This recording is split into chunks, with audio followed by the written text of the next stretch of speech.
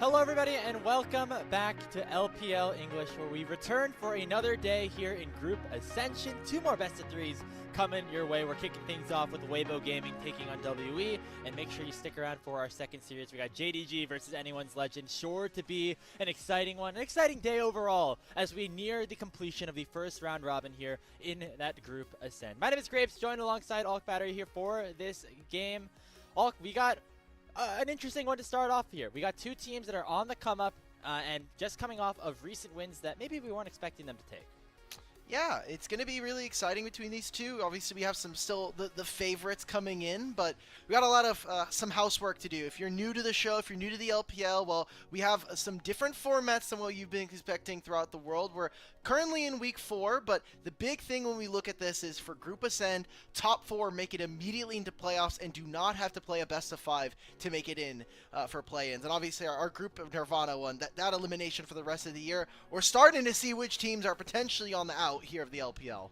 Yeah, OMG taking a loss, falling down to 0-3 in that group. It's not impossible to get out anymore, but there still is, the chances and the likelihoods look more and more difficult by the day. Meanwhile, LGD essentially securing themselves a spot in, and then everywhere else in between kind of up for grabs. But you take a look over on the left side of your screen for the Group Ascend. That's where we're going to be for the entirety of the day. The first matchup that we have, as we mentioned, Weibo up against WE. Now, Weibo have an opportunity to maybe jump into that top 4. They're currently tied with JDG and BLG for that 4th place spot in terms of match score. However, it's the game score that maybe is not working too much in their favor. Whereas for WE, they're probably not going to get up there. They're really here to just grind out best of 3s to prepare for that eventual best of 5. But I think overall, they're pretty happy with just being in that situation. I mean, the difference between playing in Group Nirvana and Ascend is instead of 18 games, you play 5 best of 3s. That is insane amount of work. 18 is obviously a much bigger number, and I think having that time to be able to play all those stage games is really important for a squad that, you know, had some struggles in Split 1, still are trying to figure themselves out in Split 2, but are at least making headway. We can see the growth of this team starting to have happened, and I think that goes for both of our squads here tonight. Yeah, I mean, even for someone like Weibo, who was struggling a little bit earlier on here in the season, now maybe starting to pick it back up. The question is that movement real, or is it just maybe some of the opponents underperforming? We still have yet to see, but this will be a good litmus test for them up against WE. Let's get into that Weibo Gaming roster here a little bit as we start to prepare for our first best of 3 of the day. Breathe, Tian, Xiaohu, Light, and Erha, their new support who has come in and really made some movements here on this team in a positive fashion. Weibo just looked really lost. It felt like they couldn't get an early game to go their way. A lot of their mid-game map movements did not look good enough. And with Erha, it feels like Weibo are starting to play to their level. There are still some concerns, and that really does come down to the man in the mid lane. Xiaohu has been someone that hasn't really been, all that impressive so far. I think mechanically, as we could see in some of our clips, has struggled. And so it'll be interesting to me when we talk about this series. Again, we have Weibo still winning tonight, but I want to see, eventually like a growth from Xiaohu. He used to be known as the Tiger King of Spring, but so far the early part of 2025 has not been kind to the 5-star general.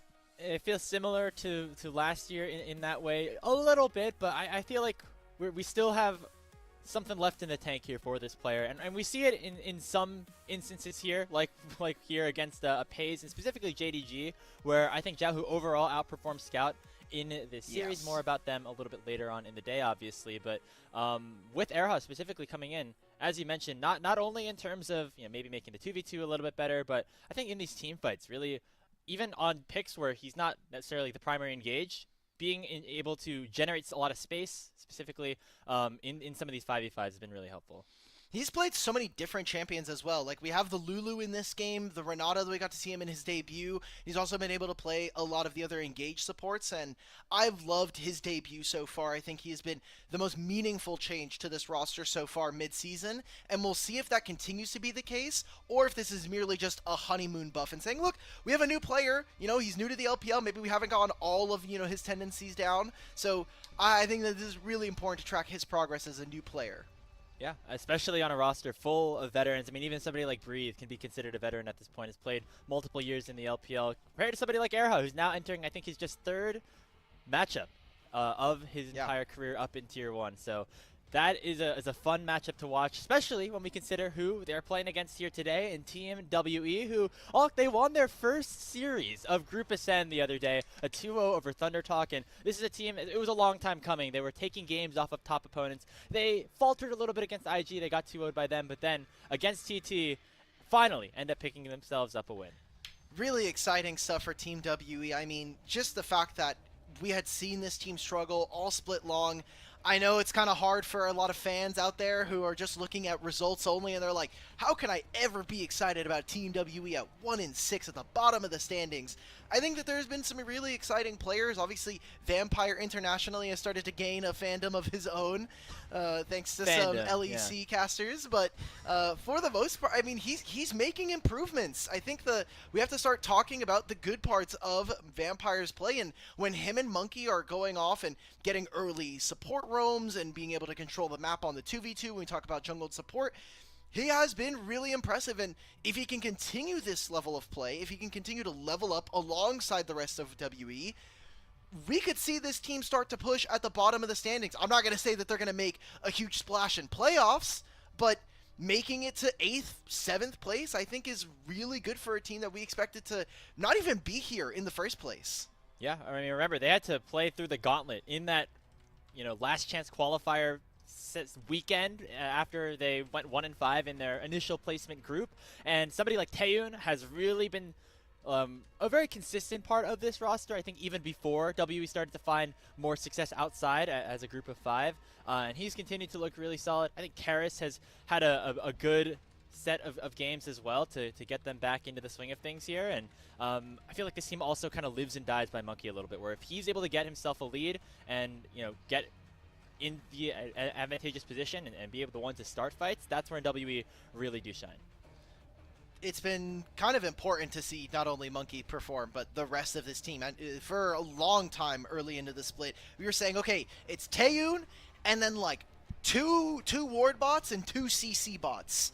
But now we're starting to see the team be more well-rounded, and like between the jungle support that we were talking about, I think it is a kind of an indictment against this team that we have only gotten to start to see this recently. So coming into this matchup, though, not only is it our 1v1, but talking about the matchup ahead, Cars versus Xiaohu, we just noted that Xiaohu has been kind of on the downtrend mechanically, hasn't been as sharp as maybe years past, but Cars is at the same time a former LCK player struggling here in the LPL in his debut in this year, and I think that this should just be a layup still to Weibo, but hopefully Cars can continue to evolve his gameplay.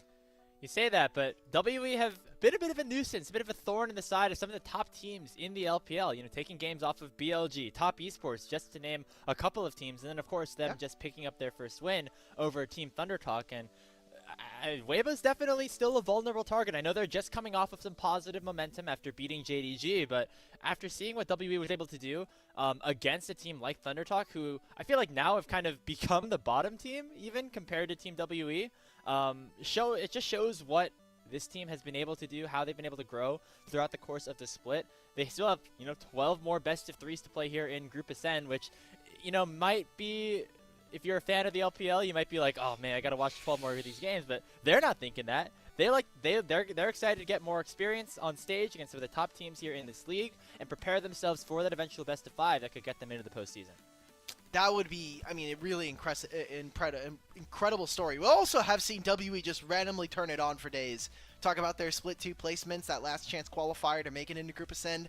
They went on a bit of a burner there at the end, putting up 2 series back-to-back. So, I don't know. I'm tentatively excited for this WE roster. I think, if we're being realistic, again, they're looking to compete around the 8th to 7th place spot.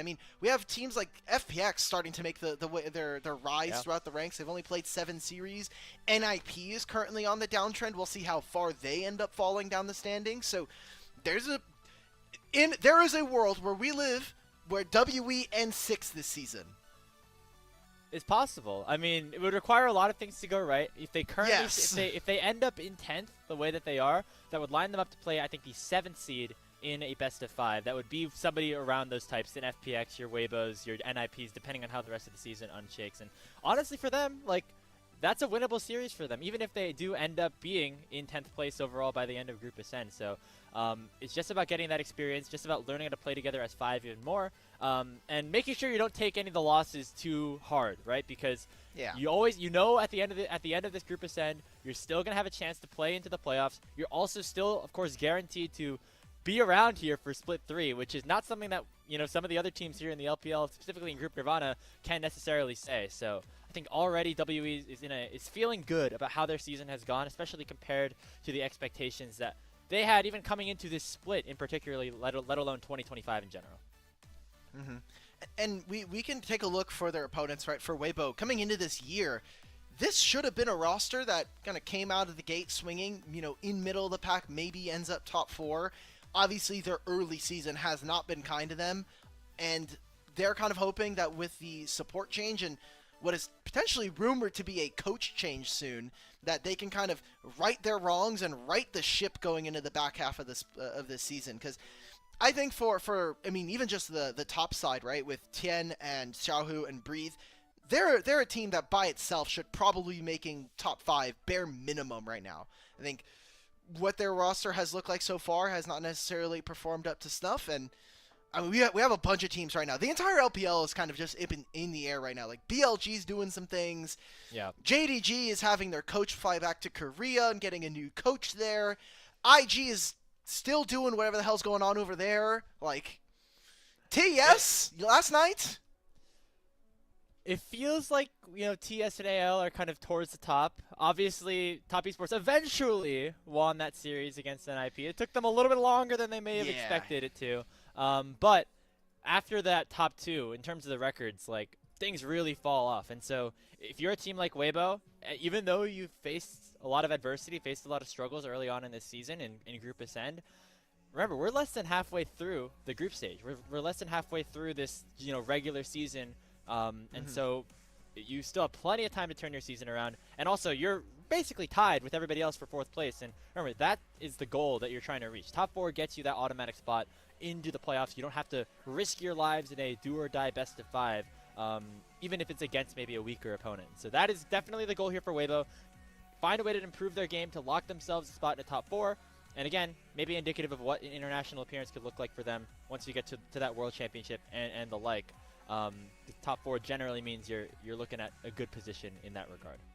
You know, we're here. We have a little bit of time for everyone at home who's wondering. Casters start the game. The walkouts haven't occurred to my mind, to at least what I know. If we could kick it to the standings real quick, yeah, because I kind of like we can kind of start shadow boxing some of these matchups right here. You see that clump with 4th, 5th, and 6th right now. The biggest difference that's going to occur here is the game differential. That plus minus that you see, that is going to determine what end you have at in the standings. That has a bigger impact necessarily than your score line. The only reason JDG are up there is because they started off the season 3-0, 6-0 in game score. So they bought themselves a lot of leeway by taking a bunch of 2-0s, and that's kind of where Weibo are in. They need to find a string of wins that kind of boost their game differential back over the 500 mark, and hopefully they can kind of do that up here against today. This should be a layup coming into tonight. Yeah, this should be the matchup for them to try to up their game score, right? Against the last place team currently. Obviously, they've been more successful in recent weeks, but when you're a team like Weibo, when you got players like Xiaohu, Tian, Breathe, even, you know, Light on your squad, there's a lot of expectations for how this should go for you. So that is our hope here for Weibo. If we want to see them like take care of business almost against WE. Whereas for WE, they've made the business for a lot of their opponents look a little bit more difficult than they might have expected. Of course, taking games off of some of the top teams. So that's going to be their goal. Play some spoiler here, get that extra experience, and continue to grow as a 5-man unit leading into the end of this regular season. You're seeing the walkouts right now as WE are about to take the stage. And we will have our 1v1 coming up shortly, which will be between Karis and Xiao, who the mid laner is going to face off for side select. Finally, we're getting more of the in-lane matchups, trying to get them up to speed. I'm still trying to compile my list for 1v1s and all the data that's happened, but it's already starting to come out. Blue side is still looking pretty OP on the 1v1s, unfortunately. Yeah, I'm expecting that to be where where the winner of that one does go. But again, going to the matchup here in the mid lane, I guess we could talk about it just a little bit more. Again, an established veteran here in the LPL who's almost at this point one of the most successful mid laners in the league. I'm getting a little worried that we got some. Did we get some false information? No, yeah, whoa. Why am I seeing Cube and Breathe? Hey! Okay, no. Hey! They're going lane to lane. They're going lane to lane. Okay, All good. All right. But yeah, Xiaohu, super experienced, has played in this league for 10 plus years at this point. Going up against Karis in his first split, kind of on opposing trajectories though in terms of where their play has kind of been compared to where it was going into the season. I mean, Xiaohu literally had just been off of a pretty insane run over last year. They kind of were able to turn their split around with Tarzan, but kind of we're looking a little shaky. I think that Weibo of 2024 were a lot slower of a team, one that was not really prone to fighting. Now there are just way too many team fights that you need to take with how many objectives are in the game, so they've had to up the pace at which they play, and sometimes that does come with hurdles, where as Karis has been honestly kind of disappointing when you look at not only his career over in the LCK, wasn't able to produce that many results. Then he comes into this lineup trying to prove himself in the LPL. He has been, there's been some sore spots here for Team WE in their solo lanes, and we're kind of looking at not only Split 1 but also Split 2 as like a long-term project. Like, how long is it going to take before Team WE kind of get to their form, get to like a certain level where they feel, hey, like we're taking games off of competitive teams, which they're already starting to do. We're closing out series versus rosters that are around our skill level, and those, I think they're starting to hit some of those benchmarks. So it'll be interesting to see what Kars is able to do against a player who is currently on the downswing. Yeah, I mean, that would be a big win for WE if they're able to take advantage of that mid lane matchup specifically. And even if Karis is able to, maneuver with Monkey in a way. I feel like what Weibo has been doing recently has been, having Xiaohu on some of these global heavy roam mid laners, things like the Talia and the Rise, and then combining that with Tian and making that a fun a fun 2v2 to roam around the map and impact the side lane. So let's see what Karis can do to match it, although we're getting in the soul lane. You don't necessarily need to do that. As we have Rumble versus Yorick. We didn't pick the mid laners here to do this 1v1 to just pick top lane champions. What are we doing here? Dude, there's no way Xiaohu's like, yeah, man, watch this. Okay, Rumble mid was popular for a little bit of time. I can get it, but okay, I need Cube. Now, I need you to get out of your or you know what, Cube, ask your coaches, back up, ask the ref, back up, and then roll the chair over and sit right next to your mid laner. Give him some Yorick tips. Yeah, I mean, Breathe has been pretty good at it. I don't know if Cube has played Yorick this split. I don't remember exactly, but I definitely have seen some Breathe games. No, he hasn't. He has not. Cube has not played any Yorick. So maybe Karis is the Yorick, the resident Yorick player here on this team. Who knows? As we prepare for this 1v1 again on the Howling Abyss, you need 2 kills before the Ring of Fire closes in. Just 1 after the ring begins to form, or that first tower, which I feel like maybe is what Karis is going to try to go for here. Try to cheese him with Yorick. I mean, you're playing in a mobile, you know, heavy damage early game champion in the Rumble versus a Yorick who should be able to kind of trap you a little bit with his prison.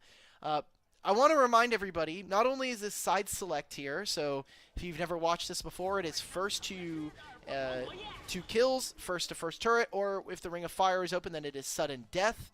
But we are on 2508, so pretty sure this patch does include some of the Yorick nerfs. Okay, interesting. So that we'll see if that ends up affecting this 1v1 specifically, or even the pick ban once we get onto the Rift. Obviously, Yorick hasn't been like the top tier pick like someone like the Rumble has been up in the top lane, but has been rising a little bit more into priority as we see Xiaohu instantly overheating and popping that Ignite onto Karis early on here in this 1v1. It sends him down to half HP. It's a good start here for Xiaohu. Alright, I'm taking a look. It's only to monsters and non-epic monsters, so low key it's nothing. Okay, so it's not the Yorick nerfs that are coming out soon.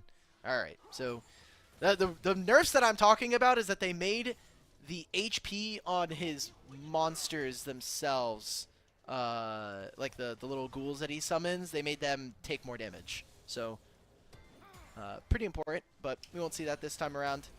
I'm gonna be honest, Grapes, we're probably not getting much out of this one. We're waiting for the ring. Yep. This is a ring game. Yeah. I was gonna come up with some funny put a ring on it joke, but it's just not worth it at this point. Dude, I have been, my entire timeline is flooded with the horse race, the horse test. I don't know if you've been able to catch some of it. Wait, what? Okay, so someone has made, I don't know all of the information, so I'm sure people in chat will start to propagate amongst themselves, but someone made, they basically draw like virtual like tracks, and then they have like these little misshapen little creatures that they're supposed to represent horses, and then they do simulations where they just bounce around like the DVD logo, but they try to get the carrot at the end of the arena. It's like a mouse maze basically. What is going on? Dude, it's some of the funniest things ever. Dude, there's a horse that has won 3 of the races in a row, and people are making like fan edits. There's BL and Girl Love on there. It's great. Oh There's a whole fandom for virtual horse racing. I gotta look this up now. There's I'm the very LeBron. confused. LeBron is Joyful Merriment. If you look up Joyful Merriment, you will just see all of the. Jovial Merriment. There we go. Here, I'll post it in our text comms. This is literally what it looks like, and you just. I guess we could say it because it's not our show, but you can bet on the horse racing. How have I not seen this? Also, like, how does it have 3 million views? Okay. Dude, it's crazy what is going on here. If you know what Alk's talking about, let us know in the Twitch chat down below. Spark some conversations, some hotly contested debates. All my Cyan lovers, Oh, Karis? Oh, hold on. We got the equalizer coming out. Karis is just dead. Xiaohu picking up the kill. Before even going back to base, Karis was trying to get that wave crashed in, did not pop the ultimate, and so will go down. Okay, does Xiaohu decide to go for an extra plate to get a little bit of gold? Karis is not up for another 5. He doesn't have boots, so I think Xiaohu, what you're doing is you're spamming abilities. We're getting Demolish plus Overheat. Oh, it's about to be goodness. a lot of gold here for Xiaohu. This is 3 plates potentially here for Xiaohu, as Karis is still not here. The minions should be able to do the deed there, and I'm sure the observers are going to pop the gold. Yeah, there it is, the 1,300 gold lead now here for the Rumble. And this York pick looking not so strong here in this one. I feel like overall, when you think about what this York does in League of Legends as a whole compared to what the Rumble does, it's not necessarily the most fair 1v1 matchup, especially when you're just playing at like level 11 or so. Early on, I will say, if Kars is able to hit level 11, it does become a little easier. I think he definitely needs to be able to pick up like Merc Tread boots or get himself, things like the Maw of Malmortius. But when they changed York, they gave him a lot of healing on his last rites. So he is a pretty potent duelist, and obviously the Maiden is still there. So there's angles. I think that there's definitely angles here for Karis, and level 11 is much easier than having to play against level 3 Rumble very early on. So he's crashing a wave now, and he's trading a lot of HP, but I think Karis is totally fine with this trade. Yeah, he has the Equalizer off of cooldown right now, so Karis knows that he can play very aggressive to get that wave in. Thinking about a reset, but instead we'll head back to base. Going to try to grab that health shrine. Ooh, a little meta gameplay here on the Abyss to pick that one up, but he actually ends up costing himself more health than even he's going to get from that shrine. So I don't know how worth it was there for him. As we are continuing to wait here for the conclusion of this 1v1. Xiaohu going to doing a nice job to take down the Maiden. And now this could be Karis' opportunity here. The Equalizer about to come off of cooldown, but not there just yet, as Xiaohu has to flash away from the W here of the Yorick. So that is a small win in the back of the mid laner for WE, but not there just yet in terms of finding that full advantage. Why did Xiaohu just use his ultimate like that, bro? He thought Karis was going to stand on top of it, but I mean, he just wasted his ultimate. He will have it in time for the Ring of Fire, which you can see top right of our screens. We have the countdown coming on through, so a minute before that Ring of Fire is spawned.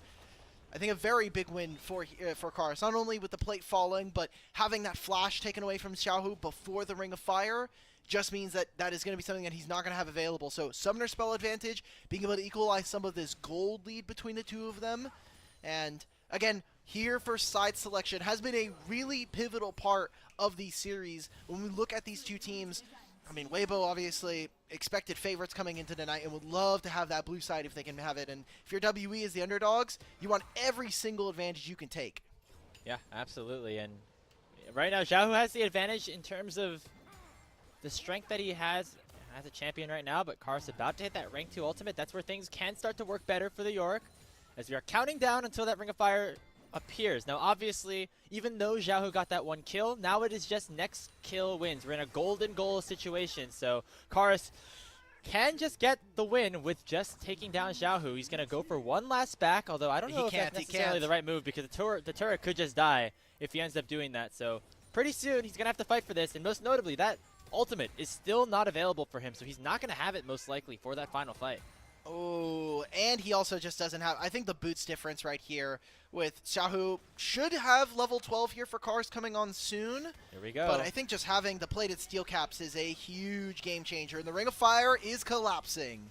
The walls are closing in here for the mid laners between Weibo and WE. Karis doing a nice job to push the wave in for now, but it's not going to mean too much if you just die before the Ring of Fire even closes. Karis at half HP eats up another empowered Harpoon and throws at the W, but it does not connect. Things are looking a little bit doomed here for Karis, as Xiaohu will overheat. One more auto attack will do, and that is going to be side select here for Weibo Gaming. All right, let's just, I'm glad we got that out of the way. Sorry for Karis. You got rocked in the 2v2. That was 2 kills going over to Xiaohu, and at least showing that they have some Rumble priority, but going to be looking towards what these two teams and what Weibo are going to be doing on blue side here. We have been seeing a lot of priority, obviously, to our top laners very early on, but I think once we get into the middle end, or the middle part of the season, some teams start to experiment a little bit, and obviously Weibo, again, are big favorites coming into tonight, so I wonder how much they're willing to, test the waters, maybe try out some new champions, especially for making sure that Urha is very comfortable in that support position. And so most likely, yep, there it is. Weibo going over to blue side, obviously a lot of powerful picks that they can have at their disposal, especially in game 1 of that Fearless format. And again, every advantage that you can get, going to be very impactful here, as WE have proven that if they get a slight advantage in some situations, they're able to make the most of it, turn it into a victory, even against some of the top teams that we have in this league. And so for Weibo, trying to prove that they are one of those top teams in the league, taking care of business would be a good thing against WE, who, you know, Weibo, they just, you know, WE, sorry, they just lost 0-2 to Invictus Gaming before, of course, winning their last series against Thundertalk. So they've shown that sometimes some of the good teams can kind of still punch them down a little bit here, but the resilience on this squad has been a really fun one to watch. I'm glad that, you know, everybody seems to still be in good spirits, and they always are fearless in their attempts to go for plays, even though they do lose a lot of games here still. Yeah, Grapes, may I simply just, you know, maybe we start to pontificate upon the fact that maybe just the teams that they went up and stole games upon are just not consistent. That's like every team, though, right? Yes. Top Esports is going 3 games against everybody. Yes. You know, BLG's up. Like, I don't know what's going on over there. Yeah, exactly. But like they get 2-0'd by IG, which, you know, coming into that night, we were like, okay, WE could find a couple games here. Maybe they win a game, but like, I think IG 2-0ing them after what IG has done this entire split is still the most Invictus Gaming thing they could probably do, next to just straight up losing to TT soon. But we don't have to worry about all that. We've got draft here in game number 1. Big bans that I'm kind of looking towards is to this top lane. With Gwen taken off, Rumble starts to become very popular, and even things like the Scion potentially here coming in for Breathe. And that's the tax they have to pay on red side. You have to ban away some of the stronger picks here in the top side of the map. Will be the Nefiri lock-in. Now, of course, WE, they banned away that Vi. That's been one of the bigger counter picks into the Nefiri that we've seen. Things like the Xin Zhao also can be pretty good, and that's something that Monkey has played a decent amount of. But it looks like Comfort going to be here for WE. They're going to lock in their bot lane first with the Kai'Sa and the Nico. The Nico specifically has been heavy prio for Vampire.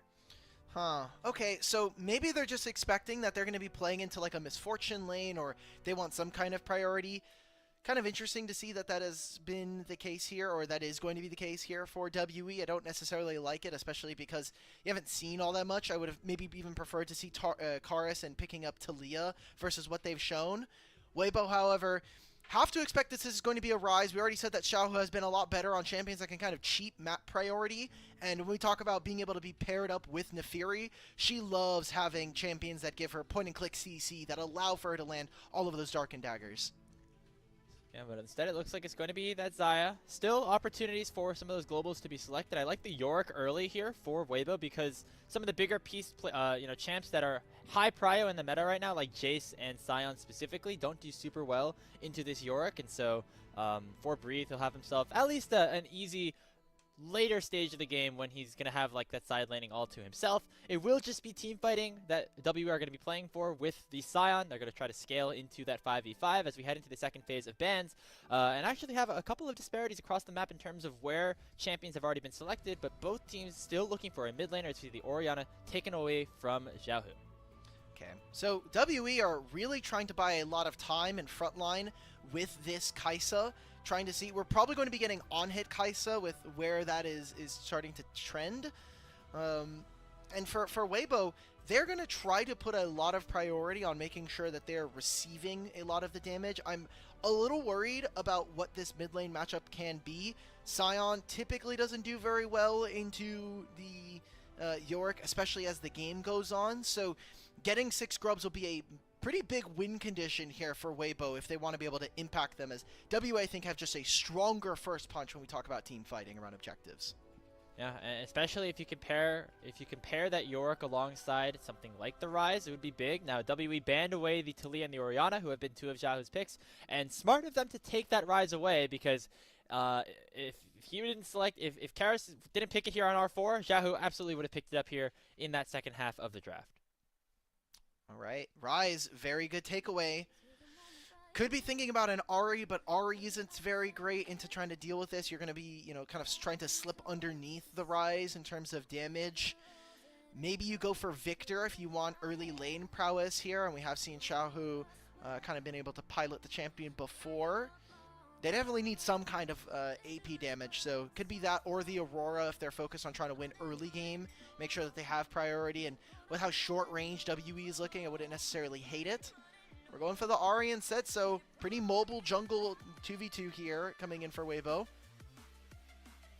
And now we're looking for Monkey. He's been a big difference maker in the pick ban and in the games here for WE.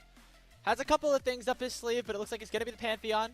Slightly off the beaten path, especially recently. It's been more of a high prio pick earlier on in the season, but will be the final selection here for WE. They have a lot of semi-global ultimates, a lot of long-range tools that they can use at their disposal, whether it's the Scion ultimate, the Pantheon ultimate, the Realm Warp, and then, of course, Taeyun on the Kaisa being able to jump in at a moment's notice as well. Yeah, for Weibo here, I'm looking at how they use specific tools for Tien. It's his Call of the Pack, the ability just to be untargetable. Same thing with Light. If they can dodge out on some of the range, they can force WE into some uncomfortable positions. They are very, very low ranged. And like you said, if they can get into a side lane, then they can have those numbers advantage. But I'm merely just worried about the fact here for WE that they're not going to really be able to push lanes very easily with their AD carry. You're playing Kaisa into Xayah, so you're kind of losing that trade there. Your ability to trade in the solo lanes isn't that great either words. So it kind of feels like they either have to really prioritize taking those grubs away so that this Rise is powerful, or getting dragons early on, and that hasn't necessarily been the strength of WE so far. It has been early game skirmishing, fighting right around some of these objectives, and trying to catch their opponents off guard.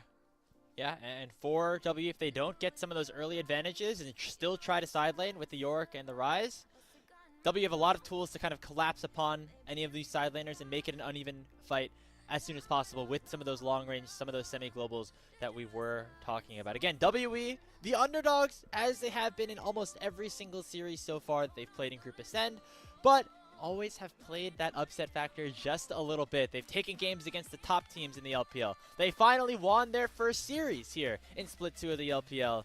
Now, can they do it against a top team or somebody striving to be a top team here in Weibo Gaming? Getting ready, loading onto the Rift for Game 1 of this best of 3.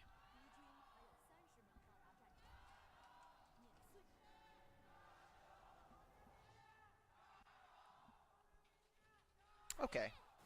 We're in the home arena here for WE. We're over in Xi'an, so, you know, not too... the crowds wasn't too loud. It has been a rough season for WE fans, so we'll see. Junglers are looking to start on the same side, and I think if this game does go later, Grapes, we do favor Team WE. The problem is that some of their map plays haven't been as clean, and that is where I'm kind of struggling to see if WE, if they can kind of bring this strategy playing up against Weibo. Yeah, it's going to be interesting to see as soon as we get into those later stages. We've got to pause to open things up here. But I mean, I'm just looking around the compositions a little bit more, and the more I look at it, the better and better I like what WE can do in a 5v5, especially, you know, somebody like Nico on, or Vampire on the Nico, which we didn't really talk about too much in the draft, but that's been one of his stronger picks as of late. And so being able to combine that with a lot of the other high crowd control champions that WE have to offer. And then Taeyun, one of their best players on a high carry, a hyper carry late game pick like the Kaisa. I mean, there's reasonable on the front line. Obviously, Pantheon is not as tanky, but he has the ability with the Aegis to go invulnerable for a time being. I'm just kind of, again, with how low range this composition. Taeyun is literally me, bro. He's like, dog, I gotta wait through this pause. Like, I just want to play the game. Taeyun just wants to play the game, and that has not always been the case for WE games. A lot of times, Taeyun does not get to play the game because of his solo lanes. Especially earlier on in the season. But I feel like, you know, with Kara's continuing to step up, I feel like Cube he's been all right. He's been serviceable, I think, especially recently, in terms of not being like a massive like lose condition at least here for WE, which is definitely a good thing. Taeyun has been able to play the game just a little bit more as WE continue to scale a little bit more and more into the season. And yeah, he was one of the players who was kind of the most consistent part of this team, especially even when they were struggling, and even, you know, in years past. Please. Okay, it's someone on Weibo. I'm trying to investigate through the cams right now. Trying to see what's going on. We don't have very much communication over with the LPL. Again, as a fan, may broadcast a bunch of volunteers and just have co-streaming rights, but LPL referees, what do we think of it? I have been scarred because every time I'm on an NIP series, and I think it's just Ninjas in Pajamas in general, they have some kind of technical issue. Something's going on. We need to maybe investigate the Shenzhen arena, as this is a now consistent basis. Yeah, at least you can't say it's like the Fnatic pause situation, because well, that's next series. That's the next series. That's for Scout, you know.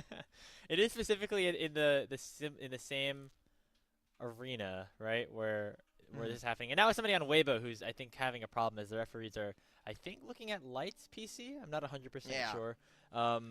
Again, if we ever do receive further details or further clarification on what is happening, we will let you know. But right now, just waiting for people to get back into things. I do see Cars. He looks kind of locked in. I'm wondering if that means we're getting ready to go shortly, but maybe not. Maybe he's playing level 1 Rise. He's got a lot of gameplay ahead of him here. He's gonna be standing around. Sometimes he's like flux, overload. That's it. That's basically the whole kit. EQ. Hey, we got a game. All right. So what can I see? Junglers are starting on opposite sides of the map right now. Neferi heading top doesn't really inspire me with a ton of confidence. Being able to gank a Scion early is not usually the case, and what I want to look out for is Monkey, who has been very creative in his early game pathing. Sometimes after level 2, just straight up walking mid and just trying to get the enemy's flash. Early trading down here between Erha and Light and Taeyun and Vampire, as the dredge line does connect. Yeah, we'll see what the jungler pathing is early on. I feel like with the Neferi, there's a lot of good setup, especially in the bot and the mid lanes for this Neferi to try to get some kills off of an early gank, and we'll see if he decides to complete that full clear, which I feel like is more likely than not, as level 2 is hit first by the W bot lane. Going to send Light and Erha back away. Yeah. Double range bot lane, it is a luxury that Light and Erha get to hit the wave, especially early on. So getting some normal trading here. I am looking at our HP bars in the mid lane, and currently Xiaohu has taken a fair bit of damage, already starting to chug through some of those pots. So this was the worry about taking this matchup. You are kind of jeopardizing some of your late game scaling to try to fight underneath where this Rise is powerful. Monkey taking a pretty aggressive path. They didn't get any early vision as to where Tien was, and they have to be knowing with this next bottom wave coming in. I mean, Light and Erha need to be kind of locked in and making sure that they're playing on the right timers. They should know that Pantheon is here. Yeah, he was spotted on a ward, so should know that this is about to happen, but it is a cannon wave they're going to have to push in first. So already Monkey losing a lot of time. If this does not go successfully, it means that Tien will have a very, very big advantage in terms of the CS department. They finally do spot out Monkey. Light pops the cleanse a little bit earlier, and they're going to try to fight between the turrets instead of underneath it. Okay. And that's actually enough to back away and prevent Monkey and the rest of W from completing the dive. It's going to cost them a plate and that entire cannon wave, though, as the teleport does come in early. Wow. Okay, wait, that gets teleport out from your mid? And then, what, Light, I mean, you're just going to trade this wave? That's just a free wave going over to Karis. I mean, Karis can continue to stay here. He'll probably push. We're under no threat here. I mean, Monkey, he still has his entire bottom side camps. Yes, Tien will have a slight advantage, but this is a minor win here for WE. Good job for Monkey, being very creative and just causing some chaos on the map. And was actually able to pick up that second Scuttle Crab on the bottom side as well. So not even an opportunity for Tien to go for a double Scuttle, even though he had a much faster opportunity to go through that first clear. Obviously, it means that these secondary camps are going to cycle through a little bit quicker here for the Neferi, which is always good. But for WE, you're feeling pretty good about how that went, especially because now Light and Erha are pretty behind in this 2v2. Oh, for sure. I mean, Light picking up a Cole will try to equalize some of this. It's 300 gold. We'll see how much more he can kind of get back. It is half a level as well in the AD carry position, which usually isn't too impactful, but especially for Xayah, who is very reliant on making sure that her Blade Caller is back up and available. Just things to think about. And if WE are not able to really do much with this early game advantage, obviously we do look at Weibo to, you know, have a pretty sizable means in this early game. Just being able to have full clear Neferi, recycled those camps like we had mentioned, very strong point. We already have the mid laners sitting in a side lane, and Monkey looking for it though. Yeah, there comes Monkey. A two-man tangle barb from Vampire as well. Forces 2 flashes, or at least Light to flash away. And so that's another win here for Monkey. Even though he hasn't picked up any kills just yet, having high impact, especially towards getting Taeyun and Vampire ahead. One thing that I don't know if I like about that play is that usually supports won't get enough XP in 4.5 minutes time to really get access to their ultimates. So I don't think it'll have a big impact on what could potentially be like our first dragon or even the second grub spawn here. But does mean it's a little bit more meaningful for any ganks that are found on bottom side. They did trade an equal amount of flashes here from WE, so gonna be pretty interesting to see what happens here. It'll be level 5 for our bot lane duos in WE coming into this topside objective.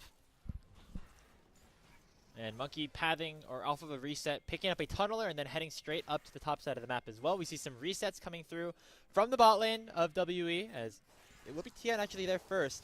However, the rest of his team doesn't really have the timer to follow up on this. So right now, Tian, I think, just trying to pick up one of these grubs, but the collapse is already coming in from Vampire. And now on the top side of the map, Breathe with the flash away from the unstoppable onslaught of Cube. And now it's a really big numbers advantage right now for WE. It's a 4v3 across the map. The first grub was secured by Weibo, but now Kars has come in with the Realm Warp as well. And that's going to force Weibo away from the objective, and WE will get the better end of things here.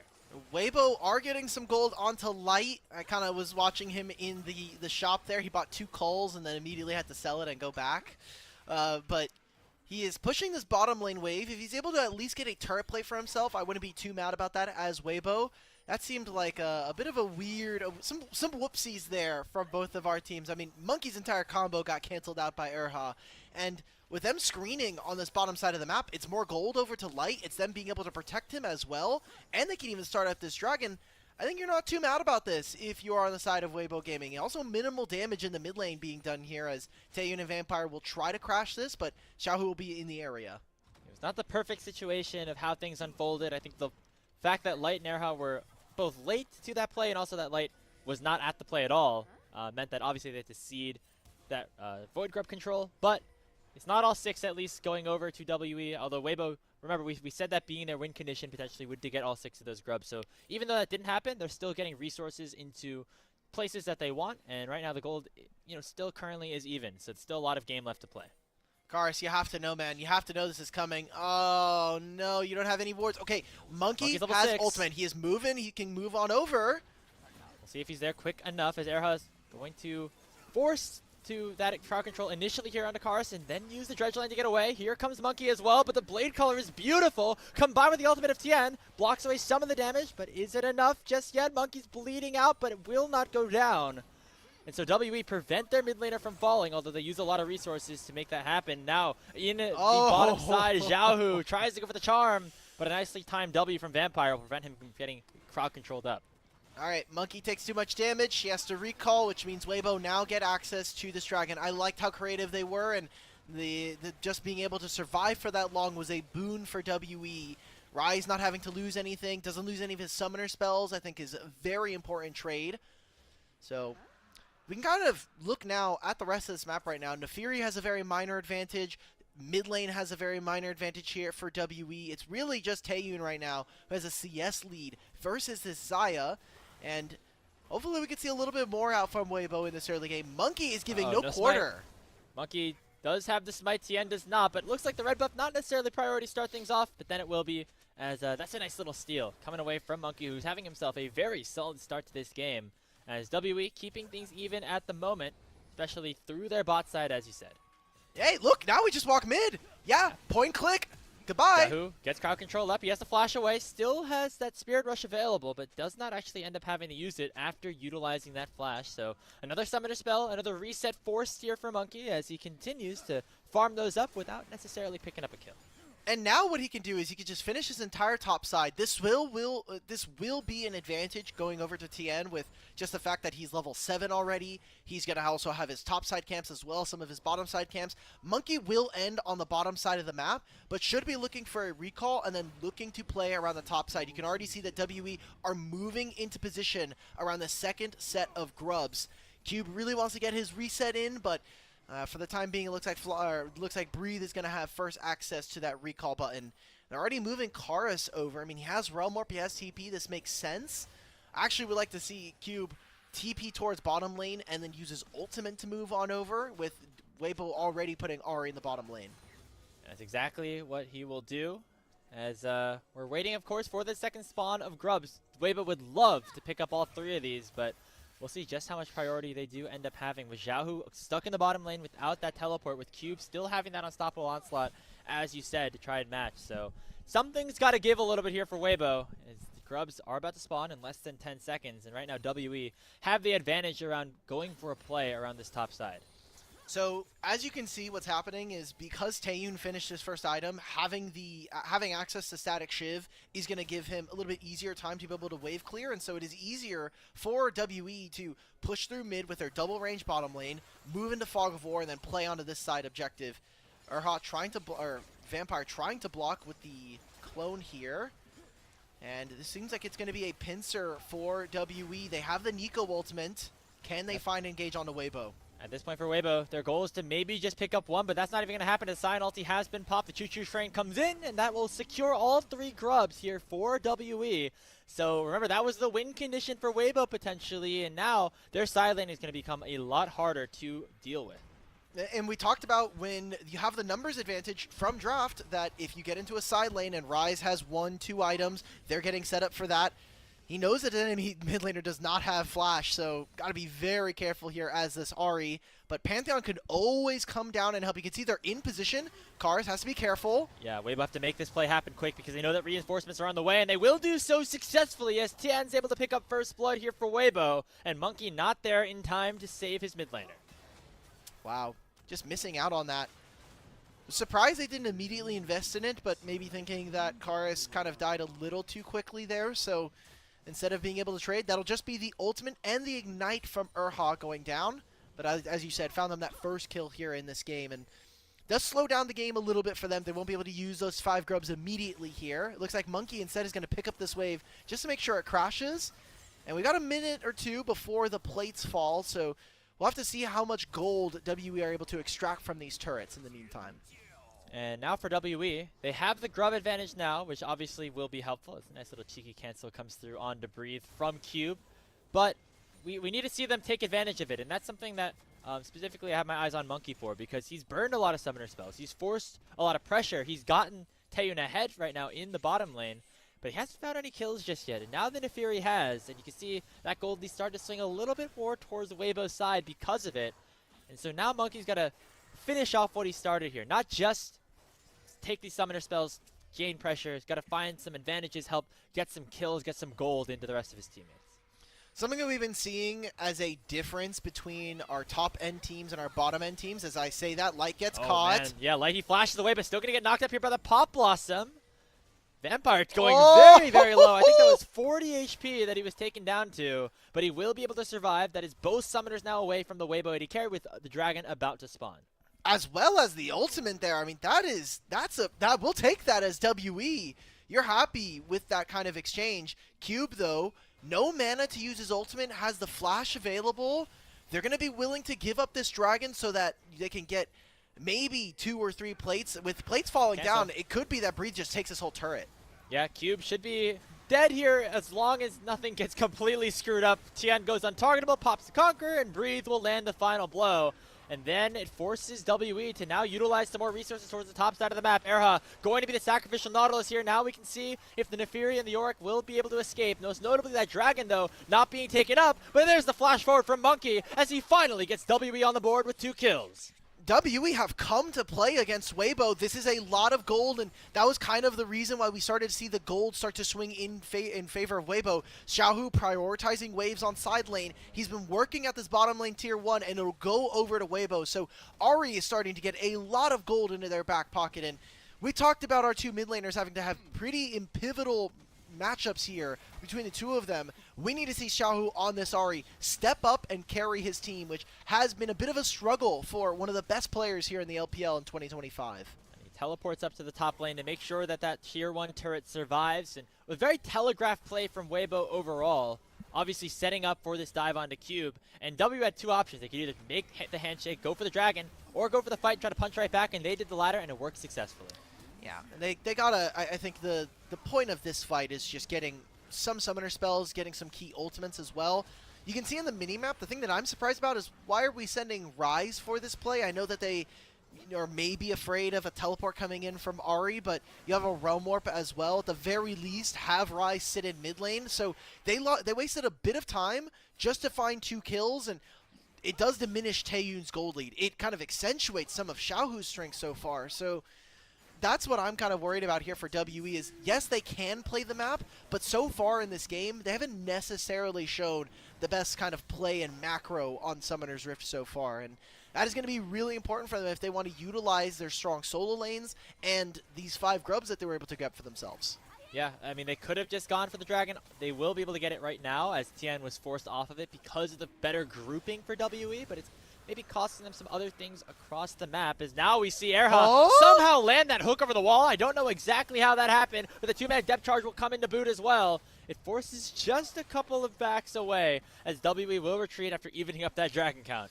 That is the luckiest lollipop of all time for Taeyun, because even with that, that was a flash coming in from one of the members of Weibo. I mean, they were able to get the top lane tier 1 as well there for WE, and you're pretty happy now. I mean, kind of looking at Karus' inventory, he's already finished the Rod of Ages, getting closer to that Archangel, so once he finishes these 2 items, he's going to be incredibly strong in this matchup, only down about 20 or so CS. Pretty okay if you are looking at this from Karus' POV. Team WE playing this map out very well, I should say, Hulk. I mean, they're actually the ones utilizing that 1-3-1 a little bit more right now by getting Karus that top lane tier 1 turret and getting the Dragon as well. So they got a bit of a 2-for-1 special there, as now they're going to try to maybe fight for this Rift Herald, which is now alive on the top side, and Karus has so much priority up here. Nobody is there to try to stop this Ryze, and that means that WE have easy goings of things right now, especially if they want to try to go for a flank. Now, obviously, Tian, I should say, is very strong on this Nefiri and could potentially get in there, but right now, WE are the ones on the pit first. Okay, so Xiaohu gave up the wave. He took 1 and immediately came back through. Oh, we're just going for this. Bull sending it here, but it's only onto the Nautilus for now. That E blocks up a ton of damage here as Monkey picks up his 3rd kill of the game for Team WE. Now the Realm Warp's going to come out. They're going to pop back some synced up as well, but Tian pops the untargetable and will be able to get away from that ulti. Now Light has a chance to free hit a little bit as Xiaohu becomes a target. Spirit rushes away. And so just that 1 kill going over to Team WE, but they utilize a ton of ultimates to try and make that play happen. Very creative coming in, but it ends up being a win here for Weibo. They'll get alone time with this mid-tier 1. They had to sacrifice, like you said, a lot of ultimates, and that was also some key summoner spells, I think. Having the barrier and the heal now missing from our bottom lane of WE, not bad. Weibo will now continue to jockey for position in this river, going back towards this play. WE just some misexecutions there. Erha is back. Oh, the dredge line does connect, though. Once again, that E from Monkey blocking up so much damage that Weibo threw out at the Pantheon. But remember, no more Grand Starfall, no more Realm Warp, no opportunity really to gap close here for WE. So they want to just make sure they push Weibo out of here, maybe be able to start up this objective. They're waiting for Q to teleport in. Arrow, he dredge lines into the wall, and that will spell his doom as Taeyun will pick up his first kill of the game. Now it is a 4v3 in this top side of the map. Monkey throwing out the Comet Sphere, forcing Zhao and Tian to half, and that should gain them priority around this Rift Herald pit. Allegedly. Okay, I'm seeing Tian and Xiaohu take recalls. Surely we don't get a 4th contest for the Herald right now. Oh my god, we're getting more. It's Tian wants to look for it. He has Call of the Pact, but we're getting ultimates start to come on through. Vampires, most importantly, as this Nico, we're getting teleports as well. They're going to look to try to corral them afterwards and try to maybe even go for a mid-tier 1. Screen them away from mid, make it very difficult for them to walk through. It connects on a Vampire. He's a flash away. Karus going to go forward as well with the Rune Prison. Does not find the lockdown, and Tian will be able to flash away from it. And so just some more utilizations of those summoner spells. Now WE trying to push their way forward onto this tier 1 to make sure it doesn't go down just yet, as Weibo have sent a lot of their resources there to the tier 1 turret. Dredgeline does connect on a Monkey. Pops the E to try to block away some of the damage. This will certainly be the tower going down. Then can they look for more? There's the Spirit Rush forward. Zhao and Tian combine for the kill onto the Pantheon. That's a big shutdown in the hands of the Nefiri. Monkey has been really on edge with trying to find where he's allowed to find the stun, where he isn't. He's been 50-50 so far in this matchup, but I mean, you're WE now. You've now lost control of your mid-tier 1. You're probably going to be losing top lane tier 1 as well. Sion is ulting for this, but can he? You got to drift around the wall. That's one. Can we hit York? There's a knockup. That's two. Fully charged ultimate into a fully charged Q. Karus there to deal a little bit of extra damage. And WE get one right back onto the York. And they're right around the Otacon as it is just spawned. Looks like that will now be their target. Oh, Pantheon can ult for this. I mean, Nico's probably in the area. They have Kaisa. They don't really care. Okay, WE. We are playing a spicy game here. Even with the gold as even as it is, they're just trying to stay on top of objectives here, and that'll grant them a voracious Otacon. I love this right now here for Team WE. They're not even going to need the Pantheon to come in and secure it with a smite. That'll be Blood Roses galore for the underdogs here in this series, looking to pick up their second win overall in the Group Ascend stage. And as we get another look at this, it's just that Sion drifting away. I mean, I've done this a lot in solo queue. It's very fun to just lock somebody down 100-0. Had some help from Karus on the rise as well. Just good stuff, and that I love how they immediately snap to go for the Otacon. There's no hesitation. There's no, hey, maybe like we kind of walk around the map, we take a top lane wave, and that's kind of it. They say, nope, we're just going to go ahead and start this objective. So clean play coming in from WE, and now again with the fact that they've now used this Rift Herald in mid, with how much wave clear they have access to between Ryze and this Kaisa, they are now starting up a second dragon as well. So this this game is remarkably close coming in, and you look at the score lines, you're like, okay, maybe that makes sense. You look at the names on these teams, this should be one-sided blowouts. I like the fact that we're seeing WE play the map. And this is what I love to see here in the LPL. A team like WE being the underdogs and still putting up a fight, still making plays like we're seeing here on the top side of the map. Xiaohu is taking the turret after getting locked up by the decimating smash, and will be able to escape with his life. But yes, I mean, you think about teams, you know, we're from North America. Sometimes teams that are the underdogs that we see go up against some of the top level teams, they roll over a little bit, they die, they don't do too many things in terms of playmaking. But right now, that's not what WE's doing at all, as Airhog gets caught out once again, and Monkey claims his 4th kill of the game. Yeah, I mean, Monkey and Vampire just decide, hey, let's keep the North American part of the show inside the casting booth. Vampire, however, like you know, maybe showing some love over to Busio from his early career, but the support is maybe not doing that right now. Maybe not. But for right now, it's going to be WE trying to get a little explosive on the map here. They were also able to get a turret on the bottom side, so despite there being a pretty massive CS differential between our two mid laners here, Karus is, for the most part, trying to do his part and playing on the side lane. I think if we didn't have these Blood Roses, he'd probably be a lot further down than he is right now. He is going to have also his Rod of Ages proc, so he's even actually with Xiaohu. Yeah, it'll get to 14.5. That's one side of the map that right now is working well for Weibo Gaming, is Xiaohu on the mid lane. I guess he has stacked his row up first, so that's the discrepancy that I'm just noticing that we're seeing right there. But yeah, we have not seen too much of Xiaohu performing in terms of the later game teamfight portions of these games for Weibo. I feel like a lot of the times it's positioning issues, specifically on the rise. You know, I remember so many instances of him utilizing these realm warps the wrong way. We'll hopefully not see that here for somebody like Karus on the other side. But positioning here for Xiao is going to be very important, because if he stays alive, Weibo will have a chance in these 5v5 teamfights. So we talked about how important our two junglers are going to be in this matchup. We've obviously touched upon our mid laners here. But so far this game feels like wherever the supports are, obviously that's been where a ton of our action has been. Erha so far has been getting caught out. I don't want to say it's that much different than what we had been seeing beforehand, but he is certainly, as this Nautilus, starting to get punished more and more. And we talk about supports. Vampire is now level 11, a second point in that Pop Blossom, a little bit more damage there, and definitely it kind of opens up some playbooks here for Team WE, who we're 24 minutes in. We got 9 kills between these two teams, and the gold is practically even. The Otacon went over to WE. They have 2 dragons. They have 5 grubs. If nameplates were off, we'd be talking about this as like WE are much more favored in this game, but obviously the underdog story, I think, coming in to fruition here. And Their gameplay has not been quite clean, but Taeyun's in an advantage, and we talked about scaling-wise. We're really happy with where this Rise is right now, so Weibo need to be creative. They needed to do something around Tien and Xiao, and we haven't quite seen that yet. And this is where the chess pieces are going to start to fall a little bit here. The Baron's about to spawn. Vampire nearly getting caught up by Erha, as he's very far forward compared to where he maybe should be at this point in the game. But both of these teams actually have very good side laning compositions, or side laning champions in particular. You have the Yorick for Breathe, you have the Rise here for Karis, and even players like the Ahri and the Sion, they can match in the side Monkey, lane get out of there, brother. well. Monkey, we're going a little bit far forward. He is able to use the Grand Starfall to escape. But now it's the chess game. Who can utilize the side lanes better? Who can get that extra turret? Who can get that extra wave? And who will make sure that they're not caught out in a disadvantageous position around a neutral objective?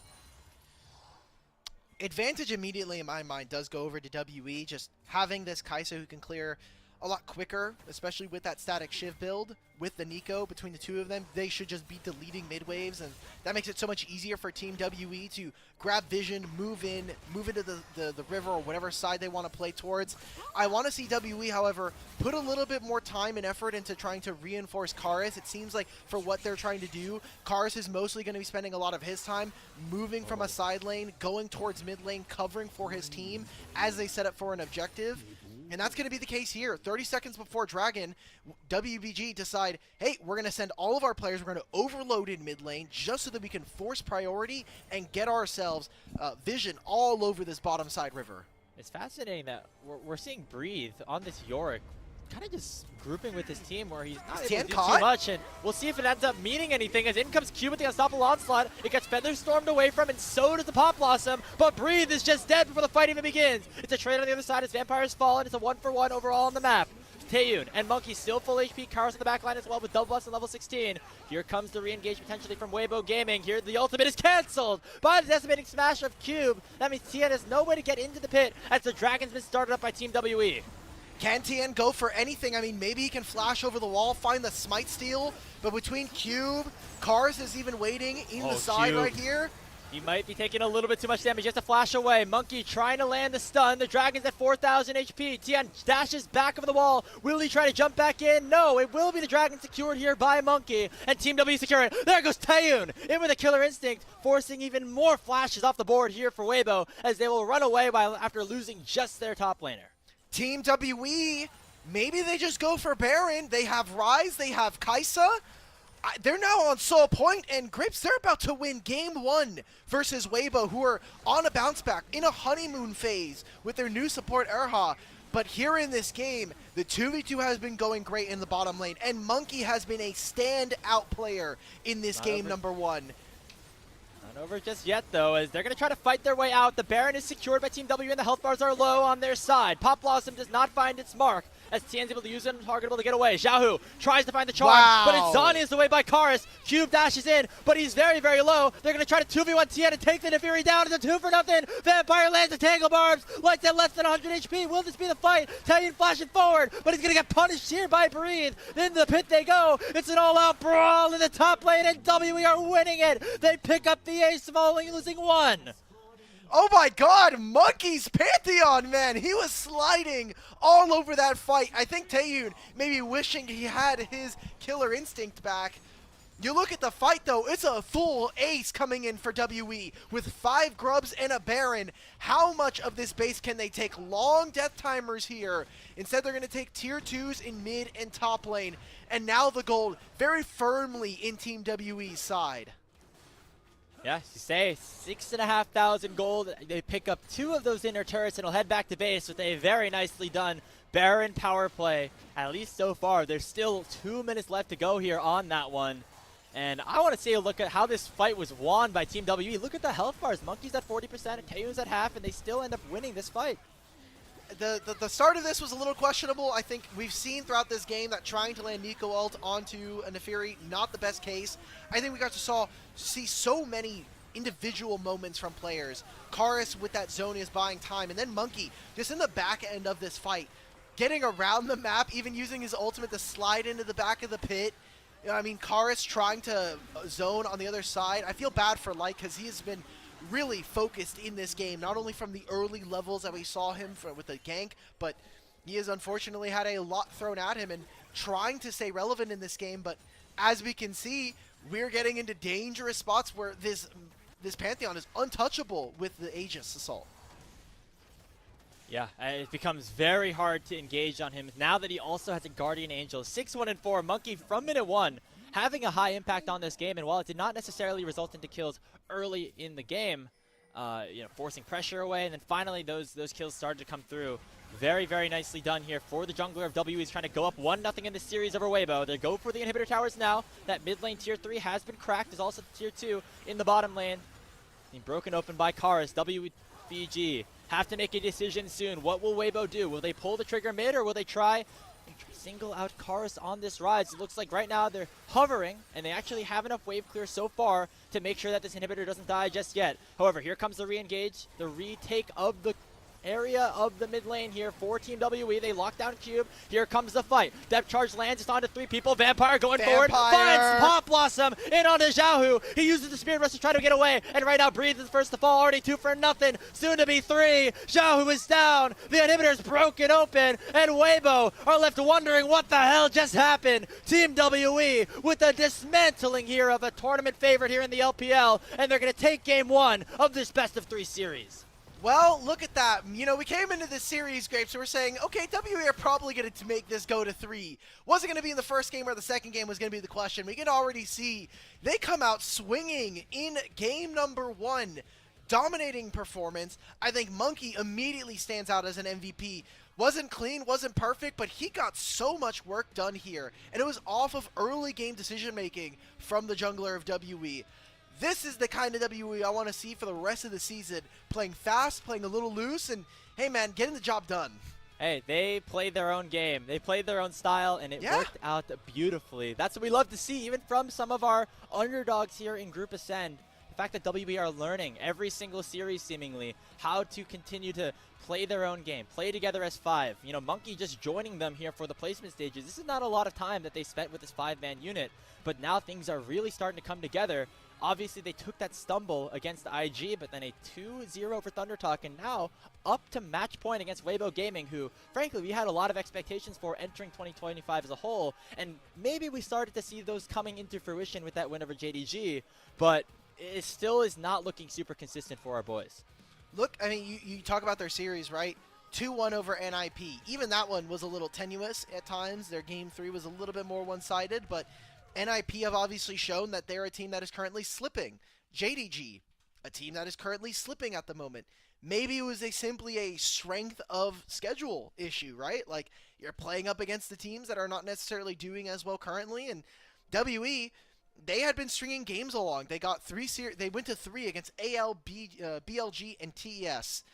For TES, maybe not too surprising, but those other 2 teams, I think it's fair to say that WE were definitely underdogs coming in and still ended up losing the series, but I think that 2-0 versus Thunder Talk, such an important win for them, just to remind them that they can close out series, that they can end up winning. And I want to note something for tonight, or for this week. WE are playing 4 best of 3s this entire weekend, almost already through 3 of them, right? They played against IG, they got 0-2'd. They against TT the very next day. They had a single day's break. They play tonight, and then they play tomorrow versus FPX. I'm really excited for the FPX series, honestly. Both of these teams, not a ton of expectations for them coming in, but then, you know, being our 2 teams like that came through the play-in stage, gonna see them matching up against each other finally to wrap up our first round robin will be a very fun sight for Team WE and for Team FPX, who again got off to that high momentum a little bit earlier, a little bit quicker than Team WE did, but both of them in much better spots than they were going into the start of the split, and now we're looking pretty good. And this is, again, not necessarily the expected result that we had, but given how WE have looked recently, it is a very promising sight to see, and something I'm very encouraged by in terms of the level of competition that we have here in the LPL. Yeah, for sure. Again, for Weibo, they have not always been the most bulletproof team, so not surprising to see them lose here. We had questions about their draft, right? Just, was the Ahri really the pick that was going to kind of get them over the line? They needed to play a fast early game, but didn't necessarily have it all there. Urha also kind of struggling in this game, but I think that was also true of Light as well. So kind of back to the drawing board, and we're still waiting to see what exactly this Yorick is able to do in a game, because while he is matching damage with Cube, I don't think I ever really want to see a Yorick match with Scion in terms of not only teamfight damage, but just effectiveness across the map. They weren't able to grab grubs. We very rarely got to see a very long split push, and I think that was because of the fact that Weibo just very quickly lost priority around the map. Yeah, so take a look here. Overall, the bot lanes did do well. I shout out to Taeyun specifically for really popping off in some of those later team fights, but it was because of players like Monkey, like Vampire, even Cube, setting up space for him in some of these 5v5s. You got to look at some of the highlights here. Again, it's WE willingness to go for plays. You know, this could have been a trade where you just get the dragon, you lose your top lane and sack that, maybe lose that turret, but they immediately came up to respond, and it ended up working really well for them. I love what we got from Monkey this game, man. Like, he's just walking around. He goes bottom lane after doing 3 camps just to prevent the bottom lane of Weibo from grabbing a wave.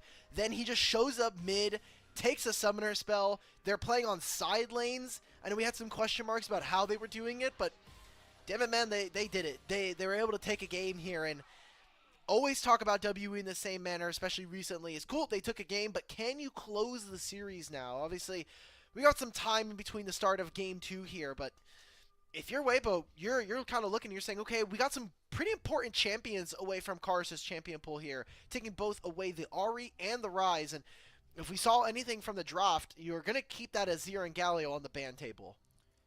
Yeah, I mean, for Xiaohu, again, he got ahead in the lane. He got ahead early on, but wasn't able to do as much as we were hoping that he could do in some of these later game situations. Again, it's a little bit of positioning, a little bit of just team diff, I think, as well, as WB did a really good job playing around some of these neutral objectives. The fact that they won that fight still a little bit surprising to me personally, but yeah, just whether it's outplays for WE or misplays from Weibo Gaming, again, an unexpected result here in game number 1.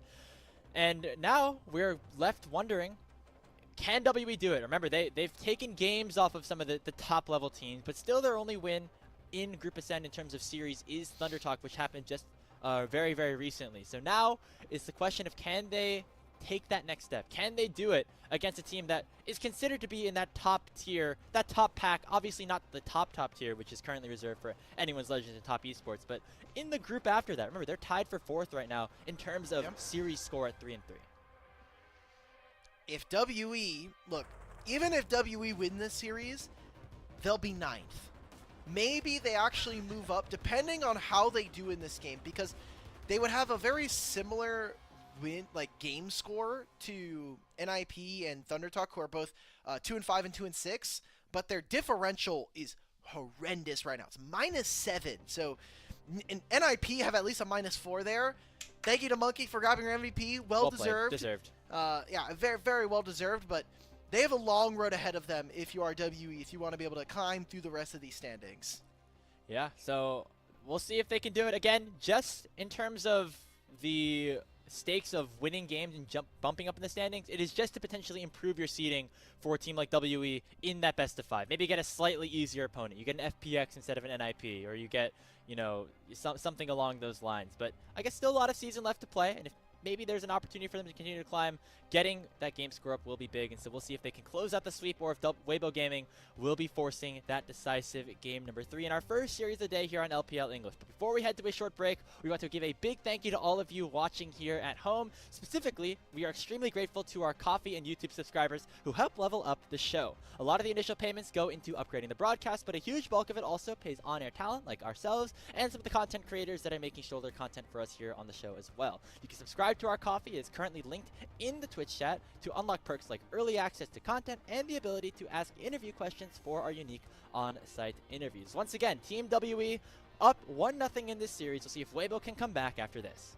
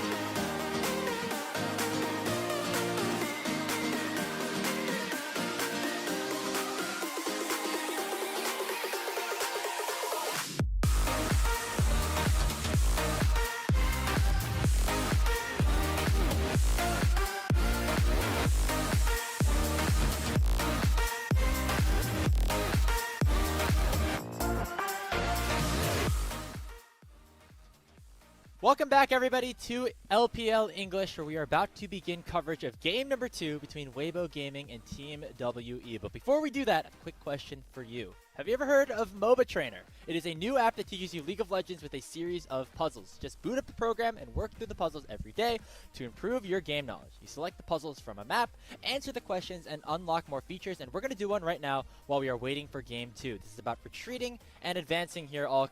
I felt like some of our teams in the LPL might need to learn a little bit about this one, so this could be helpful for them.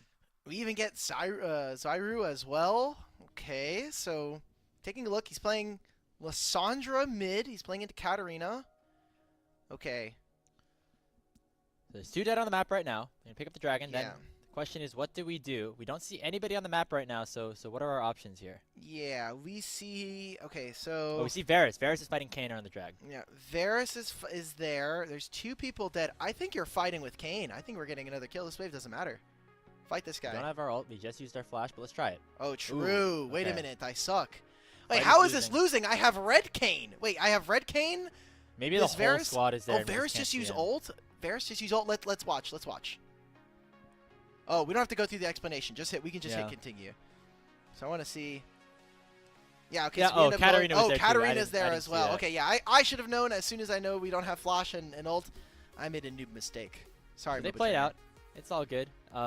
Good thing is we have 3 more opportunities to try to fix things here. We see everybody gathered mid lane. I think we could get another wave in, but I don't know. What do you think here, Al? We have 800 gold. Like, I think we're pushing bottom lane wave here. We see 3 people mid. We have teleport if we need to. We have Kane on our side too, even though he's going back to base. I mean, we see everybody. Let's go back to bot. Yeah. I don't think our if our Kane comes over to help, I'm reporting him myself.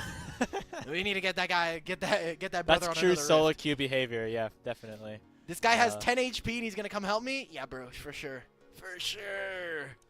All right, so the rest of our Okay. team, they retreat to the top side. We still have an opportunity here mid bot lane. We have teleport now, so this is the question. What do we do here? I think we're supposed to teleport top, but I think we have draft as well. So let's do teleport top. Yep. Okay, cool. Great. I'm glad we got through that. We do have draft ready to go. So again, if you are looking to kind of up your game and do a little bit more with MOBA Trainer, if you enjoyed that, you can subscribe for 20% off, and you get access to unlimited puzzles that help not only the MOBA Trainer designers, but also us here on the unofficial broadcast. So start leveling up your gameplay today using LPL 20.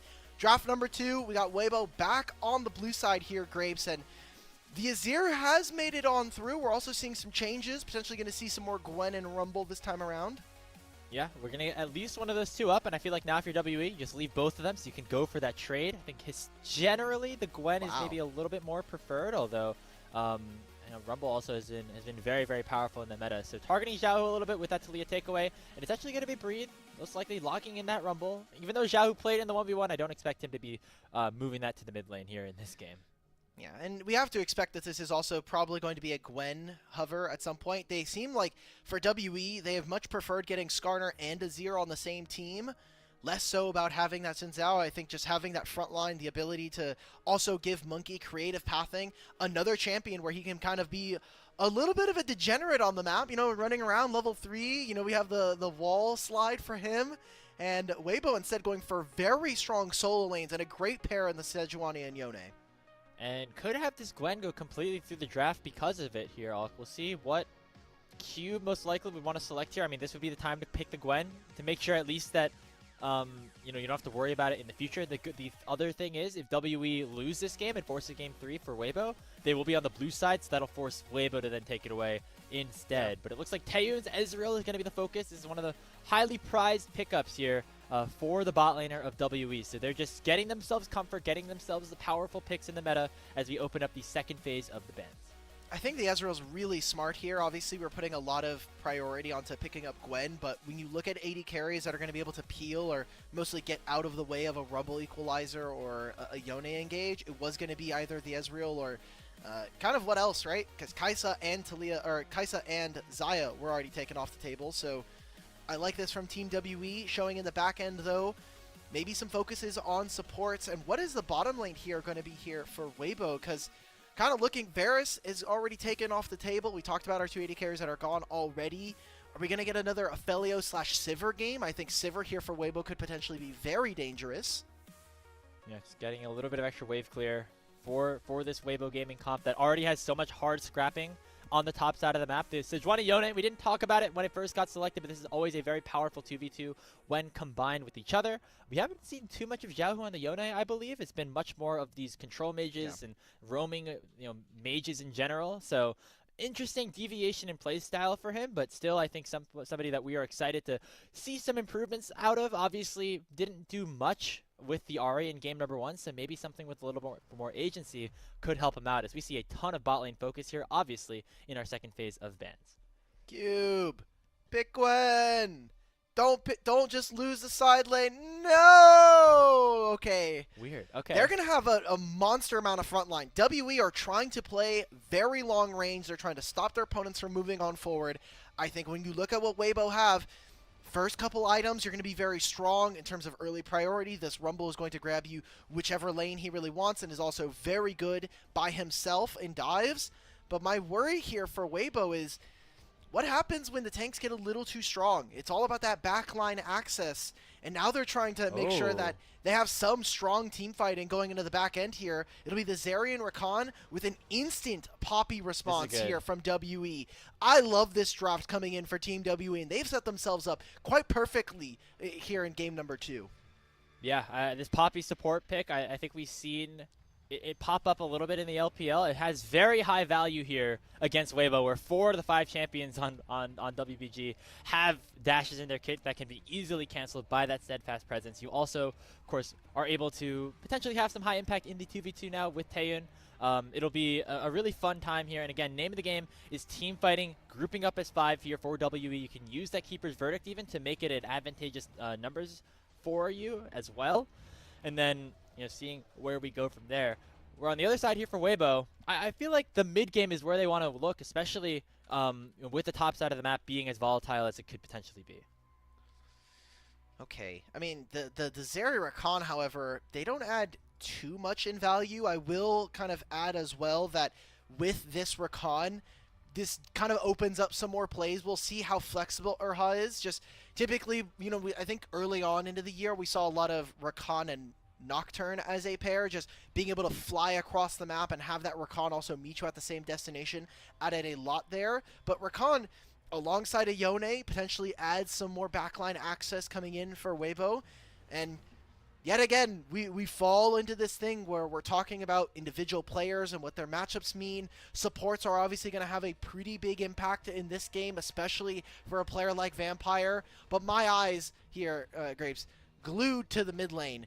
Yone, great in a side lane, but Xiaohu's individual laning has not been the strongest so far this season, and Kars gets a big comfort champion in the Azir. And the Azir's, as you said, been amazing. And speaking of amazing, look at this art that we get here, because we are in Xi'an for the home of WE. And speaking of our home crowd, they're looking to go up 2-0 here in this series, sweep out WBG, and jump up to win their second straight series in the LPL Ascension stage. Let's do it. Game 2 starting right now. Important here for Weibo, making sure that they get early vision and tracking where Monkey is. Because we've already seen it in the last game and we've seen it in prior series. Monkey has been super creative with his openers and where they're trying to find plays, where they're trying to find, trying to force some summoner spells. Erha gets scouted out first. So that's half his HP. They can try to keep him from recalling. So he'll be late to lane. And that's really good for WE in their bottom lane.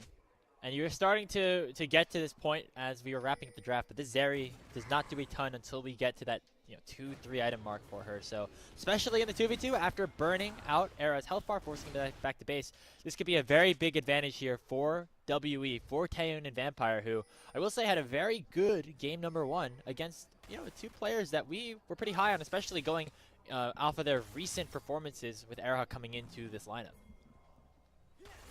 So how much is W actually going to be able to grab from this? At the very least, it'll mean early priority. Vampire, that is a mad kind of... Oh, we might have just thrown our lead away. Vampire's a flash out from the grand entrance. That's not great. So they got the heal. They're also going to be able to contest here for level 2. See that WE is trying to trade onto this minion wave. If they can get level 2, it feels nice.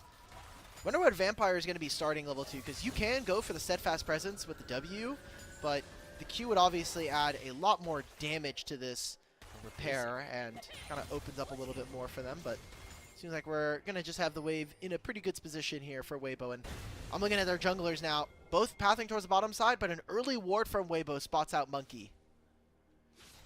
That is true. However, both junglers are pathing towards that bottom side of the map. It looks like Taeyun gonna just let this wave bounce back and make sure that Erha and Light don't have any opportunities to help catch Taeyun out with Tien jump coming down off of this full clear potentially.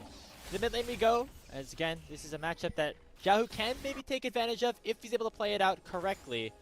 And of course, especially in that side lane here, as Vampire has come back to lane. He's leveled up Q, level 2, if that's the question you were wondering. So no opportunity to block that grand entrance just yet.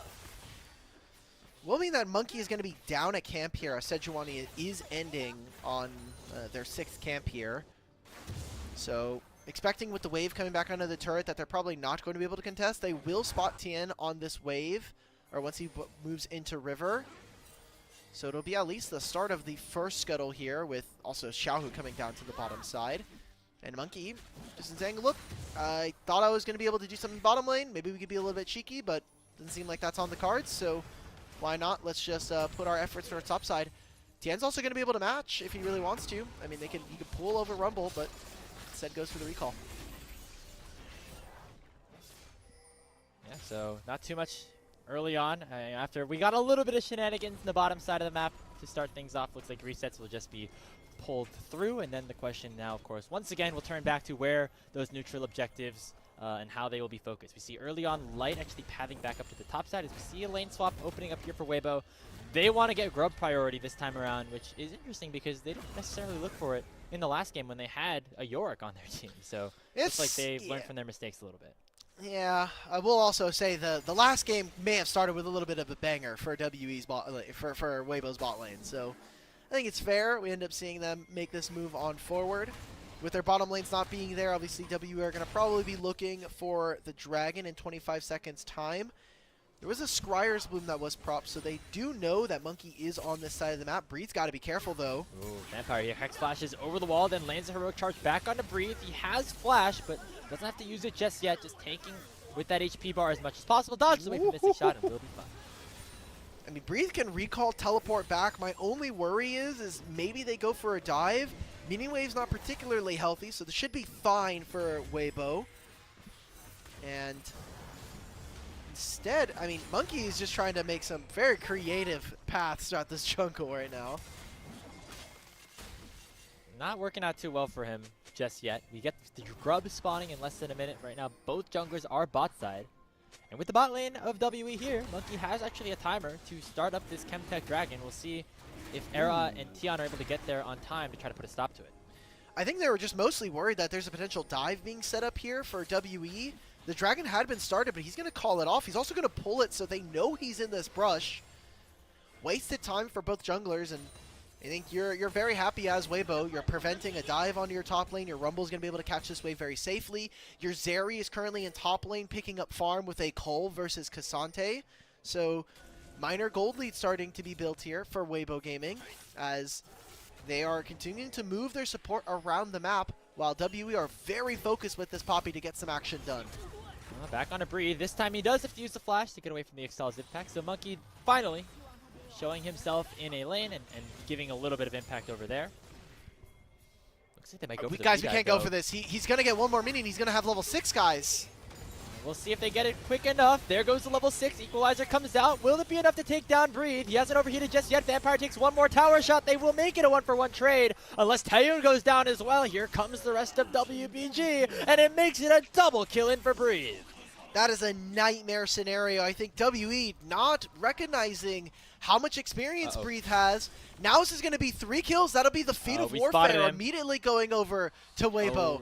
Vampire, you just gotta die, brother. You just gotta die. You just gotta die. Give over the kill to someone not named Xiaohu. Instead, that will be the 3 kills now here for Weibo, as well as the Dragon.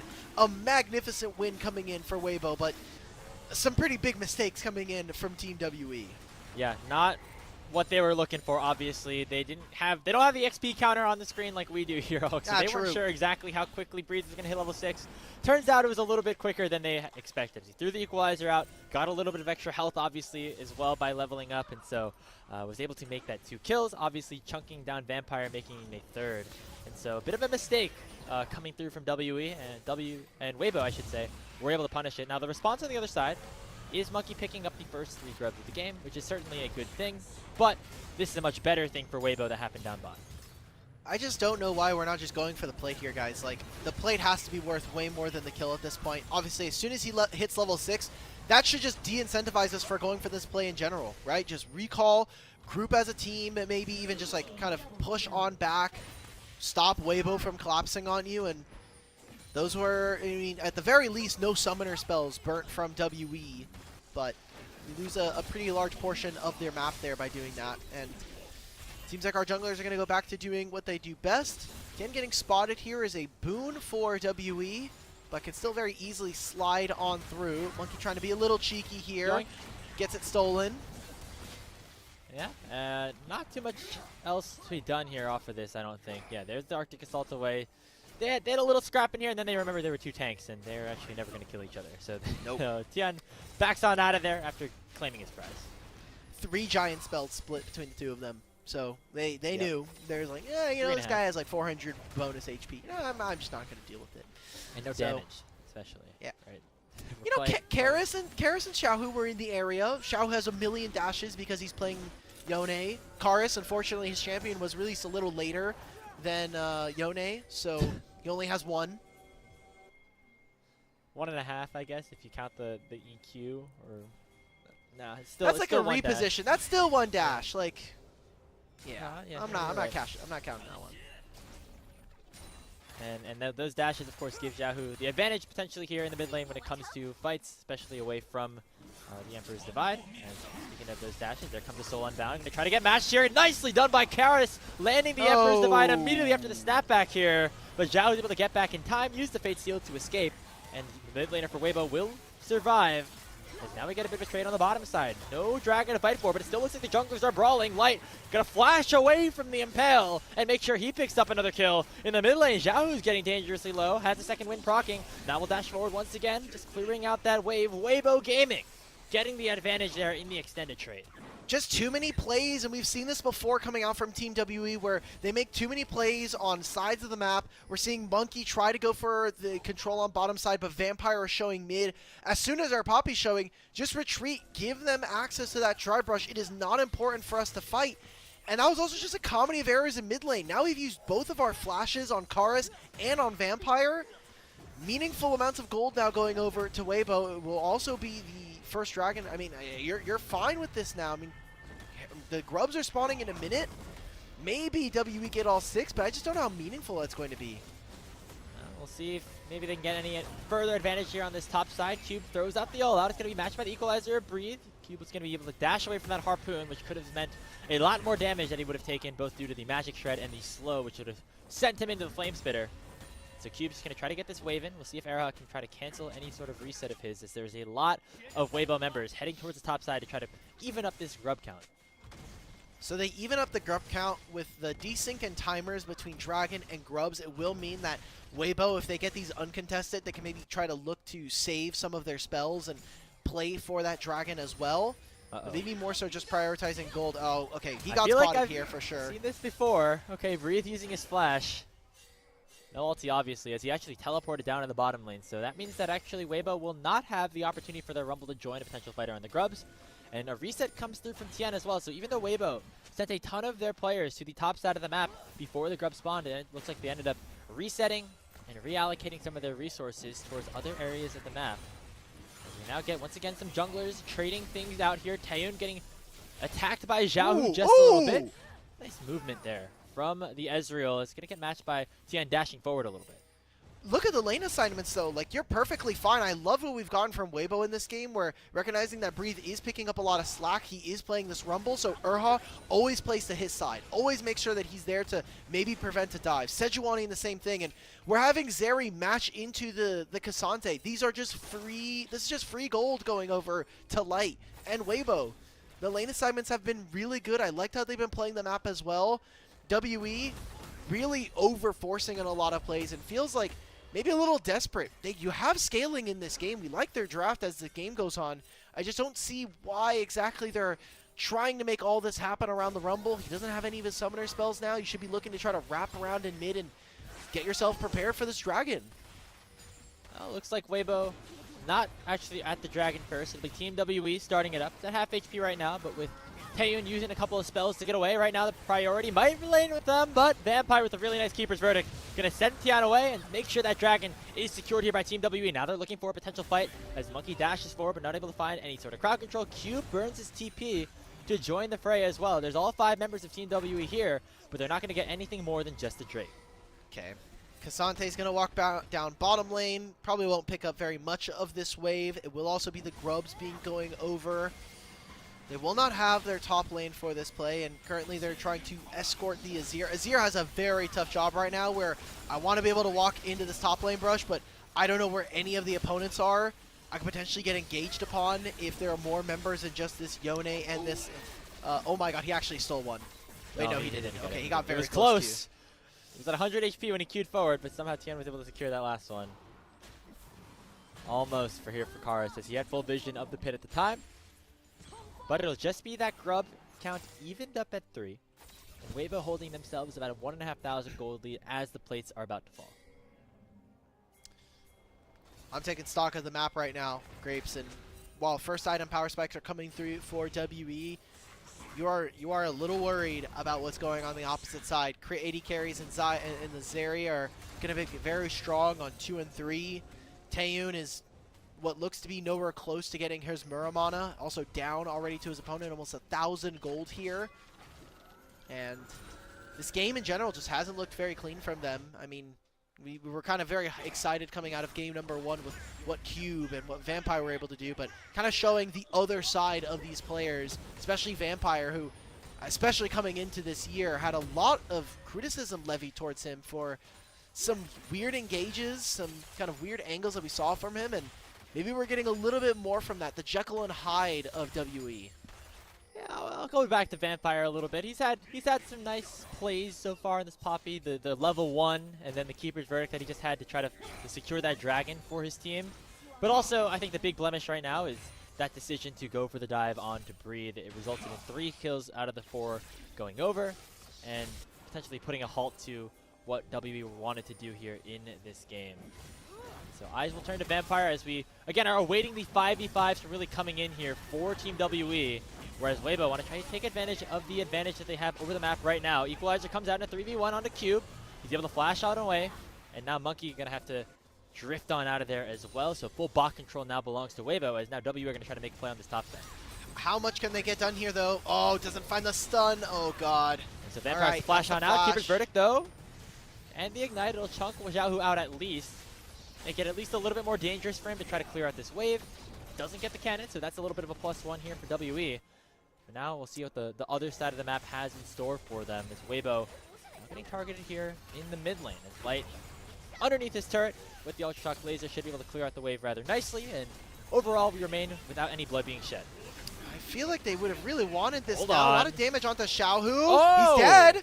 Okay. Just a crowd control train of a beauty between Karis and Vampire. The charge into the wall after the Emperor's Divide. Xiaohu had no chance to go back with the soul inbound. Okay, the time now is Karis needs to be able to back, teleport, and buy his items. Xiaohu will not have access to this. They're going to give up the Rift Herald. I feel like WE, if they were able to save at least the Keeper's Verdict, they're going to try to make a play on the opposite side of the map. Now Breathe, no, he has Flash again. But no ulti, so they could potentially go pretty deep here with Cube with the all-out form, but it will just be the Summoner spell. In response, the Herald will likely go over now to Weibo. That is a pretty big win for them, given the fact that their top laner did not die and will be able to head back to base safely. And this is going to be gold now going on to Azir as well. How much can Weibo get on the opposite side? They got the Herald, so that'll be nice. Dragon spawning in 50. Don't know if they're necessarily going to use it for that timer, but you can always look towards mid. We've been seeing a large focus, especially for Team WE, when they have this Azir, making sure that he's hitting turrets, making sure that he's getting gold so he can hit his second item, Power Spike, at a reasonable time in this game. Getting very close to finishing that Nashor's Tooth as well. But I think Team W would have really loved to have, you know, a couple more ultimates so they can make that play on top side, but spending them just to try to grab the mid laner of Weibo. Pretty lopsided matchup if you talk about resumes and historical precedents. I mean, Xiaohu, one of the best players to ever touch League of Legends in the world, and especially here in the LPL. Finding, you know, he's getting 2v, he's getting taken down by Karis, who hasn't been able to prove himself not only here in LPL, but also in the LCK where he's originally from. So, kind of a bit of fall from grace. We'll see if maybe Karis just finds it again here with Monkey. It's another really nice setup as Xiaohu already sees the Fate Sealed. However, here comes the response here for WBG. They send both teleport in as well as Tian, but looks like Monkey gonna land that Impale really nicely. And also Breathe just gets singled out and taken down. That's a shutdown going in towards Karis. And so WE once again get the advantage there in the fight. They have all 5 of their members now towards the bottom lane. Dragon is available, and there are some ultimates. I'm looking how this bottom lane can play here. Erha and Light have to have a massive team fight if they want any chance of their team being able to contest. Maybe the Dragon started.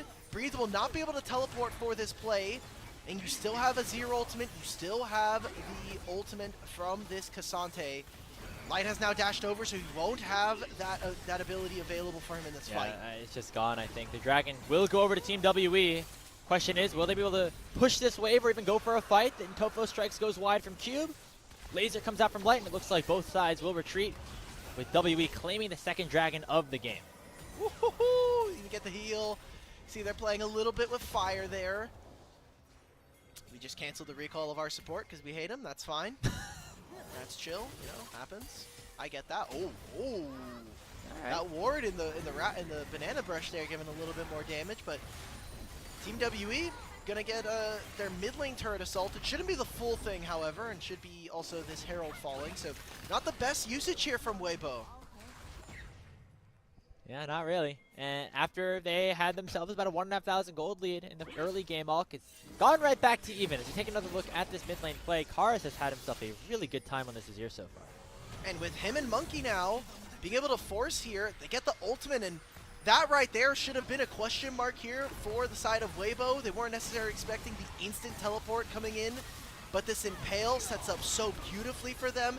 Same with Vampire. Again, we always come back to the mid jungle of this team, being able to find angles and start levels of success for them. We're right back to it, though, as Karis now is rather low. Xiaohu using that Soul Unbound to chunk Karis out a decent amount here in that bottom lane. So Vampire was there to try to reinforce, but overall, it is a health advantage going in favor of Weibo Gaming. Now in the mid lane, that tier 1 going to be the target. Light continuously getting stronger here on the map here, Alk, as well. He's now at 2 full items, still has that 1,000 gold lead or so.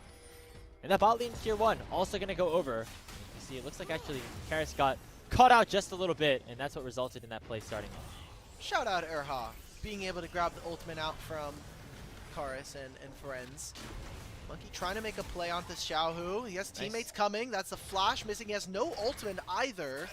So imagine that WE are going to have to kind of bounce in between 2 waves. They are hell-bent on getting this bottom lane tier 1, but they have no minion wave, and now that's cleanse away from Taeyun. Oh, but look at Cube. He's on the flank. Might be a little bit too far forward, though. Going to be caught out potentially in a 1v3, using the Olaf to send Light all the way back underneath his tier 2 turret. And so that saves Cube's life, also forced the flash and the cleanse out of Light. Wow. And so now, WE have full control over this bottom side, where the Otacon resides. Are they just going to give up their mid-tier 1, though? I mean, I feel like this should be the case. Xiaohu's TPing. Okay, as soon as they see this TP coming out, start the Otacon. Let's go. We've got the Azir. We've got 2 items. He's never going to be able to match. Maybe they're afraid of mid-priority, but WE, this game is sloppy from both of our teams. Yeah, not the greatest macro overall, as WE, with the advantage that they had in terms of how strong their champions were as well, should have been able to not give up 2 of their towers this early on in the game or in such quick succession. But instead, it's that mid-tier 1 going down, of course, with the help of that Rift Herald. And Light getting stronger and stronger here in this game. We'll see how much gold he has in terms of what he's able to pick up off of a next back. But I don't know if he's going to be able to back for very much longer. As you can see right now, richest person in the game, but he's going to be left to hold out this mid-tier 1 as Taeyun and Vampire are going to push them. All right. Cube has just now pushed in another top wave. That'll be some gold missing here for Weibo. So we'll have to answer this in time.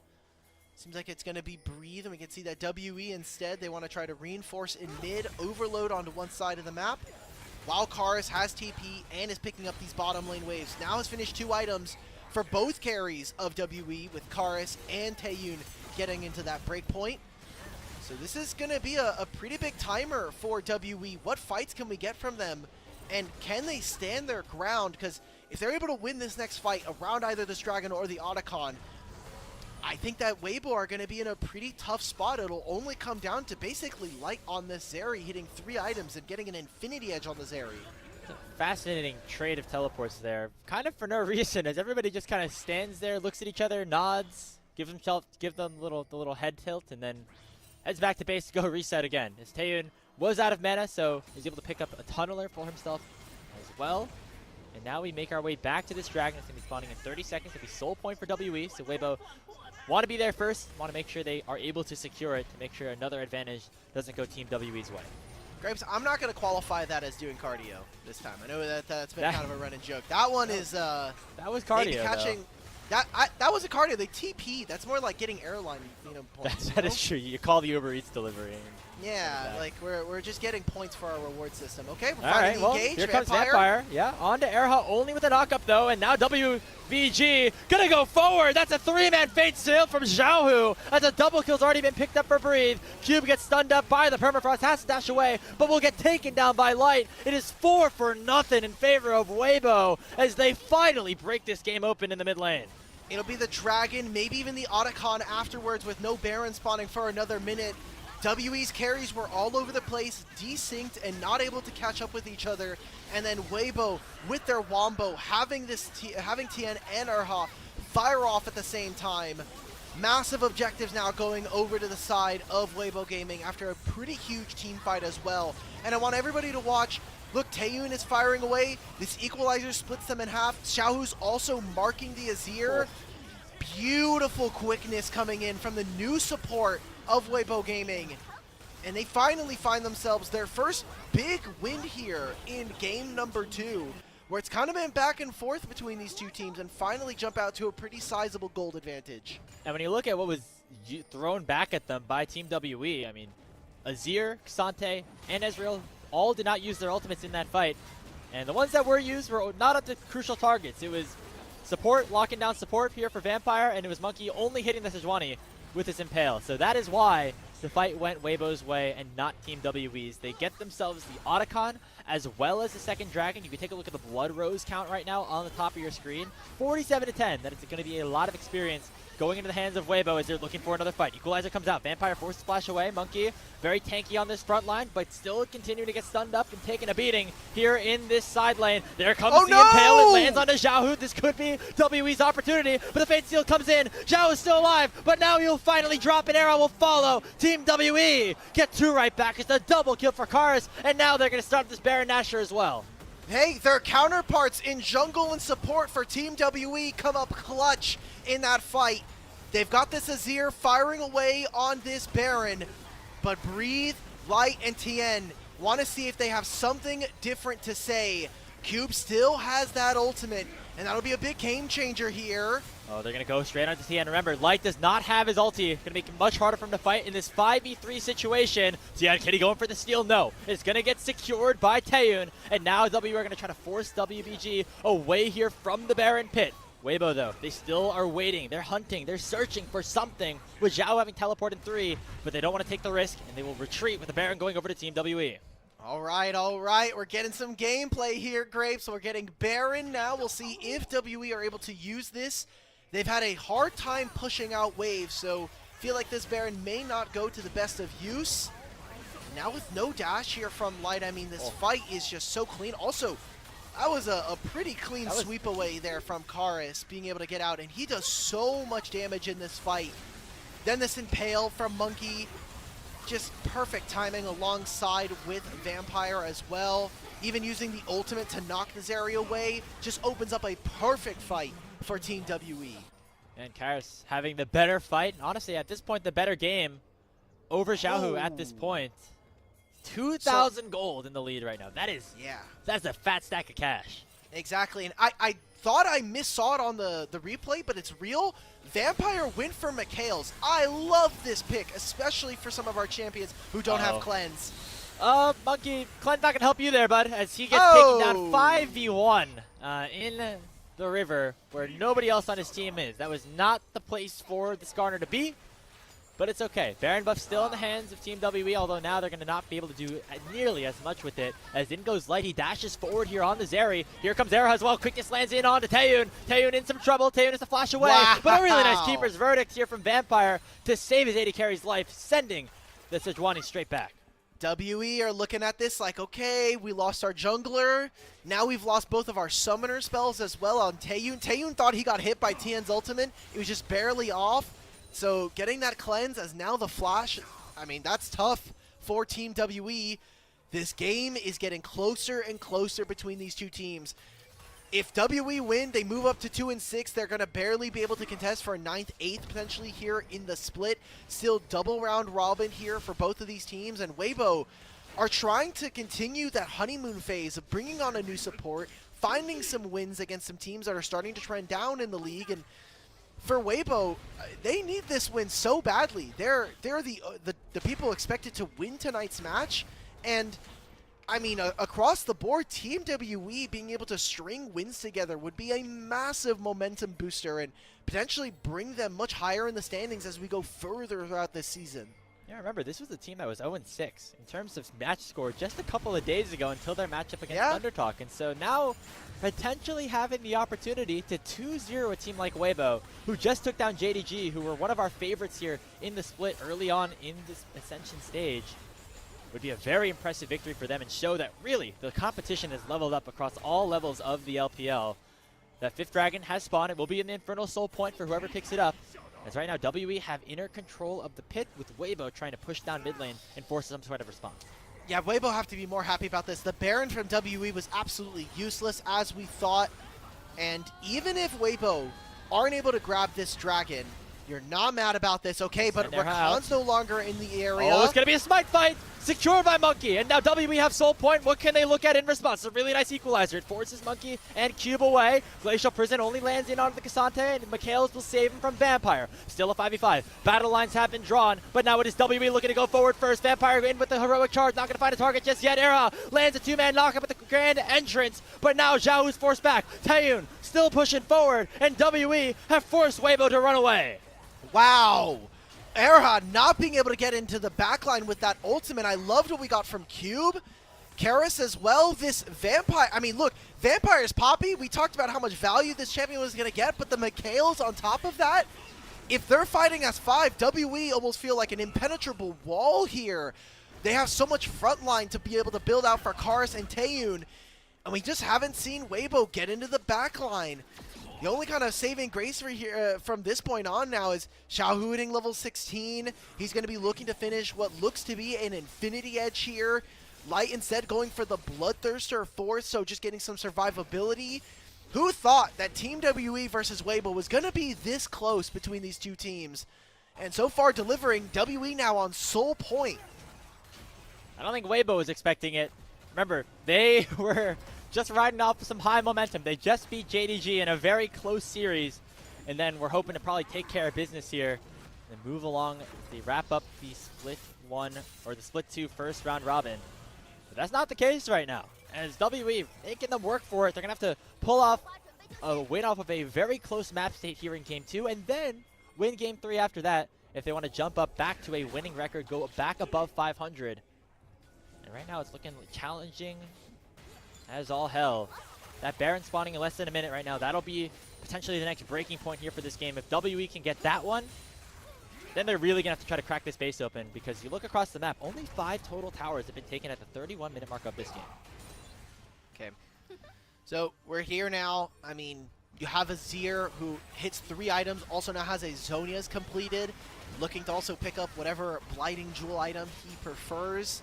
You've got a 3-item Ezreal, which usually when we talk about Ezreal, it's about, you know, infinite. It's usually like Muramana and then whichever form of like usually Sheen items that he has access to. But alongside having the Spear of Shojin, he's going to be pretty damn powerful. He's a full item underneath his fellow AD carry. So up to Light to see if he can actually prove that he's a big carry in this team, because we haven't seen him all series long. And I know I've been a Light defender in seasons past, but so far, 2025 has not been kind to us Light enthusiasts. And you could make the excuse, oh, was it because of the support that he was playing with? Was Hung just having a tough time? Well, right now, Light has the opportunity to win this game for his team. If he plays well, 2,500 gold against his opposition, with 4 full items on this late game Zeri, this is his time to shine. But right now, it is WE forcing the initiative. They start at the Baron. It's at half HP right now. Tian has the ability to get over the wall with rather quick and easy certainty. So the question is, do W want to finish this one out? Erha is on the flank, and they're going to try to actually collapse here on the Rakan instead. The tail will go wide. That is a big cooldown that WE would have loved to have for this opportunity, and now will go by the wayside as they will go away from the pit and now allow Weibo to gain control. Do they just start this up, though? I mean, you have Sejuani, Yone. They're going to try and make a death rush here. Monkey. Okay. It's only onto the tanks. Cube and Monkey, very tanky. But now Light is going to start to do some work here. Lightning Crash comes out. There's the equalizer over the top as well. But another really nice ulti from Vampire. It sends 3 members of Weibo away and makes sure nobody on WE falls. That's going to be the Baron now. Cube's going to look to teleport into this play. They have no Mikhails on Vampire anymore. Baron's gone. That's it. That's the Baron going over. Can WE fight afterwards? Vampire playing with fire here on this front line, but just trying to set up space for the rest of his team. Fate Sealed only finds the Poppy as here comes Cube. There comes Light. He finds the second kill onto the Skarner, and now it's a numbers advantage here for Weibo. Taeyun on the back line almost takes down Zhao. The True Shot Barrage comes down and will snipe him down, but Light claims another. It's a 3-for-1 plus the Baron going over to Weibo. 30 seconds before Dragon, and that is the mountain or the Infernal Soul here for WE.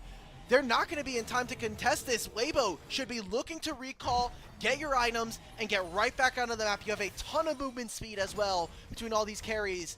So many summoner spells used there from Team WE. The flashes from both of their carries, the cleanse from Taeyun now. This is such a tough fight. They have no Mikhails. Cube is trying to get into this back line, and it is honestly, in my opinion, Taeyun playing with so much confidence. He's arcane shifting forward. He's finding flash plays just to be able to keep his team in this game.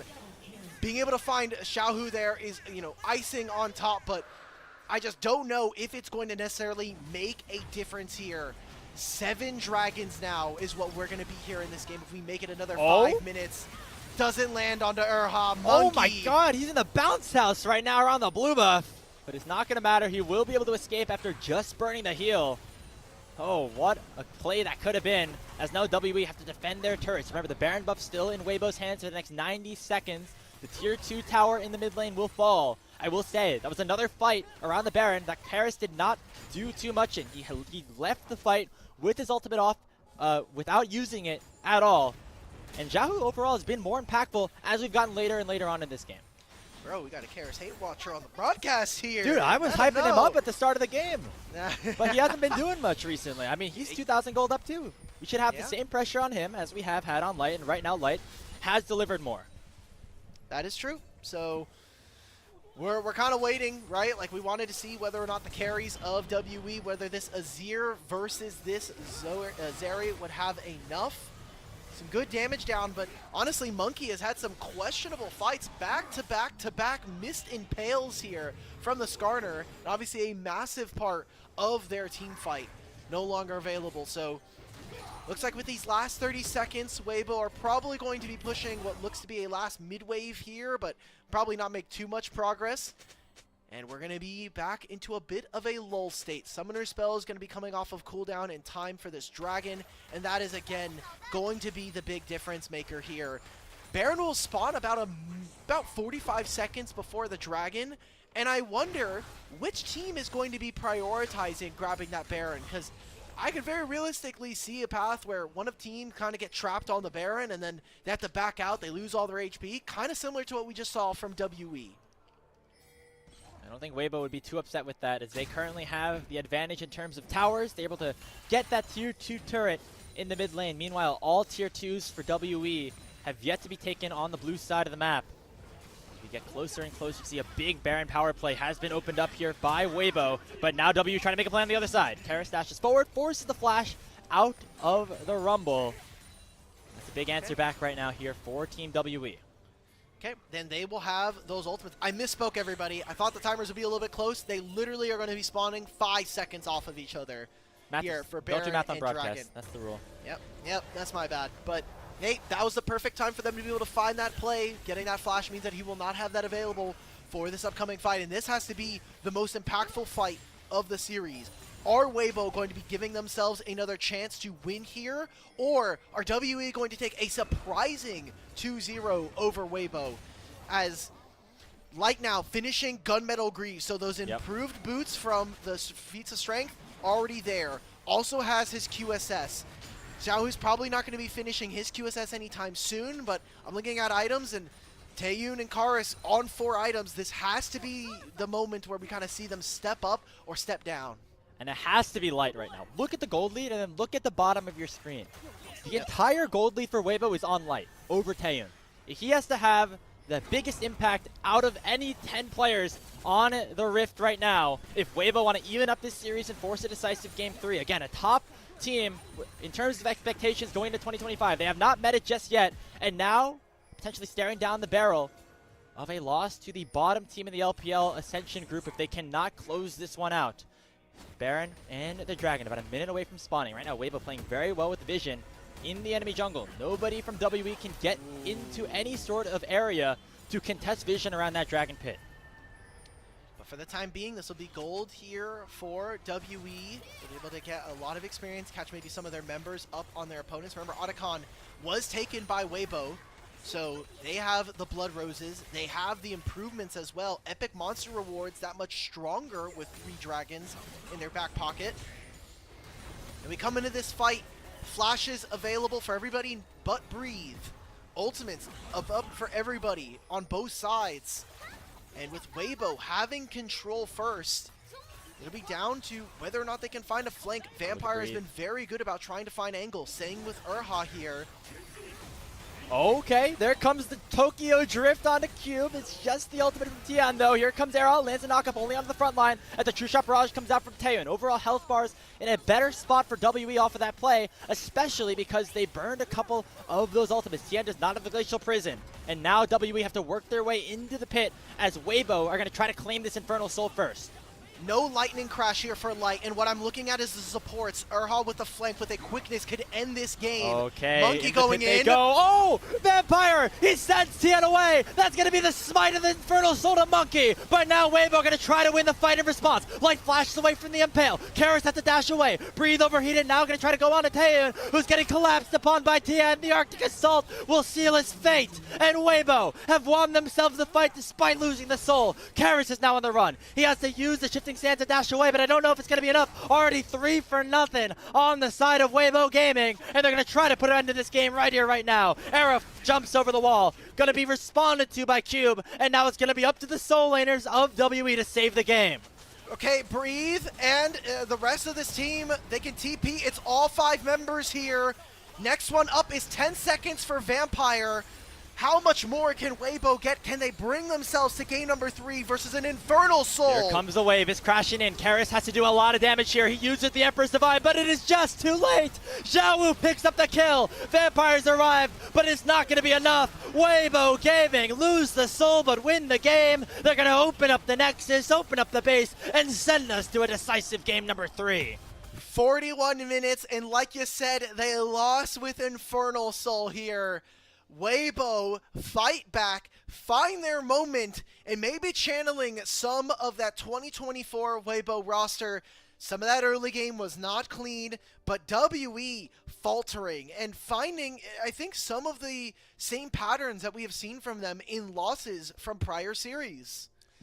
And yeah, it was a bit of a sloppy game overall. A lot of mistakes back and forth. I want to give credit to Vampire on the Poppy support. I know we were criticizing him earlier on in this game, but the keeper's verdicts that he found almost turned that game around for Team WE, especially around the soul, you know, letting Monkey secure that one.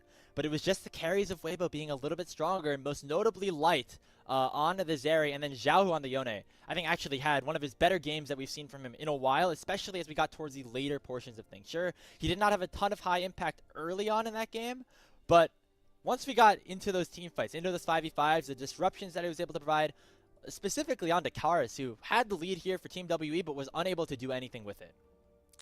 Yeah, that's it was quite interesting to see, because I think a lot of the time the threat of the Yone engage was a lot more powerful than the Yone itself. Maybe the post-game graphics show a little bit different, but it really felt like Xiaohu still, you know, while we kind of put a lot of effort into whether or not this Yone was actually going to work out, I feel like mostly he was there to mark and try to force certain members, and that's what we ended up getting from him. Didn't necessarily need to see the damage numbers from him. I feel like a lot of WE were very afraid of, oh crap, if we get hit with a Yone ultimate, there's going to be a Zeri hitting us the entire time. There's going to be a Rakan charming us. So I'm glad that we got to see Xiaohu continue to have the game impact that we expect from a player like him, but there were moments during this game where hell, Cars had a gold lead for a majority of it. He needed to step up, and unfortunately, kind of felt a little invisible. Yeah, and even though Xiaohu, maybe the damage numbers don't speak for it, but in terms of the impact he was able to have in some of those 5v5s, I feel like it definitely showed just watching that game unfold, especially towards the back half of things. But again, credit has to go to Light as well. He was the person who had the ball in his hands, and he was able to make the most out of his opportunity. He took a shot and he hit it in terms of winning some of those last fights for Weibo. And now, for them, it was sloppy. It did not go the ways that they probably wanted it to, but they have an opportunity to close out this series and, again, get back to a winning record here in Group Ascend, which is always going to be a good thing. They want to contest for that top 4, and that would put them in that position, albeit temporarily. That's going to be the funny part, right? We were so hyped coming out of Game 1. We're like, okay, WE, you played a competitive Game 1. You won that one. You played a competitive Game 2 for some parts of it, ended up losing. We might be looking down the stretch of like 2-3 weeks from now. We're looking at Weibo, we're like, yeah, they're looking pretty good. That WE roster, they had some chances, but maybe they floundered, and maybe they go back to, you know, their almost winning ways, which would kind of suck to see them revert in form, not being able to close out. But again, that series versus Thunder Talk is a series that is a team around them in the standings. It's not like they're punching way above their weight limit. Being able to take games off of teams is something we're just seeing across the league as a whole in terms of patterns. Yeah, we have the full circle of, let's say the circle of being good between the 10 teams in Group Ascend, where everybody's beating each other. So you can make an argument now that because WE beat Thunder Talk, who beat FPX, who beat Top Esports, they could be the best team in the league. But we're not going to do that right now as we take a look at the damage charts. Again, Xiaohu actually not doing that much damage at all in this game, but I feel like the pressure that he was able to provide, especially later on, did help them out a lot, setting up Light, obviously, on this area, and Breathe with some really nice equalizers as well to contribute to that damage percentage.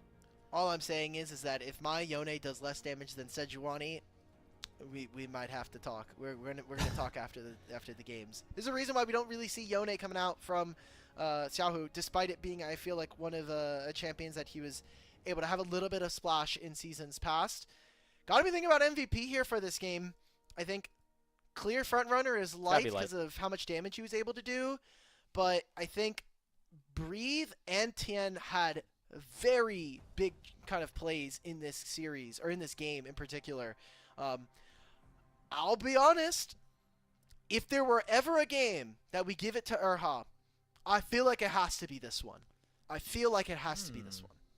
I feel like it might. I feel like it's just Light, though. I don't know. I feel there were games that we watched of Weibo earlier on when Erha came in that I feel like he had higher impact in, specifically like the Renata game that he played earlier on against, what was it, NIP? So, or JDG. So maybe it could go. I think it's one of the bot laners for sure, though. But like, I'm watching these replays, and I'm just seeing Erha play really well. Like, yeah, he got interrupted, but like the rest of the play is pretty sound for the most part. I think he's also playing flanks for what it's worth really well. Like here, he's getting Karis, he's forcing Taeyun's summoner spells. If this play doesn't happen, if those summoner spells are not gone, if Karis is not in this fight, or is in this fight, this could be a very different play here from Weibo. Yeah, maybe you're right. And you know, I feel like the flashier support gameplay ended up coming through from Vampire, but You know, now that you say it, another really nice combo onto Karis that took him out of the fight before he could really do anything there. Maybe we are going for the Weibo Gaming support. I feel like watching back the VODs, you might have convinced me here, Elk. I think they're still going to give it to Light. He has the damage number is too funny. It's almost 40%. They will refuse to give it to the support. This guy would have had to basically have a 5-man Pop Blossom if he really wanted a chance to win. Yeah, but it's all about the flashy plays. You know, the fan vote comes into it as well. You think about who is the most memorable. It probably is Light. But, hey, that's a good shout out to Erha. He had a rough first game, I think, overall, that allowed for WE to take control of it. But, you know, this new support for Weibo, we thought, oh, is the honeymoon, is it going to start to become the hangover? Turns out, still some pretty good play for the bot lane. Hey, there we go. Our LPL fans know ball, it looks like. True knowers on the broadcast over on the LPL feed. So, congratulations to them, and for WBG for at least tying up the series and bringing us to 3. Yeah, it's tied up at 1-1. We're going to get our first decider of the day. Remember, we have Anyone's Legends versus JDG after this. You're going to want to stick around for that. But before that, we have the final game between Weibo Gaming and Team WE at the back half of this break. We'll see you in a few for that final draft.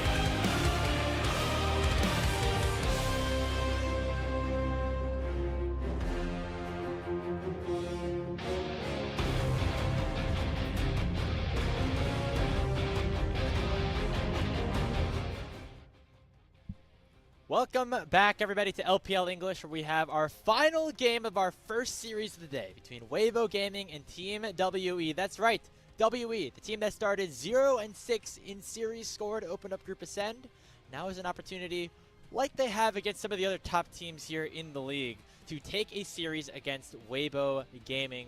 Alk, this has been a very fun series. I think last game specifically was a very back and forth one. We saw some mistakes from both sides, but at the end of the day, it was, you know, maybe the scaling of Weibo that came out a little bit on top. The bot lane specifically really come into play.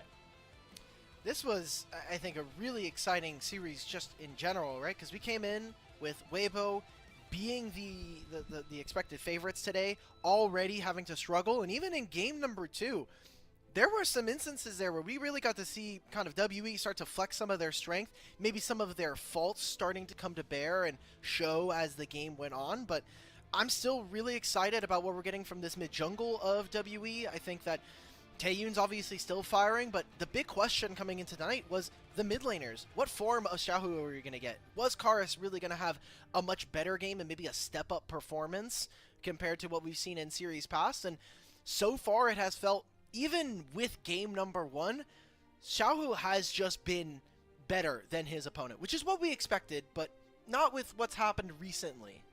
Yeah, I mean, go back to the 1v1, that went Xiaohu's way as well, so things going better for him than they have, I guess, in the past.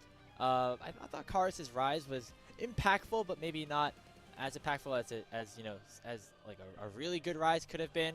And now with some of those high priority champions taken off the board, we'll see what each mid laner wants to prioritize here. The Azir has been something that Karus really has liked. Same thing with the Rise for Xiaohu. So now things turn to picks like the Talia, which has been banned, I think, in both games. The Orianna, which Xiaohu really likes as well, as being a good team fighting mage. A lot on the table here, and most notably, WB are going to be on blue side, so they have the opportunity to select the first one of any of those priority picks. Yeah, and one of the issues that we've kind of seen with, especially our bottom of the table teams, I think very similarly a team like Thunder Talk have issues with, is that their mid lane champion pool in terms of effectiveness is quite small. So with 4 champions already gone here, kind of interested as to what combos we get. Nefiri's already taken off. Lilia is a possibility, but I haven't been the biggest Monkey Lilia fan so far this season. And in terms of jungle, Vi and Xin Zhao are still up and available. So kind of wondering what they're going to be pairing and how that reflects on our 2 mid laners here. So we're waiting the draft for game number 3. We're assuming WE blue just because that they lost, and that would make sense given that, you know, they have side select, and that's been the stronger side overall here in the LPL. Don't know exactly just yet. We'll see it once we get that on the screen. But here we go. Picks and bans for the final game of the series. It is WB on the blue side, and things we are taking a look at right now, things like the Gwen, which has not been selected just yet in this True Fearless format, the Jace also, and some of those other high priority mid lane picks so far have not been taken away in this first phase. Like this has to be the best time to pick up Jace or pick up Gwen, right? Like, there's no Cassante, there's no Sion. Rumble's now taken out of the pool, so Gwen gets so much more value as to who is really going to be able to match up in the top side. We haven't seen Cube really go towards those carries so far. This series by itself, Sion and Cassante. So don't think we're going to be looking for a carry out from him. I think that's mostly going to be on the side of Breathe, but WE have first pick, and I'm looking at champions that are going to be available here. I mean, yeah, Xin Zhao's still up, Gwen. These are 2 champions that come to mind immediately. They're going to have to make a decision. Do we give over the Gwen to Weibo Gaming and let Breathe play it? Or do we give it to Cube, who, you know, not necessarily the same playstyle that W have found success on, right? It's not necessarily always on Cube playing these strong side carries, but kind of have the issue forces them a little bit. It looks like instead they'll pick up something else. They're going to go for the Talia. The Varus also would have been a possibility. And honestly, if you're Weibo, I think you just slam the Gwen Varus right here on 1-2. Those are 2 very, very strong picks in this current meta that are currently available in Game 3 of this Fearless format. Yeah, or you could go for... So the Varus one, it feels like you could either go Gwen or Varus, just take one of the 2. I think personally, if you're looking at this, you really want to try to grab the Varus. You do have to start thinking about Leona here for Weibo. Anytime there's an immobile mage in mid lane, these are things that you're kind of thinking about. In terms of champions that Xiaohu would want to be able to play into Talia that are still available, Galio is up. You could try to play Victor. I think it's tough, though. And instead, Weibo are going to try to make sure that they can grab one of the most popular AD skirmishers that we've had for a couple of months now, since Ao coming on through for TN. Strong skirmishing already showed, and I like how flexible these two champions are. Some extra dueling power there for sure. In the jungle, obviously flexibility for the Varus as well. You can go for the on-hit or the more lethality-focused build. Lethality has been the general name of the game. I expect that to be the focus here, especially with the Jhin and Leona being locked in for Team WE.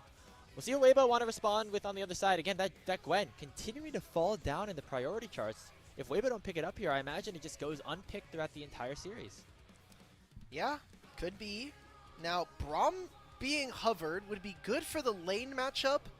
I'm a little worried about Braum having to play this game as this goes on and some of the skirmishing potential here, but Weibo, I think that their comp is very flexible. Like I noted from the 1-2 here, they can do a lot of different styles here. You can go for the Poke Varus, which has been infinitely the more popular variant, but with Xin Zhao and with Braum, I think you can try to go for a peel back composition where you are letting your front line buy time for you and letting your DPS carries and the skirmisher in Xin Zhao get a lot of work done here. So back end of the draft, I'm going to try on the side of Weibo to get rid of more dive champions. I think the Xin Zhao is interesting, although from Monkey, I think we're probably looking at things like, I mean, I'm taking a look at what his champion pool has really been so far. Could be the Wukong that he's known for. Yep. We've gotten an Olaf game beforehand, so there is a chance that maybe they just try to go for more dive here from the side of WE. I mean, that Viego also, potentially available as well. That's something that has worked pretty well for Monkey, especially earlier on in the season. So we'll see if that ends up being the focus. Still in the need of some frontline. There's that Gwen takeaway. I don't know how many series we've had here in the LPL where Gwen has gone completely unpicked throughout the best of 3, especially across 3 games. We're going to get one here, as that is not going to be a pick that we are looking at here between WE and Weibo. As it's going to be instead an Mbessa hover, as I expect them to go last pick for Xiaohu, as Breeze will be the one to pilot this champion up in the top lane blind. I'm okay with this. At least Gwen is getting, mentioned for the most part. So yeah. All right, Mbessa chosen here. I haven't liked Aatrox so far this season, especially not only in team fights, but as the counter into Mbessa early. It would fit into what Q has definitely defaulted towards. I just feel like there are a lot of other champions that we could go towards. Again, you had chances to go for having the Jace Gwen trade. They're going to go for now their support here, or their jungle for Weibo now. We get to see what's Xiaohu's champion of choice here. You've had the entire draft to see where this Talia and what the rest of this WE roster want to do. They need to find kills immediately and get those resets available for Monkey. He is going to be a big carry in this game. Not a lot of frontline, though, for WE. That's what I have a little bit of concern for right now, is the Aurora gets locked in for Xiaohu. This is one of his highest priority champions earlier on in the split, and we'll go towards him in the mid lane. But I'm looking at right now Weibo's composition. Light and Xiaohu are about to eat. They have a lot of targets that they can just really burst down, especially here in the early to mid game portions of this game. Whereas for WE, they are going to be looking for picks, right? They're going to look to try to single out people with the Weaver's Wall from Karis, with Vampire going on these roams, with Taeyun throwing out deadly flourishes from far away. But if they can't find those, I think Weibo just have the better comp overall. Yeah, and I wonder what build from Taeyun we're going to get here, because the way that you always have to think about mid-game and later game scenarios is how easily can we control minion waves. It's better for Aurora, but I'm looking at our AD carries.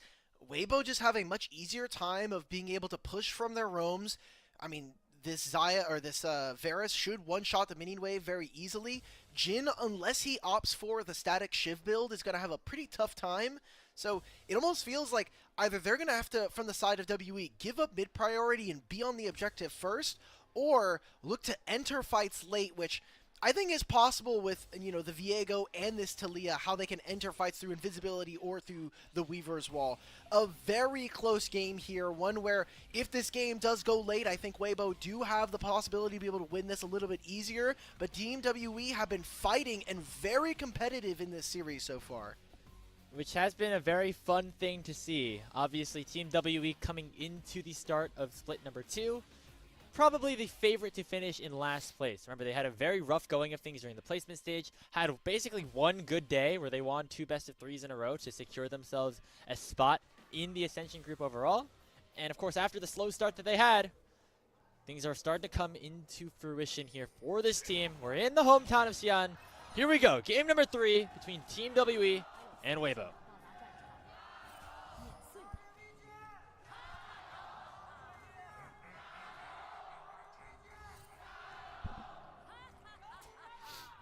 Makes sense that the team that is based off of social media company has a slightly larger fan base.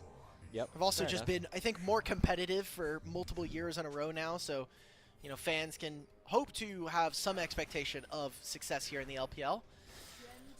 Coming into this though, I would like to see Weibo in their bottom lane take this. They have a much better level 1 than their opponents.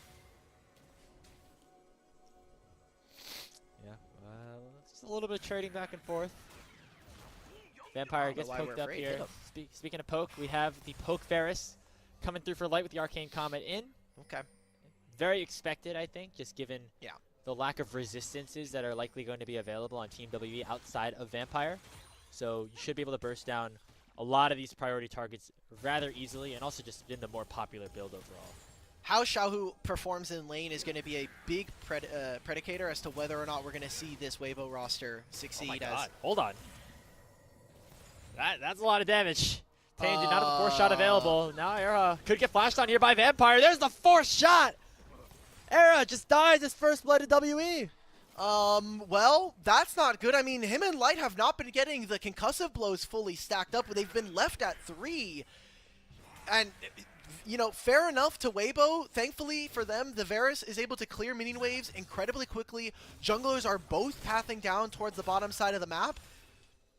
But that's an early kill going over to this Jhin. Maybe there's some angles here with Tian coming down bottom lane after they get their reset in. There'll be a time where Taeyun will have spent his gold. He'll come back down into the bottom lane, and Tian can try to force something there. I think there's an angle for WBG, but good opener from Vampire and Taeyun. Now Vampire, he's right back to the mid lane. Lands a seismic shove here from Karis onto Zhao. Zenith Blade comes out. That's 2 for nothing. Vampire's on a heater right now in this early game. Well, Vampire might just straight up win them this game. Just bar none. He's already out on the map. That's he's playing, look, yeah, he knows, man. Someone call up Rafa. Like, this guy's been perennially, Vampire's coming back. Oh, no. Just help him get the wave in. That's all that matters. That's all we're doing. Helping our mid laner, good boy. That's what I like to see, Vampire. This is exactly what I want to see from our support. And again, somebody who's got a lot of criticism, right? I mean, the memes truly have been there for this guy. But we'll say a large part of why WB are starting to look better is because Vampire started to look better. Remember, this is only his 2nd year in Tier 1. And like, that normally takes a little bit of growing pains to get used to things here. And we're starting to see why WE decided to pick him up after the pretty disastrous split he had in 2024, as the growth really is coming here for a player like this. Exciting stuff. If he can kind of show up and continue this level of performance, maybe add a little bit more to his gameplay, I think that he has the makings of a really strong support player. Doesn't get canceled thanks to the iframes on the recalls, but will get spotted here. Okay. Finally landing concussive blows. But with the Empower W, it's going to be a lot of damage on a Vampire who does not have a flash. However, they're going to go right back onto Erha. Although Light's going to try to chase him down. The Blight stacks and one more auto will take down the Leona. So finally a 2v2 kill goes Weibo's way, as maybe Vampire was feeling himself just a little bit too much after that recent set of plays. Also, they were just behind in bottom lane. Like, yes, it was the gold that did go over, but Light got access to more of the minion wave because his support was roaming. So there was already that gold deficit being made up for Weibo's bot lane. They get to come back. Their 2v2 is very strong. They may not have the ignite, but just having that stun, having the percent max HP damage is very meaningful. And we haven't talked too much about our junglers here, as Vampire has been doing a lot of heavy lifting around the map, but have to expect that when we talk about grubs, Weibo are a team that is going to use them a lot better, but Team WE would love to have access to this objective, as the Talia, just having her on a side lane with the 5 Grubs could open her up to be a little bit more effective. She'll never be able to match the damage of an Aurora, but should be able to kind of match in terms of lane and map pressure. So we're setting up this dive. This is just taking way too long, guys. I feel like I've seen this story before. Breaking at level 6. Gonna try to get at least one more minion. He's so close, but not gonna find it. Monkey gets the kill. That's Pizza Warfare going over to WE. Guys, my Leona is level 3 top lane. How can play right now? As you can see the pigs coming down. They want to see if they can make this play. Instead, WE are trying to force for a dragon instead. Maybe they're going to try and catch Xiaohu. He is on a ward here. Should know with the wireframe. Oh! W goes wide. Oh, that's disastrous now. As Monkey could be in a tough spot. He has to flash on the wall, but Tien is here to match. 3 Talon Strike, flash to follow. Knockup will be secured, and Xiaohu will get back on the board here for Weibo. There has to be a better way to have played that. There's no way that's the optimal line. I refuse to believe that. All right, well, pick of the litter here for Weibo as to which objective they want to start. It'll be Sin Zhao touching onto the Grubs. Yeah, I don't know. That went from one really good line of play from WE to kind of a head scratcher. Not gonna lie here. Yeah, that's Xiaohu gets on the board now too. So that's a good sign for Weibo Gaming. Remember, their backline carries can do a lot in this game if they are given the resources to do so, especially once we get to those 2, maybe 1 item power spikes for these players. So it'll be 3 Grubs secured by Weibo off the play. Dragon not secured just yet as Vampire has respawned or returned after a base. Headed back to this bottom lane where he will join Monkey, and that's where they will belong here around this Hextech Dragon to try to even up the objective count on the bottom side. All right. Team WE, all of this gold really needs to go onto Monkey right now. Him losing his flashes. That's why we're not only is it just a head-scratching play, but also as the Viego in this composition, I think you have such a large responsibility to be able to hold this game down. Vampire again. Find Airhawk. I don't think it's enough damage, but there comes a Weaver's Wall from Karis. He doesn't have much mana. That's going to be him without any more resources after already using a singular combo. Now Vampire's in some trouble. He still does not have that flash. Going to use it though, but Zhao will pick up the kill as Weibo have evened up the kill count right back at 3. Now underneath the tier 1 turret they go. Tien has the Crescent Guard available. Going to try to land the Wind Becomes Lightning here onto the Talia. Will be unable to do so, but still dashes in on the Monkey. He is level 6. Monkey is not. The shove goes over the wall. Going to try to stun up the Tien a little bit more. Now Taeyun is isolated. Taeyun. There's 4 players here from Weibo. Going to try to lock him down, but Monkey will try to go for the re-engage. There's a 4th shot, and Monkey secures the kill. Also has unlocked the Heartbreaker here. Deadly Flourish will land onto Light. He has to cleanse the way. Here comes Wind Becomes Light, and the Curtain Claw has been opened up, and that'll force Weibo to run away. Can they find Erha? Last bullet barely doesn't miss. Goes off a little bit to the right. So they're able to, at the very end of that play, even it up a little bit more. But Summoner spells being used by a lot of the members of WE. Flash from Karis, Flash from Taeyun. Vampire as well trying to escape. That was good gold onto Xiaohu and onto Light. Feel like WE making way too many plays, feeling like they're a little too far ahead. I just don't know some of the decision making that goes behind this. Like you were mentioning at the start of it, Karis had very low mana, so that would have to been 1 combo and then immediately out. So overforced, they still ended up grabbing the dragon, but I feel like at a certain point you could cut your losses and reset, get back onto the map. They don't have a general. That's what I think is the issue here for WE. They don't have someone who's telling them, hey guys, let's reset. We don't have to keep going. Yeah, I mean, Vampire, I don't think we're necessarily in that role. Monkey makes a lot of plays for himself, but he needs to be somebody to tell him to not do that sometimes. So yeah, they don't really have that sort of leader, whereas on the other side, look at Weibo. They have someone like Tian who's been a world champion, been part of a lot of different teams that's kind of facilitating jungler. Somebody like Zhao who with a lot of experience as well. Don't know exactly what the shot calling nature is over there, but there certainly are the pieces to get it done on the opposition. Taking control of top side here, minute before the second set of Grubs spawn. We said from draft that it is a lot easier for Weibo to just sit in mid and consistently clear. Vampire is going to have access to that ultimate soon, and with no cleanse on Light, should feel like if they can get this Solar Flare for Leona, that WE are going to feel very empowered to try to fight. I mean, Monkey already has his Heartbreaker, so have to imagine that WE want to invite some kind of scuffle. It would work pretty well for them, I would assume. We're getting closer to those 1-item power spikes, but not there just yet. The Grubs are spawning in 30 seconds. Again, the stakes for this game, it's a single round robin matchup in the first round robin, right? Or is it, sorry, it's a best of 3. We're in the regular season. No team gets eliminated off of this, but in terms of setting momentum for how the rest of the season can go, this is pretty big, especially for WE. They're coming off of their first win of the season. If they win their second against a likely stronger opponent in Weibo, that could mean a lot for them moving forward into the second half of the season. Also, we have a little bit of time here before the Grubs fight, I think, but strength of schedule for these two teams is pretty insane. Like Weibo, they have to face IG, BLG, which finishes their first round robin, and then they face IG again, right? WE, they face teams that are around them in the standings. First they face XPX, and that'll finish their round robin, and then NIP and FPX. So they have some pretty good layups if you're WE, and a win here would mean a lot for them to bring up to 2-6. We're getting a start on this fight. Teleports are coming in. The grub advantage right now in favor of Weibo, but W picked the first one up. There comes the Winter's Bite, Tien. and it will be Xiaohu picking up that first kill on the Vampire as he goes down. Tien at the flash over the wall. Already has to pop that Crescent Guard. Now Cube is here with the World Ender. But Xiaohu goes between worlds. He's going to dash his way back onto Cube, stuns him up, and Light will take him down. It's 2-0 for Weibo, and they're going to secure the remainder of the Grubs on the top side.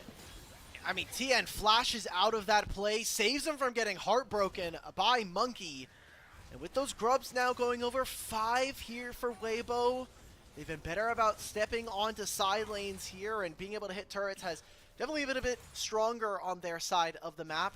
Xiaohu on this Aurora feels like one of the newest additions to his champion pool, and kind of the strongest when we talk about him, despite some early game woes versus him and Vampire. But this fight, you're getting a lot of crowd control here. Monkey maybe not quite in position. Kara's late to this fight. I thought maybe if Taeyun was going to be able to open up with a curtain call, but this Aurora just rips apart the backline here and makes it so difficult for WE to ever step forward. So a couple of kills and 2 of the Grubs going over to Weibo Gaming. They have 5 out of the 6. You said going in that the Grubs may be better positioned on Weibo Gaming, and so we'll see how they're going to be able to utilize that as we take a look at where the map state is right now. Still a very close game overall. However, right now, again, I think I favor the Weibo Gaming composition with just how they're set up in terms of poke, in terms of the early game damage. And for WE, they're going to need to continue to find picks. That is what has garnered them success so far. And maybe they can try to find something here around this Cloud Dragon. Monkey smites away the Scuttler, and now they're looking towards Light. Light has to flash away from the Seismic Shove. Era gets stunned up here by the Unraveled Earth. Oh, but top lane, so though. It will just be them backing away, as we do see Breathe getting a lot on the top side of the map. Vampire will go in. There lands a Solar Flare, but it's not going to connect here onto Tien. Still some stuns under the Xin Zhao, but nobody wants to go in just yet. On to Tien, super far forward. There goes Xiaohu. He just obliterates Vampire on the backside. Oh my but god! on the other side of things, it's going to be another kill going over towards Tien as Karis picks up the kill. There's a Seismic Shove. That's going to be Monkey picking up a double kill as WE find themselves a fight right back. They found Tien. Are they going to continue going for this dive? There's no minion wave here. Trying to trap Xiaohu and Breathe.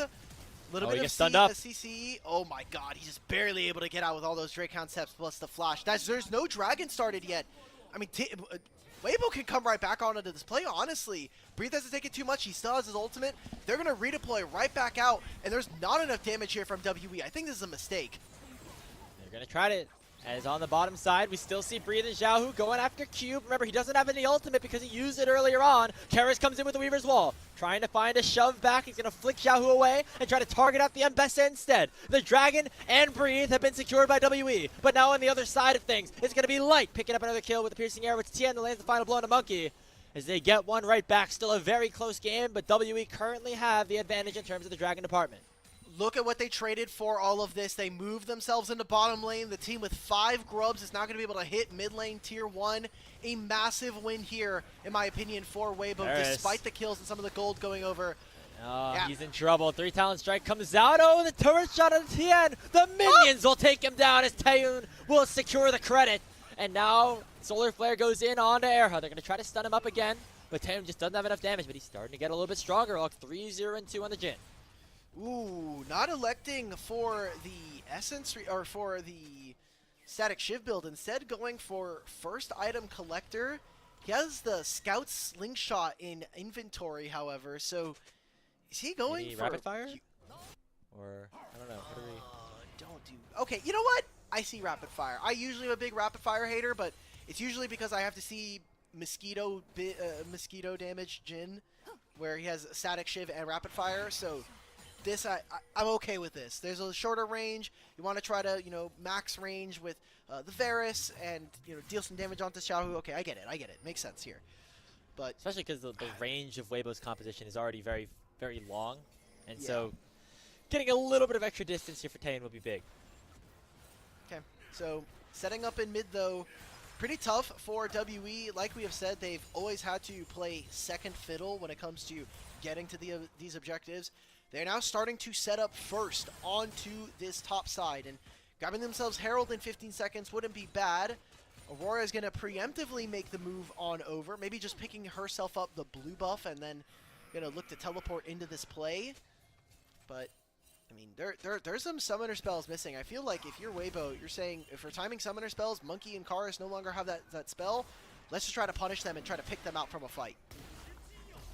Cube has to actually flash off screen, I think, as the Herald is going to get started up here by Team WE. Monkey is here. Cube, okay, never mind. It was just coming off a cooldown. Cube has his teleport available. He's going to use it to try to join the fight on a flank. Vampire with his Zenith Blade in. They're going to try to lock down Tien first. He pops the Crescent Guard already. Here comes the public execution from Breathe. Vampire already very low. Karis is as well. He's just gone way too far forward. The Seraph Shield's already been popped. Cube can't even reach the rest of his team as he's just completely separated. His light will send him away. It's going to be the Rift Herald secured by Weibo as they already have picked up 2 kills. Ah, man, the damage and Karis just does not have enough to be able to deal with the members of Weibo. Monkey as well, really trying to play his life. Where's he going? Okay, I think Cube He's is been trying stuck to... here ever since he's pressed the teleport button. Oh, they don't know. They're going to go hunting. Okay, there's Cube. Can he find Urha? He'll get snapped. Okay. All right, hey, well they done. go back mid. Should be the mid tier 1, at least a lot of damage there. I thought a Cube would have been, you know the monkey that like is getting attacked and he like closes his eyes and he's like, oh, I know I'm doomed.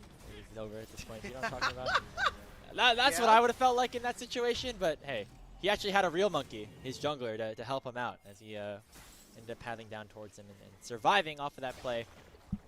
But again, it's another situation here. That teleport comes in on the wrong side of things, and Weibo just completely separate all of WB's members here, and it allows them to pick up 2 easy kills.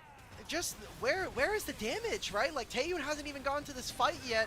We've praised Vampire for a lot of his engages, but it's games like these, it's finds like this that make it difficult for his team. He's 0-5-5. He had a pretty good early game start, but then they lost a 2v2. He goes topside to try and help, but they take down Breathe, and they lose a lot of access on the map, and this game is even in gold, but this is not going to get any easier for Team WE. Vampire needs to rein it in a little bit, recognize when and where his damage dealers are, and if they're actually able to deal, any kind of DPS, because now you look on the opposite side here for Weibo. Xiaohu's finished on 1.5 items. He's got a Magi stacking up and already has the Luden's Companion. Light is on 1.5, 2 items maybe. Like, they're going to get tankier here. And then the game gets even harder for a player like Monkey, who's just trying to find resets.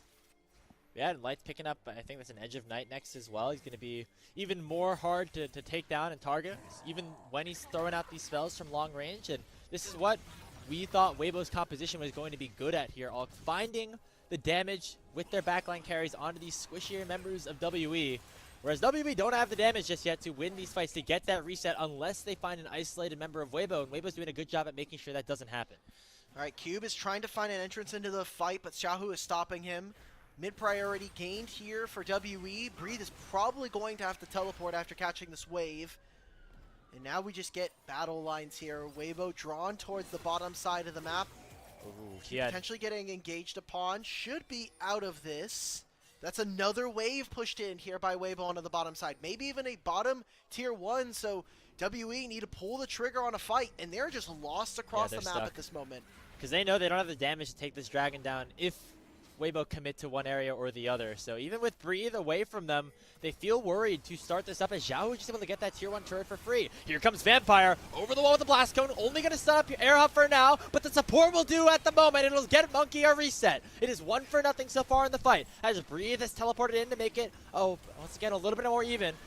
That Dragon's at half HP. Monkey going forward. Carrots with Weaver's Wall. It's separated Weibo for now. They're going to try to smite fight it. Who's going to get it? It's going to be secured by the Jin Zhao. Breathe down the middle of everybody here. But WE, their health bars are dropping. Vampire 3,000 HP. Q at the flash over the wall.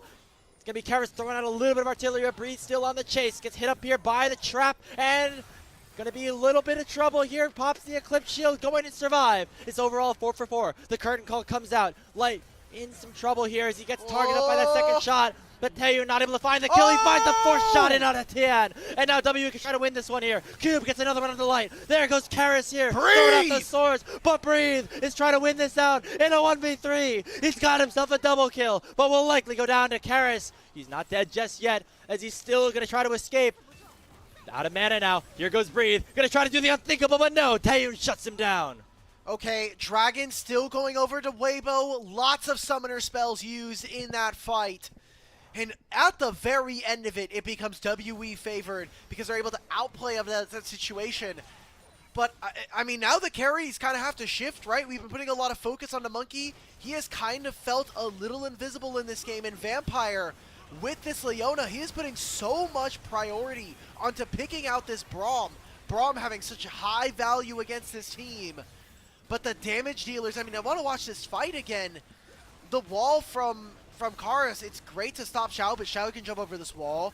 Varus definitely minds playing range. Tien is in the pit. Monkey's nowhere near to steal.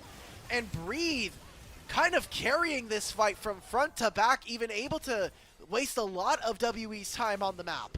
And it's great to see a good game here from Breathe on the Ambessa. I feel like we haven't been able to talk about him too much so far, as we do see the Zenith Blade go a little bit wide from Vampire there on the rooted target. Our LPL observers are brutal, man. As we see Tien also getting locked down here by the fourth shot, just barely. He walks back in. No! Okay, let's watch Breathe though on this. This was a clip. This was clean. This was so clean. I mean, look, he's using level 11 ultimate, so he has, you know, some Omnivamp. Also procs a Sarah shield from Karis, which I think is really impressive. Just a really well played, and this is what we should expect from Breathe. He's been one of the best Ambessa players in the league, as well as just being Weibo's most, like, he's just the rock up in top lane. I think he has played the best and most consistently out of this team for all of their games, all of their series across the year. So good to see Breathe continue to perform. Vampire. It comes out. Vampire is very caught out right now. He will be able to survive. Well, looks like Monkey will not, as he dies around his red buff pit, as Tien and Breathe combine for the effort. 2 for nothing, as Vampire also died in the mid lane, I should say, so that's a big win for Weibo. Yep, that's going to be Otacon going over. Ruinous Otacon here now for Weibo, so they'll get additional bonuses, especially from having those 5 grubs, as well as all of the experience and adaptive force they would grab from these Blood Petals. How much structural damage can they do? Because they already got top tier 1. It seems like WE are going to trade on the map, getting themselves tier 2 in mid and in top lane. Not a bad trade, especially against Weibo, who were one of the first teams in the league and across the world that were willing to play the map in order to trade Otacon. And they catch Xiaohu in between lanes. I don't know how that happened. I'm not going to lie. I mean, there was so much pressure for Weibo on the bot side, and Xiaohu just not respecting the long-range damage and the pick potential that Taeyun had. The curtain call was used to finish that kill. I want to take another look at what just happened there. But again, there is still a trade on the other side. Weibo get themselves the Otacon. They stack up on the pedals. Let's take another look at how Xiaohu died. This is unfortunately the part where Urhat needs to be sitting with his mid laner, because if you don't know, one of the very famous principles is that if you have a mage on a side lane, you usually gotta escort them from lane to lane. I think this was just happened to be a very creative pick coming in from Karis and Taeyun. The two carries, the two big carries from WE, being able to open up a little bit of gold. Also, getting rid of stacks from Xiaohu's Magi Soul Stealer here. So, pretty big win for WE, coming out 3,000 after that fight, including the Otacon going over to Weibo. And remember how Light was so far ahead in game number 2 on the Zeri. Now the pressure's gone down towards Taeyeon. This has been one of the most consistent performers on this WB team so far. He's 2,000 gold up on his opposition on this Jin at 3 items. And Light is going to get targeted here by Karis. He's going to go straight into Cube with the Blast Cone, who's now stuck in a 1v2. Deadly Flourish lands on top of him. They're going to try to shut him down, and Monkey won't break the heart of Light. Now Era in some trouble as well. The Unbreakable goes out, and now it's a double kill in for the Viego. WE winning 2 more kills right as the Baron Nashor spawns. They're going to go for the big purple worm, and WE finding picks where Weibo, their mid-game hasn't been perfect, but damn, they're getting caught out here. Are we going to see another upset here? Are we going to see WE win their second series in a row for Split 2? Could very much happen. It's looking more and more likely now as Team WE secure themselves the Baron. It'll get traded back by the second Dragon of Weibo as they will take down the Chemtech Drake. But again, 4,500 gold in the hands of WE. Taeyeon with a 1,000 gold shutdown, working towards that 4th item. I imagine he has a BF sword on base here. Or he just is going to upgrade those boots. Okay, and also has the BF. Man, this guy's going to be very strong. The pick potential from WE is what is winning them this game number 3. I mean, that was a pick off of Vampire and Karis. I kind of want to see if we get a replay of that in between the downtime. Baron here means that they get the bottom lane tier 1, and Weibo now maybe biting off a little bit more than they can chew here, as I mean, now you're looking at Taeyeon and kind of big eyes on this Jin. Can Weibo find access into the backline? Can this Aurora do enough damage to actually get back there? It's kind of been Breathe who has been the best at disrupting backlines here and getting on to the carries of WE. We need to see that repeated for the rest of the team, and despite everything, Light still has a very important job here. We'll have a huge power spike in a moment when he's able to finish his Muramana. Will it be enough, though, as we'll even have time to get it at this point? The inhibitor towers in both mid and bot lane are being targeted. They sent Cube in the mid lane to try to just send that Baron up minion wave in, where the other 4 members are on the bottom side of the map. They're playing the 2 lanes very well right now, being synced up rather nicely. That bot lane wave now getting crashed in. They're not going to go too far forward. They're just letting the cannon do the work, as the tier 3 will surely go down soon. Vampire, though, might have stepped a little bit too far forward. Already has to pop the locket. The Chain of Corruption already came out from Light. One more arrow nearly takes him down, and that will force WE to head back with their support at very low HP. I think this is worth it, though. For the time being, Weibo will not have the Crescent Guard nor the Chains of Corruption. Weren't able to find all that much. There will be another push eventually from Team WE where they can try to use this Baron. They got a minute left. There's that minion wave in mid is nice, but I think the desync and timers between mid and bottom lane when it came to the waves has started to make it very difficult for WE to finish their push. So this will probably be the last minion wave we see from WE playing with the Baron, as Dragon spawning in 3 minutes. No soul point there, but I think for Weibo, it only gets more and more important, having access to the tenacity, as well as even putting yourselves at soul point. Oh! We just hate our play. The observers have beef with some people here. Yes, I don't know if this is your first time recognizing no, this. No. I love it. I love it. Yeah, LPL have some of the most heinous observer replays. Hey, now it's good to know. Hey, if Carrots gets caught out, we'll know why. We'll know what happened. It's because he doesn't have his Seeker's Arm Guard available. And that could be big for this next fight. But we're not going to get it for another couple of minutes. Again, no soul available either, so if either team wants to just kind of give this Dragon up and wait until maybe the Baron spawns or another big play, that could be the angle here for either of these teams. But I feel like right now WE, very comfortable with where they're at, especially if they get to an objective first, right? You'll have Vampire able to start and engage. You could potentially have Cube set up on a flank. There's a lot of tools that W have at their disposal to try to catch out members of Weibo that are trying to collapse in onto a major objective. Right. So taking a look right now, summoner spells. I really hope the spectator client gets updated soon so I can stop having this weird flash bug. It's quite annoying, but everybody has their flashes up and available. There's nothing missing. Talia is going to be on a side lane first, so being able to push this top wave in can very easily connect. If anything, push that last top wave, either recalled by an item or shift into mid here so that he can take control of this and then look to Weaver's Wall. We have seen fights go very well for both of these teams, but 7,000 gold is the advantage for WE. Weibo have fought from worse. They've obviously came back in that second game, and we've seen WE be very competitive here, but we are expecting WE to take advantage over this bottom side of the pit and look to end this game. Level 16 now for Monkey as well. Who would have thought the first series of the day would have been this fun? We had another one that's great coming up next in JDG versus AL. I feel like a lot of people are expecting that one to be the really exciting best of 3 here, but this has been awesome so far. WE, the team in last place up against Weibo, who just took down a favorite like JDG and have maybe been looking on the upswing with their new support in Era. And right now it's WE in the driver's seat. They're up 6,000 gold. They have the big control over that bot side like you were mentioning here, Alk. They will likely pick up this soul point, and then the question is, how do Weibo respond after that? Do they fight for the Baron, or do they just try to turtle in their base for another couple of minutes afterwards? Well, it seems like they were very indexed on making sure that Karas hit his third item, so that's a completed Zhonya's now for this Talia. It seems like for the time being, Weibo letting Light catch this mid wave, let Tien and Urha sit in top side so that Xiaohu can get this turret. This will be gold going back over to Weibo. Level 16 even completed for the 2 junglers here. And it's just going to be a holding pattern.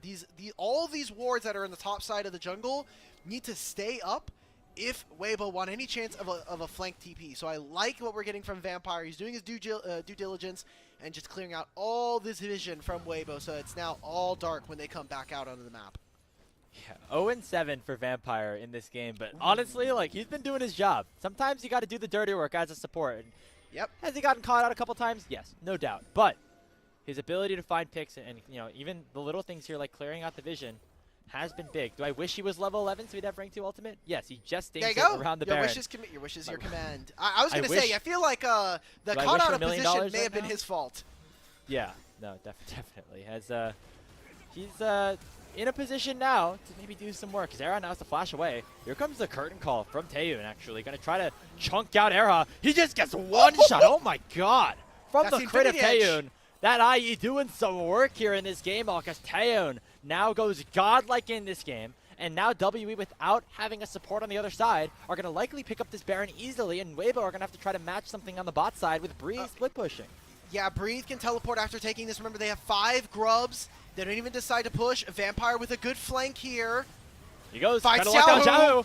Baron hasn't gone down just yet, but it's not going to matter because Xiaohu will die first. Oh my gosh, what a pick from Vampire. And that's just 2 for nothing. That's the Baron going over. It'll come at the cost of a tier 2 turret, but they're going to be completely fine with that. As now Tien gets shoved back into 3 different members. And guess who? It's Vampire locking him down with the Zenith Blade and allowing another kill to go over to WE. And Light is getting chased right now. That was the flash out from him. Monkey wants to get this guy. He gets the stun, gets the cleanse. Maybe wasting a little bit of their time, though. Guys, these kills do not matter. Let's go mid. We have the Baron. This does not matter, guys. He ran the solar flare. They're going out on Lights. Not enough damage just yet. Finally, Monkey's going to pick it up, but he gets stunned up and procs the Guardian Angel. And now the respawns are going to start to come through here for Weibo Gaming. The Monkey back alive. He resets, and he does not fall. Taeyun gets the kill. He's legendary in this game. It's 3 seconds on Xiaohu. Breathe is still alive. He'll head back to base, but the inhibitor tower in the mid lane has gone down. It's a 4v2 on the map so far. Can WB do it? Okay. I mean, I'm looking. Xiaohu has ultimate. Breathe. No public execution. Xiaohu. Okay. Breathe gets one back. That's Cube going down, and now with the respawn in from Tian, we have to be on the run. Breathe on the hunt, looking for a potential flank. He has his flash available, but no ultimate, so he will back away. The Baron's still in the hands of 3 members of WE, but Weibo will hold the line. They will not drop the series just yet. And they need to push these waves out incredibly fast, as well as deep into the opponents here. As WE, they have almost 10,000 gold in their advantage right now. They'll have a Baron that almost overlaps with the Dragon spawning, so that could be a soul for them. You see that Weibo, they are prioritizing pushing the wave, trying to get gold right now, so that they can set up around this Dragon. They need to get wards, and they also need to be able to protect their own vision. I mean, I'm looking at this. Taeyun's getting closer to picking up a 5th item. Kars, if he gets a 4th, like, that's super dangerous, and they didn't even use very many summoner spells from the side of WE, whereas the same cannot be said for Weibo. This has to be a last defense here for Weibo Gaming if they want even a chance of being able to fight here in this series. But if you're WE, you don't necessarily want the 5v5. Even though you're up 8,000 gold, remember, your composition works better around finding picks. That's why Vampire's been so aggressive in just throwing out those solar flares on isolated targets, because that is what has given WE the advantage so far. So Weibo, looks like they're going to turtle for now. They could give over the Chemtech Soul. It's not the complete end of the world here, but they absolutely have to secure at least this Baron buff being survived. But now Karis goes in. Weave the Weaver's Wall, trying to separate out Breathe. The public execution barely doesn't connect, but the Deadly Flourish goes wide as well. Weibo dodge away from a lot of resources here, but Era in a lot of trouble. Era getting stunned up. Solar Flare comes out. Heartbreaker forward, and Era is down. It's Monkey picking up the first kill, but now Xiaohu trying to find Karis, and he will, but it'll be a trade 1-for-1. And now Taeyeon's arrived to the party. The Deadly Flourish gets blocked by Tien. It's a 2-for-1 overall on the map so far. Oh, a snipe comes through. That's Monkey down, and Tien is still alive with the dragon spawning in 20 seconds. Are they going to be able to make the defense? I don't know if Weibo can get out of their base. Breathe can look for a teleport. He is going deep with this really flank. Far. He does not have public execution. That should have been the indicator. They know that there's someone behind them. The wards will see them as well. Pincer maneuver coming in from Team WE.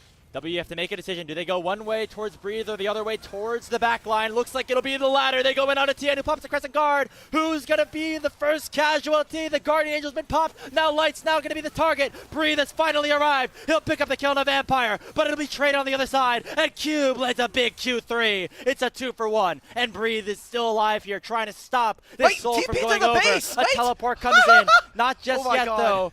As the Nexus Towers has been taken down. You scared me, bro. What's going on? Dude, I see Karis respawning. I see the teleport, you know? Always possibilities here. It was almost up. I thought they were maybe going to... You're trolling me, man. We've had Winions. We've had Winions in other series here. We've got the Dragon Soul coming over to Team WE. They'll be able to move on over to this top side. I mean, additional amount of the durability as well as the damage reduction that they get. Massive buff for them. Karis just going a little too far here, jeopardizing the game. Team WE, I think, feeling desperate, feeling like they want to be able to end this game. They don't want to give an opportunity to Weibo, but it is just minor margins at which Weibo are able to survive for the time being, because this fight goes on for forever. Was it the Death Dance Bleed that killed? Oh, no, just an arrow. That was it? And then the Death Dance Bleed. Yep. All right, he just got owned. Nice. Sorry, Mucky. He doesn't even have Death Dance. It was just some burn. Light. I would think it was maybe Scorch. Scorch? Down. Yeah, it's probably Scorch. Damn. All right, well, sorry, Monkey. You kind of got owned there. He's got 4 items now. GA's about to reset as well. Same thing to be said for Cube. So having that revive available will be very nice.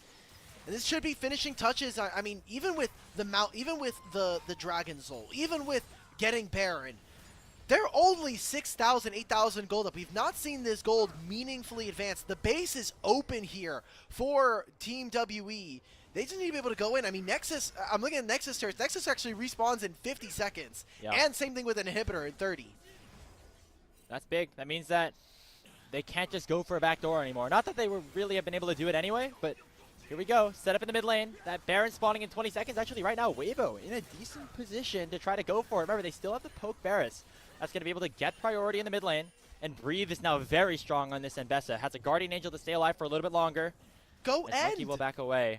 Bro, it's open. We have teleport on both of our soul laners. Talia, use your ultimate. Go mid. Karis, end the game! Do it, come on, Karis, please. As here goes Weibo. They're going to go to the Baron, and now the question is, how can the backs be stopped? But the Nexus Towers, I think, are going to respond a little bit too early. I don't know if WE can go for the full back door. So instead, it'll be a 50-50 flip around the Baron Nashor. Weaver's Wall comes out. He stopped his jungler! jungler! It's secured by Breathe, and Weibo might have found their way back into this game. But can they escape without losing any more members? Cube going forward with the World Ender. Curtain Call comes out. There comes a big solar flare as well. There's a shove in the wall. Xiaohu is down as Karis will find the pick. Now it's up to Light on the backside of things. Breathe too, locking down Taeyeon with the public execution. Tia dashing forward as well.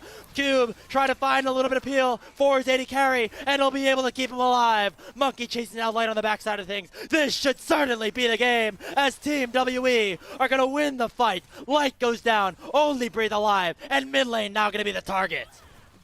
We have done it! We said up against Thunder Talk, it was an expected result. They've been taking games off of TES and other top-level teams, but here against Weibo, they do it. They find themselves their second series win. The unthinkable has happened here, Hulk. Breathe gonna try to fight things out in a 1v4, but the next is gonna be the target instead. Team WE win their second straight series in Group Ascension. They will take down Weibo Gaming 2-1 and send themselves up to 2-6 overall.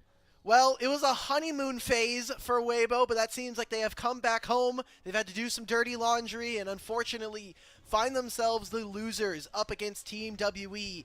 We said, early on in the split, how much learning can our bottom end teams, our FPX, our Thunder Talks, our Team WEs here in Group Ascend? Well, so far, I think we're starting to see some of those teams make good use of the experience up here in Group Ascend and are starting to climb. It was first games off of the top teams, AL, TES, BLG. Now it was a series against Thunder Talk, and now it's a series against WE. And to wrap up their round robin, they have a very winnable game against FPX. I mean, obviously, that's going to be a challenging one. FPX have looked very good. They've taken series themselves off of some of the top teams here in Group Ascend. But what a fun matchup that all of a sudden has become. It's these two teams that have come down from the lower portion of things. There were the two teams that did not make playoffs in Split 1 that are here in Group Ascend.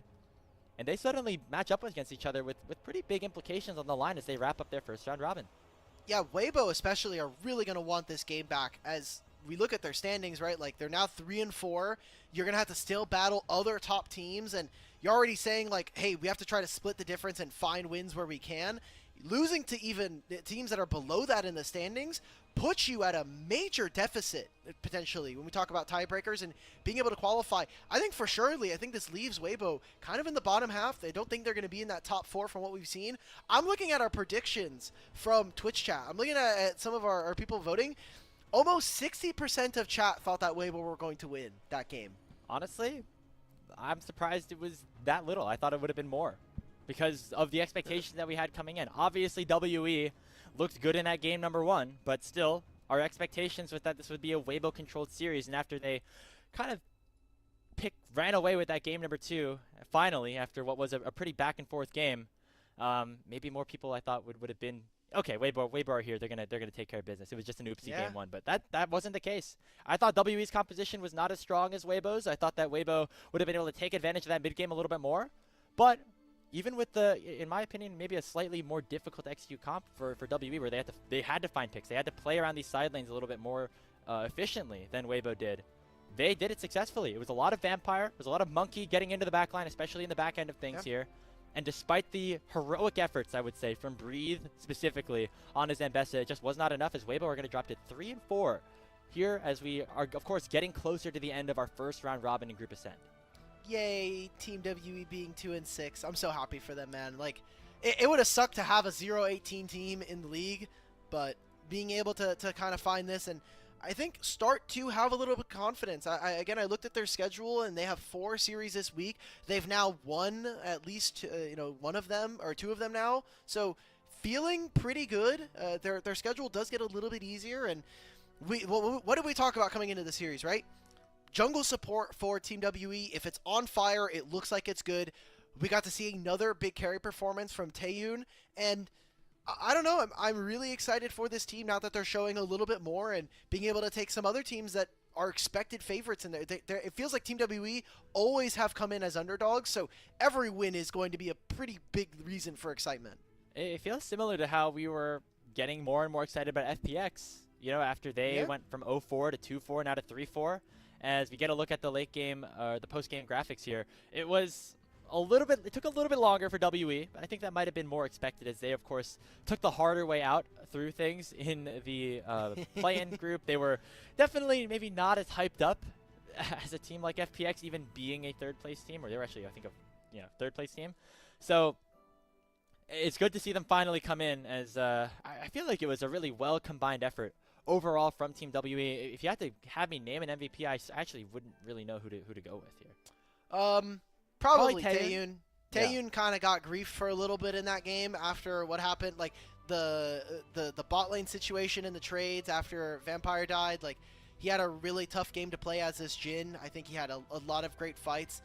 I'm still, if we're being honest and we're being like 100% truthful with ourselves, I think I'm still worried about some holes here for Team WE. Monkey in particular, when he's on carries, doesn't really feel like he has the best positioning. Karis still feels like a little bit of a liability in some of these fights. So they need to be able to tune this mid-jungle because everything else feels like it's kind of working. Cube is able to be like this weak side top laner who really kind of shows up for fights and for the most part does his job. And Taeyun's obviously a big carry for this team, but if they can shore up some of those weaknesses, maybe, you know, kind of play to them a little bit more, there's a very real possibility we see this Team WE start to make a real run towards the back end of playoffs. I just don't know how far this team... I don't think this team really has the ceiling versus a team like TES or anyone's Legend. You know, we'll see. There's still players like Vampire and Monkey in very early stages of their careers. Players like even Karis and Taeyun, who never really found their footing on the LCK stage, now getting a second chance of life here in a new region. Yep. There's still a lot of chance for growth here for WE, but I would agree, like in terms of the star power, not there just yet, although that could always continue to grow as the season goes forward. But I think it just goes to show a lot of teams in Group Ascend have the opportunity to do some work here. It's not just like the teams at the top that are completely dominating, even though right now anyone's Legends and top esports sit at the top of the standings. They've all, you know, dropped games to different teams around the area, actually both of them, to a team like WE. There's two teams, you know, like again, like the upper echelon is ALTES and then everybody else. They're all battling for table scraps. Yeah. This is literally like last year and the year before of like JDG versus BLG or BLG versus TES. So this is kind of following where most, but thankfully we have a new format, so I don't have to watch all of the Group Nirvana teams also give a lot of free wins over to the rest of the team. So okay, I mean, obviously we're going to be crowning MVP soon, but I think one last note here for Weibo is how exactly are we going to get around the fact that Xiaohu just felt, you know, not really like a part of this game. He had some individual picks. I feel like this team has a really hard time when Xiaohu is not on something that has free engage. So his Ahri, his Rise, things that give him the ability to actually play make, whereas the Aurora is really just like, I'm going to deal a bunch of damage, I'm going to try and burst you out, and if that doesn't work, then hallelujah, I'm going to be a really strong laner because I can abuse Electrocute early on. Yeah, and this is one of his more comfortable champions on the Aurora too. And we saw some moments during the mid-game team fights, but he really fell apart towards the end. I think most notably getting picked like early on before using a ton of his spells. Yeah. Like in those later game team fights, that's what resulted in WE eventually taking that game. He was the one being picked off a lot of the time. You remember that opportunity, you know, right around his base. He was trying to navigate to top lane. So question marks for Xiaohu. As we get our player of the game, it is Taeyun on the Jhin. 9-0 and 10 makes sense. Vampire was doing the dirty work for him though. He's the one who he was the one on the ground scrubbing the floors to make sure Taeyun could walk over the clean floors here. Good job from Vampire, and really happy for Team WE to now find their second series win in a row here as they've had to play the last couple days. They still have a tough opponent. They have to fix their last series this week is going to be FPX, and that'll be tomorrow as well. So hopefully they can kind of keep their heads on straight and finish off strong here in week number 4. It's going to be a fun way for them to wrap up their first round robin. But speaking of ways to fun things to wrap things up, we got a really great second series coming your way here on LPL English. When we return from this short break, it's going to be Anyone's Legend up against JDG. You're not going to want to miss it. We'll be right back in a few short minutes.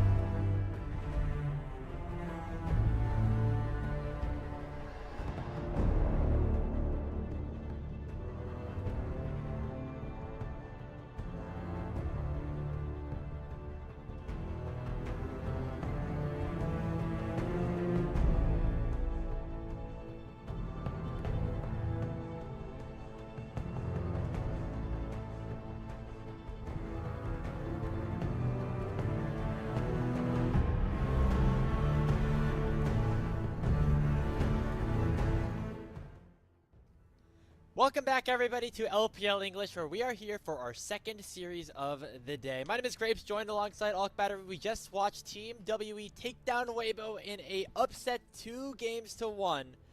And now we have, I think, the more hyped up matchup coming in, but I don't know. If they can deliver and be just as exciting as the last game, that should certainly be exciting. It's anyone's Legends going up against JDG. These are two teams that had expectations of winning the LPL entering this split. One has definitely been accomplishing those goals so far. The other kind of on a slide as of late.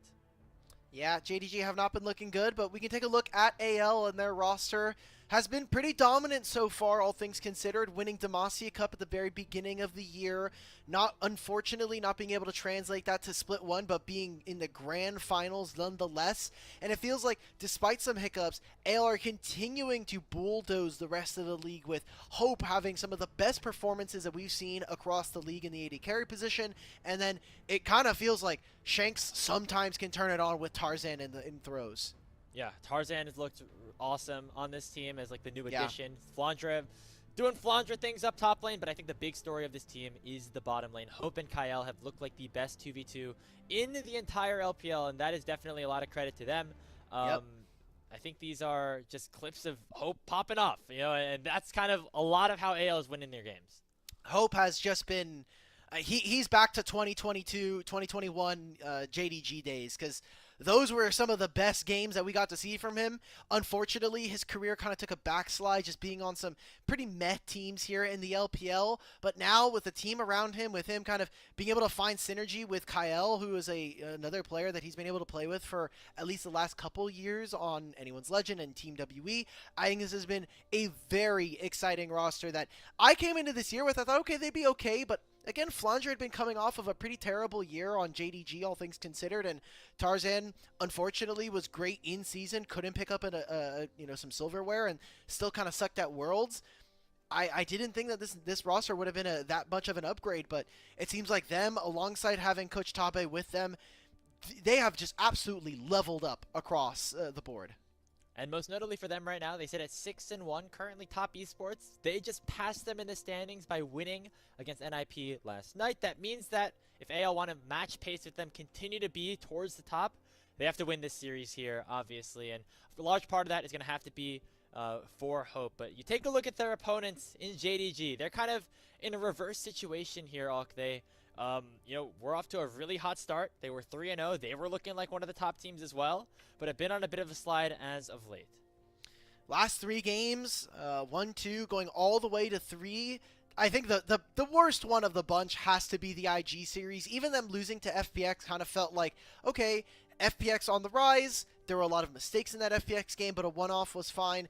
That IG game, if you didn't watch it, their first game coming in was literally their last game in that series was a back-to-back just run from one side of the map to the other. They almost blew up IG's base. Couldn't do it. IG then immediately end the game afterwards. That's essentially a JDG win, but just won't show up in the win column. And then the loss to Weibo. There is a lot of things going on for this JDG roster. Let's take a look at that roster. Again, had a lot of high expectations coming in. They looked pretty good, I think, throughout a large part of the season. But it seems like as soon as they always find their footing or almost find it, something goes wrong. And most recently, they've swapped out their coach. CV Max is no longer there. It's Bobo now running with them for the remainder of the split, seemingly. And a large part of actually all of why JDG have been dropping some of these recent series is maybe by one of their biggest stars in the mid lane. Scout has had a tough time as of late. When we looked at this roster coming into the year, we were like, okay, Missing isn't performing very well, but Pays is still being the best performing player across the board. But Scout there was a moment in time where I think split 1, Scout looked like, bottom half in terms of the mid laners. He had very little impact in games. He was really, really suspect in some of these. And right here, these are some clips where we're looking at the history between these two teams. Just the last time we saw them in a best of 5, and definitely in this series from split 1 playoffs, AL just had their number every single matchup. Yeah, I remember JDG were looking really hyped up coming into the playoffs. They were in the upper semifinals, and then they lost successive matches to AL and then TES down in the lower bracket. I mean, this was a fun series, I think, just overall. But yeah, in terms of what we were, expecting from JDG, it was a little bit more. This is the one game that they won. It was with Shun on his Kindred, winning this really crazy fight at very narrow margins. But the rest of it was really AL controlled. We got to see a lot from Hope. I think that Shanks has had series where he feels like he is the guy. The problem that I'm having with Scout in particular right now is just he gets caught on side lane a lot. He gets caught in general. This one is like a level 1 play, so I'll give him some amnesty there. But he has just been kind of streaky and sometimes for the worse for his team. So I'm hoping that we get to see a little bit more off of a pretty legendary mid laner here in the LPL, being able to bring home a World Champion trophy. And that's, I think, part of the fun of this lineup and of this matchup in general. Flanger going up against some of his old teammates in Scout. Same thing with Tarzan, and being able to kind of have some of that fun there. Yeah, a lot of history between players. I mean, when you're in the LPL for this long, you end up running into some of your old teammates. Obviously, Hope made a big name for himself on JDG in the past as well, so that's going to be a fun little narrative to follow as AL ended up taking care of this series, I think, rather easily. A lot of it just came down to maybe JDG just being out of position a little bit, and that's something that I'm going to look to in this series as well. That has clearly been something that they have been struggling with, even with their new coach coming in. And if they can turn it around and play the League of Legends like they played in the first 3 series that they had in Ascension, that would be a big statement for them to end up, back in a winning record. But as we take a look at some clips of Scout kind of getting caught out in particular, it's been really rough for one of the best mid laners that we have historically had here in the league, another world champion. Now, some of these clips are not always, going to be very negative towards Scout, but just it's going to become a problem. I think there was a very repeatable strategy that we saw from the FPX series to the Weibo series that you're seeing on your screen to even, some of their other games where Scout's sitting on a side lane. He gets caught out so that, the game kind of slows down and he loses either his summoner spells or it's just gold out onto the map, and they don't play a lot around him. I think one of the problems that we're starting to see for this JDG team is that Shun and Scout, as much as 1010 would love to talk about their relationship outside of the game, so far we have not necessarily seen them link up all that much together inside of the Summoner's Rift, and that is a really big problem when we have so many legendary mid-jungle 2v2s across the league. Yeah, it just hasn't been enough to cut it. I feel like this was a JDG roster that kind of got assembled like semi last minute. I feel like when Scout kind of jumping all over the place, eventually landing here with JDG, but has not ended up working out so well for them, at least just yet. Haven't seen them at their full power. They've had moments where they've looked good. We've had that best of 5 banger against Weibo earlier. We had their early performance here in Group Ascension.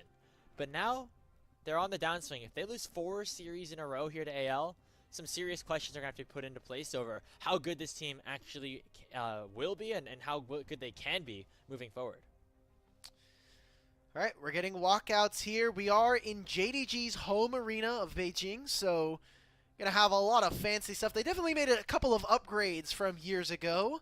And our 1v1 first side select is gonna be Flandre versus Scout. Obviously, couldn't have had it any other way between these two former world champions in their own rights, and maybe we get to see some fun love between some of the old EDG boys. And here come the walkouts. Of course, anyone's legends.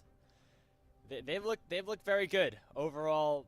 I mean, you could say very few flaws that you can really throw in there. The only things is that they've lost to Top Esports a couple of times recently, but apart from that, almost a spotless resume so far on their season in the LPL. Where JDG have not been the case. They have had the talent on their team. I think people would have assumed that this was just going to be another super team fielded by JDG entering the year, but they have yet to fully find their stride. They've had some ups, and they're currently on a downswing right now. We're going to see if they can break out of their slump against anyone's legends today. And a lot of those questions, I think, around JDG and whether or not this was going to be a super team were mostly focused on bottom lane. I think a lot of people saw Shun from last year in Worlds, being able to bring BLG out of a slump that Wei had found them in during the Rumble stage, the Swiss stage. But the bottom lane was the biggest kind of whether or not this was going to actually work, because Pays had just come off of a year on Gen G, and there was a lot of doubters saying, okay, Pays, you might have been getting carried by Chovy and Canyon Keen in prime time. Okay, so let's pump the brakes. But so far, it's really kind of been missing. Who is the franchise player here of JDG? Back all the way from that time on, the JDG of 2023, where they almost golden roaded. He has been night and day. Sometimes he has like really strong engagements. For the most part, though, missing has died a lot so far in 2025, and that is kind of going to be a big question coming into the series. A performing bot lane in AL versus a might be best AD carry in the league over in JDG. Yeah, because when JDG was doing well, a large part of it was off the back of Pays specifically in the bottom lane, in that AD carry position. He's looked at times like he could be the best bot laner in the league. But I think overall, when you look at consistency, that title definitely has to go towards Hope and Kyle, or specifically Hope, I would say, at this point in the year. That's going to be a big matchup that we're looking for. However, right now we are focused in on our 1v1 for side select between Flandre and Scout. Again, former world champion teammates together. And we know Flandre loves to cook here in some of these, in terms of the champions that he picks up. Oh, yeah. So, gonna be... I don't know, man. Tabib makes some of the worst drafts for these 1v1s, man.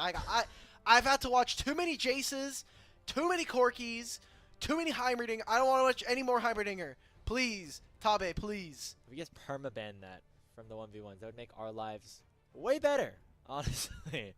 From a viewing experience, obviously. Here we go. It looks like Scout agrees, as the Heimerdinger has been banned. Let's go. Oh, no. Okay. At least they're doing some homework there. I don't know.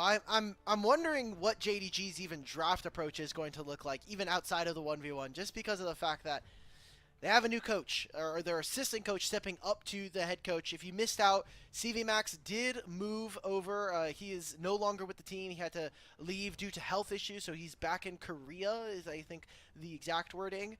But gonna be a pretty important one, especially mid-season for a team of this level, trying to keep them on pace. We're getting Sinsao. Okay. Lane Zinsao, it's powerful in the early game. I wonder if you go like Halo Blades for a little bit of extra dueling power to start things off. I feel like in general, you're almost trying to scale these 1v1s a little bit as you gain a lot of XP in these lanes. We're going to get a Gwen in response here, so a very interesting one. I feel like we have not seen this matchup before. Maybe I'm wrong. Gwen Zinsao, definitely not. This might also be the only time we get to see Gwen this series, so soak it in. True. Let's all get our Gwen is immune jokes out of the way. I'm kind of glad that that like really quickly died out, especially mostly because she just dropped out of the meta. But Gwen is immune was kind of cringe, if we're being honest. It was a crutch phrase, that's for sure. Yeah. I'll make sure to use it to piss you off if they get picked up in this series. I have server mute prayers in this server, so don't worry about that. Yeah, the stream can still hear me though. You'll just not crap, be able you're to. right. You're right. Here we go. Producer for whom I pay your checks. Checks? Can I have a can I get a mute grapes on stream button? You have to pay him more. You're gonna have to pay him more than what we're getting paid right now. You can support us on the coffee page down below if you want to help us out there. If you guys donate to the coffee, I can get a mute play-by-play button on the stream. All right, perfect. Continue, grapes. No, maybe. Are you sure you want me to? I don't know. I think we're good here. As we're getting ready for this 1v1. I love how in this situation you see all the players just like kind of backseating their teammates here. Yes. On the side, looking over on the side monitor. It's a fun time. Here we go. On to the Abyss we go for our 1v1 for side select between two former world champion teammates. All right. I'm so sorry. I know that this 1v1 is probably going to be pretty boring. I'm just looking at Twitch chat. I usually don't do this, so I'm going to turn it off after this. Are we getting 1v1? No. Grapes is dropped in a fine sweater. No way I'm going to mute him. What? Dude, you always have fans in chat, dude. I don't know what's going on. Actually, I do, but Kirby bounces in here. Oh my allegedly. Just confirmation that we do sometimes check out the chat, guys. So maybe you'll hear us. Maybe you'll see. Maybe your word will come over to us. As, again, cardinal rule that you just broke, by the way, Al. You're not supposed to do that. Dude, like half the people that you employ for Salty Runback are actively in chat while the game is going on. I'm sorry. The guys you had on tonight, also very guilty of that. Hey, but we don't have to talk about that right now. We don't have to talk about that right now. It's okay. We got a very fun the temptation 1v1. calls. Temptation of Twitch chat calls. It's like the candy. It's too good. It's the goblin mask, but every time I check tasty. it just calls me some kind of like thing that would get me banned on stream. Look at the CS gap, by the way. What the hell's going on? Scout's like, well, I could try to find an all-in, but I'm pretty sure as soon as I dive in with the lightning, like as soon as I go in with 3 Talon Strike, I get immediately all of my HP mauled to death. Yeah, it's tough. I mean, this is an opportunity now underneath the turret where Flandre can't really respond as well. Throws the Ignite down, actually. But you can see right now, economically, if Flandre just kind of plays this out slow, he will have the advantage because he's currently farming up much better than Scout is at this moment. Scout very much looking for the all-in in this 1v1. Not really trying to go towards gold. He actually hits level 6 first. That could be big with the Crescent Guard. Hasn't used it just yet. Looking for that knock, but not going to get there. So just pushing Flandre away from the wave. I'm just double-checking what Crescent Guard actually does. So, it does damage. Cool. It stuns. It sweeps you away only if you haven't been hit by if you're not challenged by the W here. Oh, looks like right now Flandre gonna win out on this one. There's a snip. Ultimate came out. It was not nearly enough here for Scout as he ends up dropping. I feel like we know how this one's gonna end here, Hawk. I'm not gonna lie. Yeah. I have a sneaking suspicion that if you don't know, our side select determined by first to 2 kills, first turret, or if the Ring of Fire is active at 7 minutes and it is sudden death. This matchup's looking not very fun to play. Flandre's even going to be able to grab a plate for himself. You got an empowered recall if you got the last kill in the game. So, good for Flandre there. About a level and a half over his opponent. It's tough. Tough to be. Oh my God! Completed Riftmaker open. Versus Hex Drinker. Jesus Christ. I think it's a let's go in, let's limit test a little bit, and let's get to the draft as soon as possible. Start thinking about counter picks on we want to play on R5. I think we're thinking about red side right now. Yeah. I mean, okay. Do you want actual cope or like are you good with just like? Sure. Fire away. Okay. So there is a world where Scout gets enough combat stats and the healing from 3 Talon Strike that maybe he is able, or from Determination, which is the Xin Zhao passive, that maybe he can try to duel. I think the Crescent Guard is more powerful for being able to stop Flandre from getting damage with his ultimate. That's about it, though. Yeah, the ulti doesn't have too much use here on the Xin, as right now the kid just all abilities in favor of Flandre right now. His Scout's already down to half HP. He's gonna have to go back to base, and that could be a lot more plates, a lot more gold going over to Flandre, as it's looking more and more cooked by the day. We're getting a well done on the meter right now. Oh my god, he's literally double up. Does he even? He actually just gets his third plate, by the way. He actually might just get 2 plates. He might end the game, actually. Wait, he's gonna have E again? He gets the game! Scout's gonna have to do something quick! Otherwise the tower's gonna go down. He W's away from the Wind Becomes Lightning. Takes down the turret. Hey, it wasn't the 2 kills, but we got a turret kill in our 1v1. Anyone's Legend gonna have side select here for game number 1. I want to thank you, Flandre, for not making me have to watch another 3 minutes of that. that was like we tried yesterday with or the day before with Rafa while the 1v1s were going on. If they were boring, we kind of took a nap. Kind of don't want to do that. I'm still wired after the last series, and I don't want to kill the energy going into game number 1 here. We got a pretty big one. AL obviously choosing blue side. That's good. Obviously, I mean, we continuously say blue side is OP here in the LPL specifically, where I think it's like a 57-58% win rate compared to even like the LCK, where it's about 50-50. It just seems like the teams know way better of what to do when they're on the blue side in terms of how to draft. So that's gonna certainly help them out here. Right. So blue side, obviously a pretty big advantage, has been pick of the litter for every single team coming out of the side selects. And we have to start thinking about champions that are going to be really high priority. Again, the most obvious ones for this patch, Gwen and Bessa, the Jace, as well as the Rumble. Coming in, Flandre has been flexing some of those tanks, has tried to get this York to work. I don't know if it's necessarily going to be a game 1 special, but you know, these are just things that both teams are really going to have to prioritize. And then we don't even we're not even considering what's going on in the bottom lane, right? Like, are we just going to open up with yet another like Jinx versus Kai'Sa game? I would love to see a Hope Jinx game, like, personally. He's very good at the champion, and he pays it as well.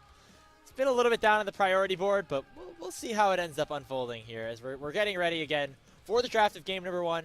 Just like we said in our earlier matchup today, obviously it's just a best of 3 out of 18 different best of 3s that are played between these two teams. But in terms of the momentum that specifically JDG are riding on right now, they desperately need a win to try to get out of this rut. It's going to be a tough one, though, as they're going up against one of the tougher teams in the league. AL currently trying to match into a tie for first place with Top Esports, and they're going to try to do it here as we open up the draft for game number 1.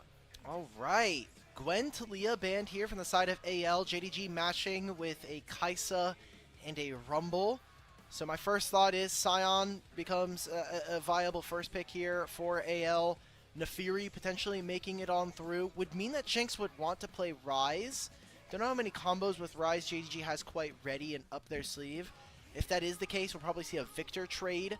Just up to JDG, what are they willing to ban? Is it maybe another jungler here? Again, Nefiri, or maybe the Xin Zhao for game number 1? Yeah, the Vi already taken away by AL. Another little intricacy here is that Ala is a very good Kennen player, and so B wanting the Gwen, maybe not the easiest thing for you to do, as that's a counter that I think has gone pretty well throughout the league. The Misfortune going to be the final ban here. That leaves Varus up on the table. It's going to be picked up and played by Hope in the bottom lane. Against Thunder Talk a couple of days ago, I think he went 10-1 on this pick, so it's a very good option here for Hope. Yeah. Okay, JDG, let's just slam Nefiri plus Ryze. I think it gives you the best combo just for setting up this Nefiri. It has also been their most popular one that we've been seeing as well. So I think it's fine with where you're at. You're going to be tanky enough, and the dive onto an immobile carry like this Varus is going to be pretty fine for the most part. Sean, all of these are fake. These are fake hovers right now, so we don't have to worry about it. It looks like Pays is going to be who they're looking to try to pick up something for, though. The Ashe should be interesting, as not as much hard carry potential on that. as we are going to finalize our first rotation here for JDG. Again, the Nefiri likely to go towards Shun, and a Nico locked in here, most likely towards missing. The Callista, actually something that is still available. I could imagine Pace taking that here on 3. That's normally something that is banned away pretty early on in a lot of the drafts that we have. And usually when we have the Nico, especially when trying to play into like a Varus or something, you usually want to be able to have the Misfortune. So interesting gambit here thrown down by JDG. They're instead, from the side of AL, going to be going for a poke composition. Now, Karma can be flexed into the mid lane, so good to keep that open, lane. But or the top lane, yeah. Flandra is a bit of a demon when it comes to cooking up there, so a lot of flexibility, but if this is going towards where we think it is for Kyle, then very heavy on the poke from the bottom lane here of anyone's legend. We'll see if they grab that Callista here for Pace. The Jhin would be, I think, more just trying to match poke with maybe a little bit more poke, a little bit more range damage. We're going to get that style of bottom lane opened up as we head into the second phase of bans. I think right now both teams in the need of a little bit more hard engage. I imagine the top laners could be a good factor or a good place to find that. Okay. I feel like it's so hard to try to ban out Flandra, though. Like, if you're really trying to force him, especially game 1 of a series, I could see it maybe if we went further. You can already see that JDG, they don't know exactly where this Karma is going, so I think a focus is going to be probably ban a mid laner and then ban just one top laner instead. Allah has also been pretty flexible as to what champions he kind of can play, so wouldn't be surprised. I think Poppy starts to get a little bit of value here for the side of AL if they decide to go for it. I'm looking at what JDG have here, and in terms of mid laners that you would want to go with Nefiri, I really hate the Ahri, but it's seeming more and more likely that that might end up being the case here. That Rise still available as well. Somebody like Scout played the Hui earlier on a couple of days ago in their matchup against Weibo. Could maybe work out a little bit combined with the rest of the long-range artillery damage that JDG do have with the Jhin. We're seeing right now Alla getting targeted a little bit with the Yorick takeaway. Sion to be matched against Flandra. He was one of the players who really popularized the Sion pick as just being a tank that can like take over a game if it becomes a little bit too later on into this one. So that is going to be the focus there.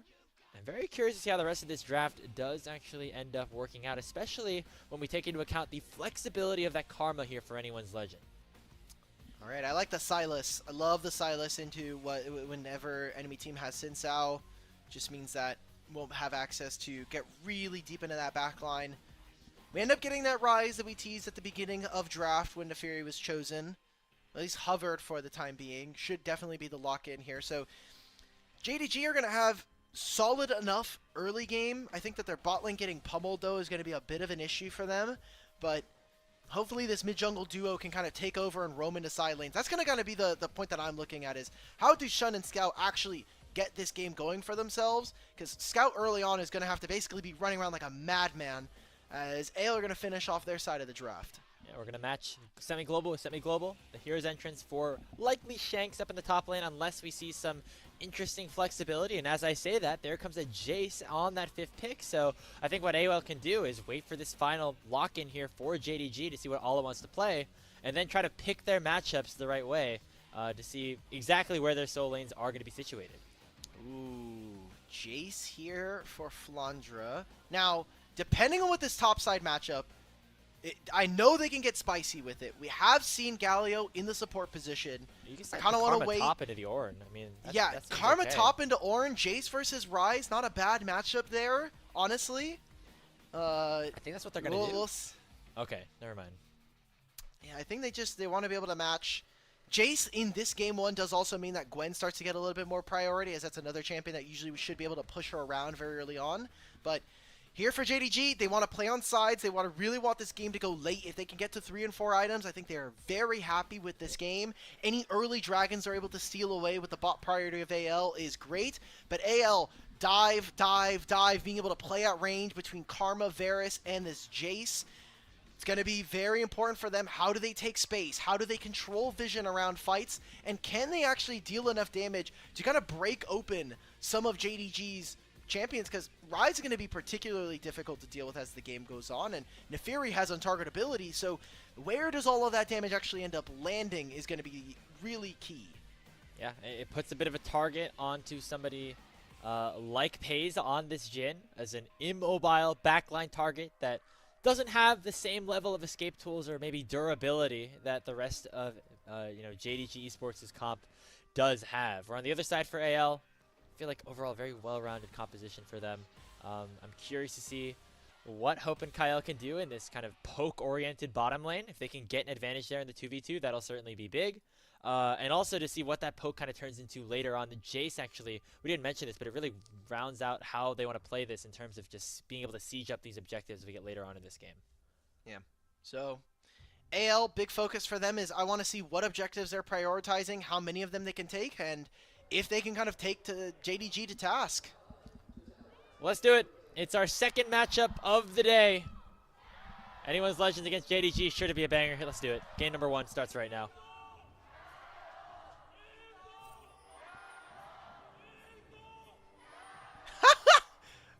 I saw that.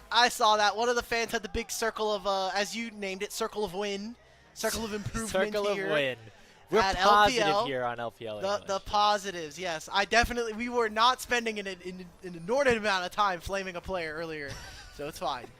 But early vision here from AL. They have a lot of skirmishing power very early, so makes sense for them to do this.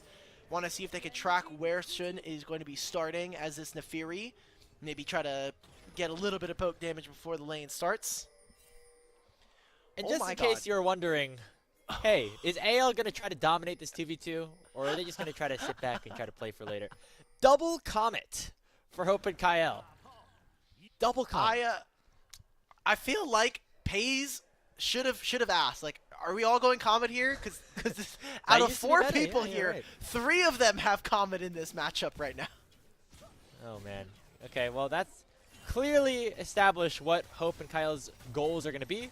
Get the push, land those spells on early on, maybe try to send Tarzan down here to make a little bit of an impact on the bottom side. As actually Tarzan pathing away, starting on his red side jungle, and there is a ward on the blue buff right now that was placed by JDG. While Hope isn't landing very many of these, Kyle is doing God's work out here. He is putting the damage down onto JDG and making sure that they are not having very fun. Should be level 2 going over first to anyone's Legend. Trying to get the tether. Good job from JDG to stop that. And there is some wards put down in JDG jungle, or in AL's jungle, but that vision did just expire. Flandre already doing a fantastic job of forcing Alla low, and hey, his junglers are going down to the opposite side of the map, so this is going to be a survival mission now for the Ornn. I have a bad feeling, just looking at this 2v2. Ooh. As Tarzan here after 3 camps. Maybe looking wants to try to invade onto the Fury, yeah. Okay, we're going to go in. The blue buff is available. I don't know if Shun knows that this is happening just yet. He's going to continue to finish his full clear off. Most notably, the ward is not going to spot out Tarzan here. Yep. And right now, because anyone's Legends bot lane, they have the push. They can get in here a little bit earlier on and help Tarzan take away this blue buff. I think that was really smart coming in from Tarzan, waiting for the ward to expire, maybe even trying to force another one from Shun. Ryze has first move, but Galio can be more impactful. It'll be the smite out from Tarzan. Early invades going on, and look, Shun has only now finished 5 camps here. He'll get a 6th one by doing the bottom lane scuttle, but for the time being, after Flandre gets this wave in, it looks like they're going to probably even try to recall here, so Tarzan gets a pretty big advantage in this jungle matchup now.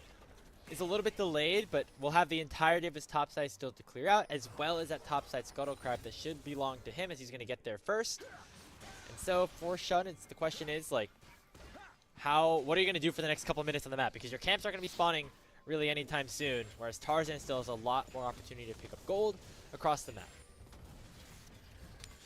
Maybe he can look for, I mean, there's just, like, no lanes for him to gank, right?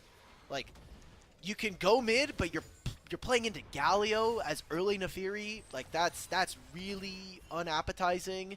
Maybe you can try to cover this topside play. They are sending multiple members, as Shun will have his respawn camp, so he has a little bit of time. Maybe probably just investing a summoner spell or 2, but we'll get spotted by this lone ward from Flandre. I feel like 3 Nefiris means that Flandre knows he's got to get on out of there. Let's see if he has to burn the flash. Does get hit up by the root. Deadly Flourish is flashed away from. Wow. So they do actually get a win there.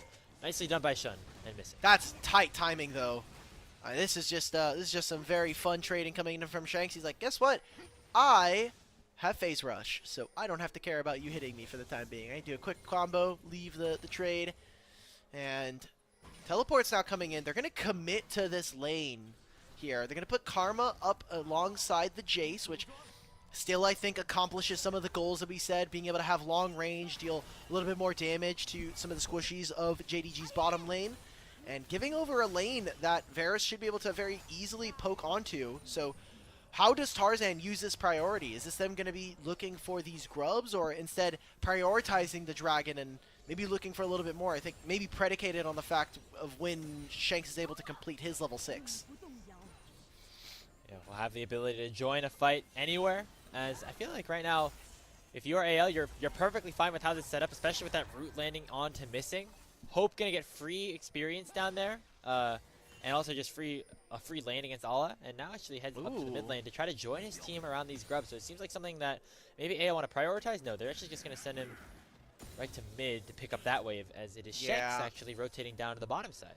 I think what's going to happen here is that AL are looking to play around bottom lane. I mean, what could happen here, I think, in theory, with Tarzan is he could try to recall. I just don't think he has a meaningful amount of gold, so you're already starting to see that AL, having already sent Kyle down in through the bottom side of this river, he's going to try to protect his top laner where he can, but they're trying to just play around the lane that has the Galio ultimate, right? That's just the more important portion of this game. But they're moving away right now, recognizing that seeing Shun on the bottom side of the map, they just want to try to grab these grubs. Okay, so play away from the Galio, not what we were expecting. Yeah, so John going to get the dragon in response. It does leave Shanks a little bit isolated, but should be able to survive under his turret rather easily. As this seems to be the trade that both teams are just, you know, kind of okay taking. It's going to be grubs on the top side for AL, as despite their bot lane rotating up for JDG, they're still going to lose out on this one. It does mean that, of course, the dragon will go over on the bottom side to the red side, as we've really seen a complete reallocation of where these lane assignments have been going for AL. They're playing it very creatively, and honestly, I feel like they're getting the better end of things overall. Minor gold advantages for their side. JDG hoping that they can get some Drake stacking. For AL, what I am interested to see whether or not this is going to be the case, if they decide to contest for third grubs. Now, obviously, having multiple grubs, being able to pull the enemy team across the map is very powerful, but I think they'd be willing to trade just so they can grab themselves the second dragon and put themselves in a really good spot, as good damage coming in from Flandra, especially with this Grasp of the Undying Jace. It's been some damage, but it's running a little bit low on resources, so this might just be some free time on the turret here coming in, as Shanks doesn't have teleport, Flandra won't have teleport, and this does mean that Scout can kind of move around the map and move with his jungler, as Shun has now ticked over to level 6. Yeah, and we take a look at these bot lanes here, now rotated to the mid lane. I have a bad feeling, Alk, about, you know how they say like things are like recession indicators? Yes.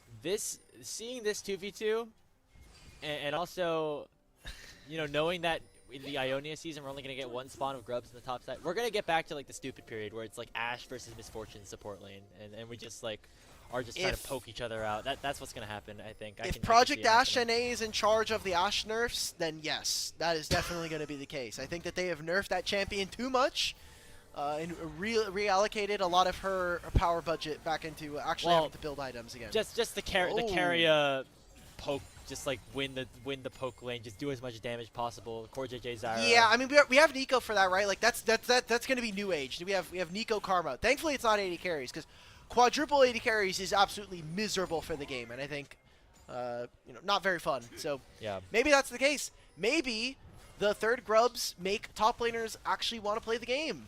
Probably not going to happen, but you know, anything's possible.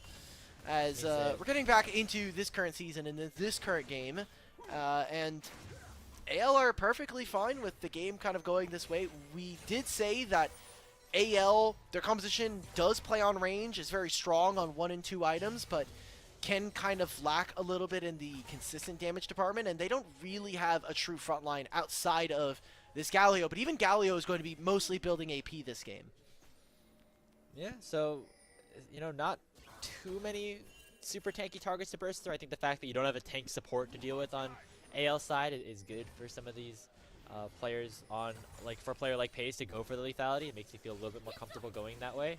Especially if you can like one-shot someone like Kyle with a 4-shot. That's 100% worth it, right? And so we'll see if that ends up coming into fruition as we have the grub spawning in another minute. I think JDG would love to get control of that and at least even things out. The way that Flandre can position around the map, I think would make it a little bit harder for JDG to play the game if they get all 6 grubs away. So it'll be interesting to see how they try to set themselves up for that. Scout is perfectly fine with this, though. I mean, Galio doesn't have his shield coming back up. It's still on cooldown after taking a bunch of damage. He also can very easily clear this minion wave. So Scout's feeling more and more emboldened, and this is a free lane for the Rise, right? Like Galio should be able to provide a lot of crowd control, is usually very immovable, but for the time being, like, you're giving scaling time for this Rise, and we'll need to see if Flandre's going to have an impact, because on some of these carries, Flandre has not been that impressive so far, and we're seeing JDG make a pretty concerted effort towards putting resources in the top side right now with Scout teleporting.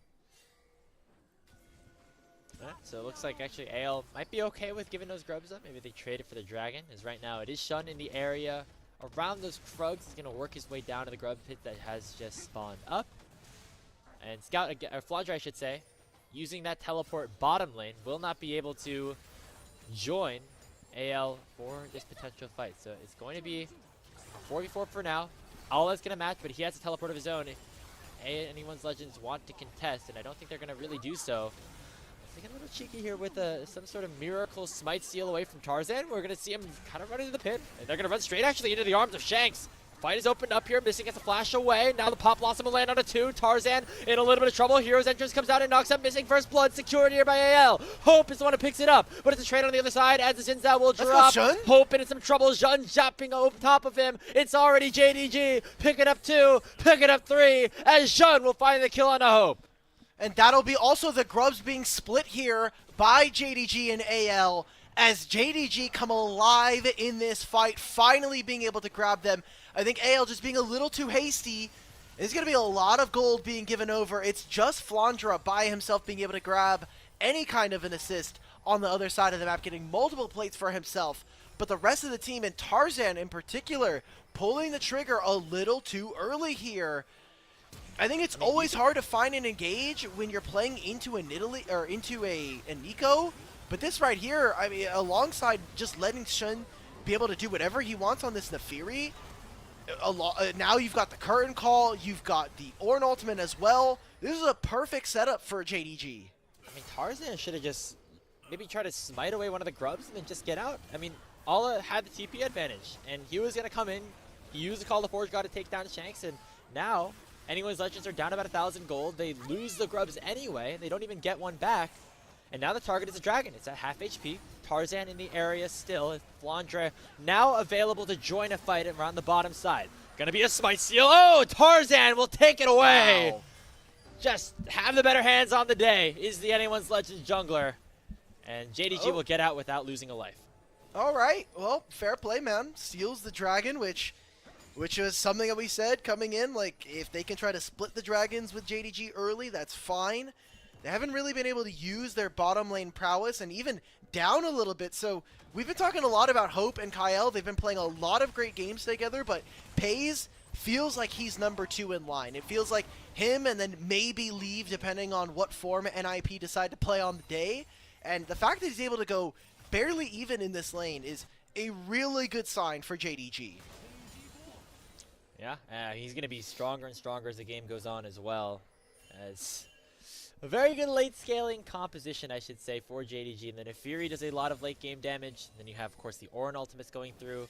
Pays, you know, has that kind of mid-game trough where he's not as strong. But once he gets, like, some more crit items potentially after the early Yomus, that could become a big spike. And then Scout, obviously, with the Rod of Aegis, continue to scale up. I think as we get later into this game, that's where we favor JDG more and more. But right now, AL still have an opportunity to do some things. The Xin Zhao Galio combo, certainly very powerful in the mid-jungle 2v2.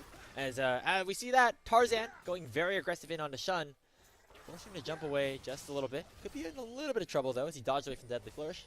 Ooh, and we'll be fine. Fancy feet all over the place here. Ala If they decide to collapse, this could be very dangerous. It is an orange, so it's going to take a while here.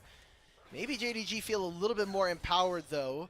Pace has first move. He seems like he's angling towards that position. Man, there's just a lot of posturing, a lot of scuffling. Nobody's going to go fully forward, but finally Tarzan does. The Orange Horn is sounded. It'll knock up Tarzan, but not do any damage to him. And now he's completely isolated and taken down as Paze lands the final shot. And now Kyle in a little bit of trouble too. Pop Blossom comes out, not finding Hope, but Shanks will follow the same. It's a double kill over to Paze. Now Hope going to be the target, the third shot, and the fourth will connect. The barrier used in response, and it will mean that Hope will live.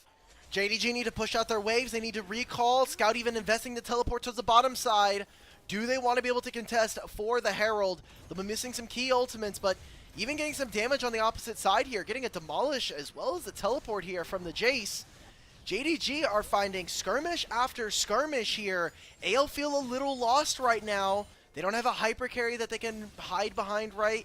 And a lot of the gold that is in their advantage is from Flanger. We did not see very much gained by Hope and Kyle with this poke lane. We take a look at this replay. Look where everyone is. Like my Nico is, or my Karma is just not on the same screen right now. Good engage, good find from Allah, but Hope has to wait for his cooldowns. He needs to wait for his ultimate. He needs to wait for his spells to come up, and JDG just have more damage in the meanwhile. And I understand that, you know, we talk about the scaling that exists for JDG. If you're AL, maybe you want to try to take advantage of these 1 to 2 item spikes that are starting to come through for some of your carries, but Tarzan has picked some really inopportune times to go in, whether it was around those grubs or then just there on the river where there was no neutral objectives to fight for. Such telegraph plays that are answered easily by JDG, and they're now up 2,000 gold in this game. And they have, again, in my opinion, a really good scaling comp that's going to perform well as the game goes on. I mean, you just look at the items, right? Like, they're barely even on Rod of Ages. We're getting another skirmish here. Now, neither Galio or Scout can get here. Scout will be here first because he has Realm Warp, but Shanks is going to have Hero's Entrance soon. Yeah, Ale, they're just caught out again. Ornhorn, nice use of the Chain of Corruption, and that actually could be a little bit of a sign for anyone's Legend to go back in. He's down at half HP. He has to jump away, doesn't have the Call of the Pack available for him, and so will be able to back out without going down. But AL trying to retake control of this pit. The Rift Herald still has not gone down. We also have Dragon spawning in 45 seconds. AL, they still feel hesitant, though, to start this one up because JDG are very powerful on the map. Yeah, they're missing ultimates from the side of AL, so they really need to muscle over JDG. The longer this takes, I mean, Shun's now just been able to jungle privilege his way back in.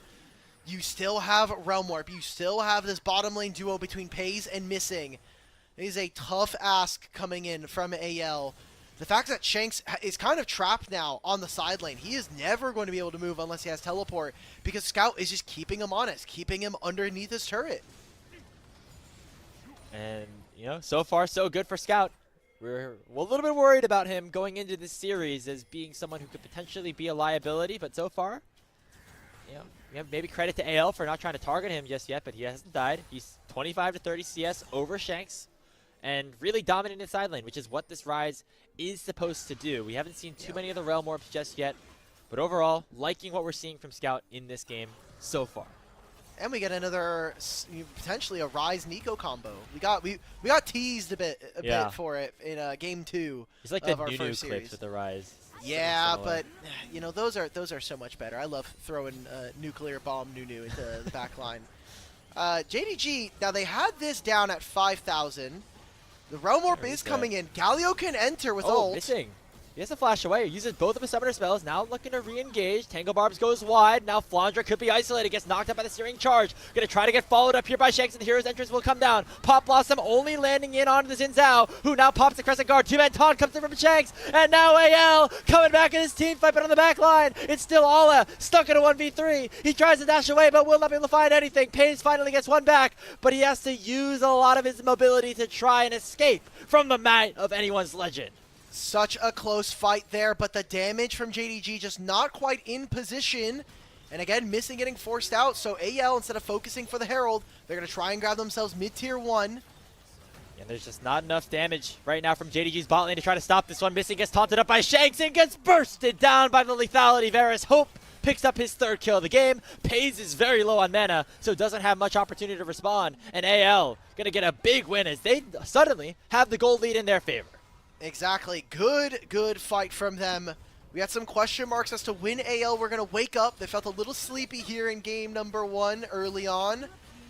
But I will say, part of this composition was the poke and then siege. How can you deal with them at range? It was Hope and Flandre throwing out spells, the ultimate forcing the flash out from missing. But this fight is just completely scattered. We're on opposite sides of the map, and even look at Pays here, trying to get his ultimate. He's waiting for the Crescent Guard to fall, but it's just taking way too long. He needs to get into this fight. So Pays kind of just off to the side and not able to do all that much. AL playing really well around their cooldowns.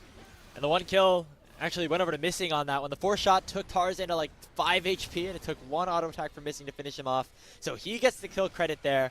Not the best situation for JDG off of that play. And now Missing could get caught out again. He gets hit by the Chain of Corruption. And that's a lot of damage starting to come through on this Varus. Now has 2 completed items and is very strong in this mid game. This is where AL have to try and punch back a little bit after winning that 1 fight. They cannot they have to continue to, keep their foot on the gas pedal. Okay. Thought they were going to maybe go for a Dragon immediately off rip with Missing taking a recall. Seems like they are more worried about having mid priority. Shanks does have the hero's entrance in 5 seconds time. Tarzan's going to recall, so I don't think we're going to get all that much. Kind of looking at items right now, I mean, Scout is really powerful. He's 30 CS up on his lane opponent. He is playing into a Galio, but Seraph's completed. Rod of Age is about to be done in less than 30 seconds. Like, he is getting very close to the unkillable Rise status that we had set up from draft. The question is, can Scout position well enough in these fights to be useful? We've seen him have these big leads in some of the losses that JDG have suffered recently. And it's not necessarily that he can't get the leads, it's that he can't necessarily utilize them to the best effect. You see right now that Otacon will be the false lives potentially available for whoever takes that down. There's a little bit of extra pressure potentially around that objective on the top side of the map. As that's where they sent Scout right now for JDG. They sent him there, try to push this wave in. It's going to be matched right now by Shanks. And that's been the way that JDG want to play this map out right now. Mm-hmm. Allah already has upgrades, and he gave one to Pays. We have upgraded Youmuu's Ghostblade. All right, AL, let's see this turret dive, brother. We're sending him in. Oh, we're getting multiple teleports. Avenger beams. Okay, everybody's coming into the party. Even the Realm Warp comes through from Scout. He's going to use it to yeet himself on out of there. But now Allah is caught out. 5 members of AL suddenly have converged on the top side of the map, and they have taken down the Ornn. Sean has to jump away. Lewin becomes lightning, already landing on top of him. Here comes Kaya with a Rift Herald, but he goes just a little bit too far forward. Might have failed his driving test a little bit there, as AL just get the 1 kill and will back away. Clean play around the map right here, sending everybody up to this side of the map, trying to get that. And what they got out of this was not only the teleport from Allah, but also just grabbing that kill and that top tier 1. Now, Ultimate's still here for JDG. They still have the Pop Blossom if they want it. Shun as well has the Call of the Pact. Takes a long time to kill this thing. He's going to get in. Yeah, it's going to take a little bit here. I think they're a little bit worried. Current Call's opened up, and Scout is coming through. Just has his flash available. Scout joining the area as well. The health bars are suddenly so low. Tarzan has to flash away, but he goes right into the overload of Scout. Scout has found his moment. He's found his opportunity, and he's found himself a triple kill against anyone's legend. That'll be the Otacon leashed on up. Pays is hitting it, and his team is just doing jungle camps right now. Like, guys, maybe we go for this. That's 2,000 health. They're going to finish this off. JDG, hey, home arena, maybe giving them a little bit of a buff here. They'll have false lives for 2 minutes. Baron will spawn in 1, and Scout finally has that moment on Rise where he's able to take over a team fight. Oh, man, that must feel good for Scout. It's been so much frustration, so many opportunities to find plays that just go a little bit by the wayside. But this was just the perfect situation, the perfect setup. They send everybody on AL back right into his waiting arms.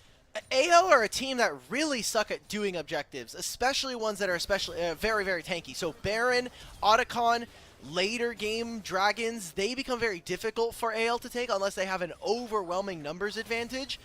For now, we get to see it right there. It took them forever to actually take down the Otacon. It doesn't end up being the case, and Scout gets to come on through, level 16 now on this rise, so this overload does a hell of a lot of damage, and he's going to be a super strong spit pusher for the rest of this game. Even looking at some of the item completions coming on through, Infinity Edge almost done here for FaZe. JDG are cresting the hump of the mid game and getting into a very strong point where AL have just not been able to really push their early game advantages from draft. And back and forth we've gone. However, the later this game goes, we continue to say JDG should have the advantage. You look at Scout, level 16, 3 items. FaZe nearing that Infinity Edge, as you said. Even Shun, with this false life, can get to play very aggressive in these siege attempts of the bottom lane tier 2 turret, which we're seeing another wave crash in with right now, missing. Dude, can they count? This is the question. Can AL count? It looks like they will be able to, as the tier 2 tower does go down. Baron now up on the table. False lives available for another 45 seconds, but it looks like resets are going to be the name of the game now for JDG. All right. Take the game slow for the time being. Get your items. Spend your gold here. Very important for both of these teams, as JDG have been on a pretty big slide in terms of their performance. Starting off the season 3-0, series score 6-0 in game score, which was very impressive, and then immediately losing the next 3. Feels like a immediate crash down back to earth. And I mean, this is a team that we had such high expectations for. The players by themselves should be garnering at least a top 3, a top 2 finish at the very minimum. And kind of having that floundering in the middle of the split, also having their coach leave halfway through, feels like kind of the odds and chips stacked against JDG's favor, sometimes of their own doing, especially when we've talked about some of the individuals play. Yeah, we've seen flashes from this JDG team. It just hasn't specifically all lined up in recent weeks. Of course, they started off the Ascension group stage 3-0. As we previously mentioned, it looked like they were suddenly going to become a top contender. But then it was losses, it seemed like FPX and then Weibo. But this could be a return to glory against one of the best teams that we have in the LPL. But Scout gets taunted up by Shanks. He's going to get potentially knocked up. He has to flash away from the hero's entrance, but it still knocks up 2 members of JDG, all at half HP. Here comes the Ornhorn. It knocks up just the Jace, and the 4th shot will not find its mark from FaZe. Here comes the engage from Shun, but he gets yeeted all the way away. He goes in target, will try to keep himself alive, finally flashes out as well. FaZe still at full HP. Shun gets the first kill, and Hope is down. Flandre the next to follow, but he gets shielded up, but gets locked down by the deadly flourish of FaZe. That is 3 down for JDG, and only Tarzan and Kyle are left alive. Oh no, AL, they're going to falter. They're going to potentially win this game now from the side of JDG. They got minion waves. They even have ultimate for Rise here. They can immediately teleport this into the Nexus turrets. This could very well be it without a Baron buff even be taken. There's the Realm Warp in. Tarzan's got to do the unthinkable. He dashes into the 1v5 but only picks up 1, and one of them is not FaZe. He does so much damage to these minions. Scout does as well. They're on to the Nexus, and JD Gaming pick up game number 1 over AL. In dominant fashion, this was the JDG roster that we saw glimpses of in Split 1 and a hell of a lot of to start here in Split 2, but unfortunately fell to the wayside. Now, can they close out this series is another question. AL are a formidable team, one that, especially with Coach Tabe at the helm, can lead them to victory. But this is the kind of JDG that we were hyped for, that we were like, okay, they could be top 3. They could look to potentially be that next team now, with BLG slipping and IG continuing to be very inconsistent. But JDG now, I mean, like, I don't know what else to say. Like, they locked in somehow. Yeah. I wonder if, like, maybe it was just some getting used to with their coach. Obviously, they had to, they slid a little bit. Then they had to bring in Bobo. They then lost to Weibo. They had a couple of days to kind of lock back in. I think it looks like the JDG of old a little bit more against AL. I mean, I don't think AL played a horrible game. I also don't think they played a great game. I think some of Tarzan's decision making on the Xin Zhao was a little bit questionable in the early to mid game. But JDG had to take advantage of that, right? And they definitely did. And now they're up 1-0 in this series. Yeah, we just didn't get enough from our bottom lane. I think when we have to go for lane swaps right there, and we're trying to put the Jace by himself into the bottom lane, it does mean that Varus doesn't get as much time to actually hit the turrets. I think when we looked at the minimap, there was a lot of bullying onto Ornn, but Ornn is a very, very good weak side kind of champion, and we noted it in the draft, right? Like, we're helping Flandre on this Jace, but Flandra's never really been a massive carry player, like, especially not in recent years. Maybe back in the day when we got some, some Lucian top from him, we were getting some different champions, maybe that was the case, but his best games this split have either been on Gwen when it was incredibly broken, his Sejuani game that we got a couple of weeks ago, like, he has been the best when he is on a tank. His Jace so far has just not been that impressive, and we didn't get to see him use his gold lead at all. And, the bot lane 2v2 for Hope and Kyle didn't necessarily go as they would like it to. Pays ended up being the better marksman in this matchup. The Lethality Varus didn't end up doing too much. And I feel like I'd rather see Hope on a late game carry that can really pop off in a team fight than, potentially have the game completely out of his reach by the time we get to 20 minutes because of just things outside of his control. And so that is my hope for AL, as again, they are one of our strongest teams in the LPL, currently trying to fight their way back up into a tie for first place in terms of match score with Top Esports. Obviously, they have gone 3 games with a number of teams in the midst of their 6-game match win streak, but of course, that's always a little bit of a struggle, especially when you lose the first one. Oh yeah, so I just am looking at this from AL. I'm expecting for them to have a pretty good bounce back and kind of take a look at like some of the champions from draft that are no longer going to be available. Obviously, Nefiri and Ryze gone as a combo.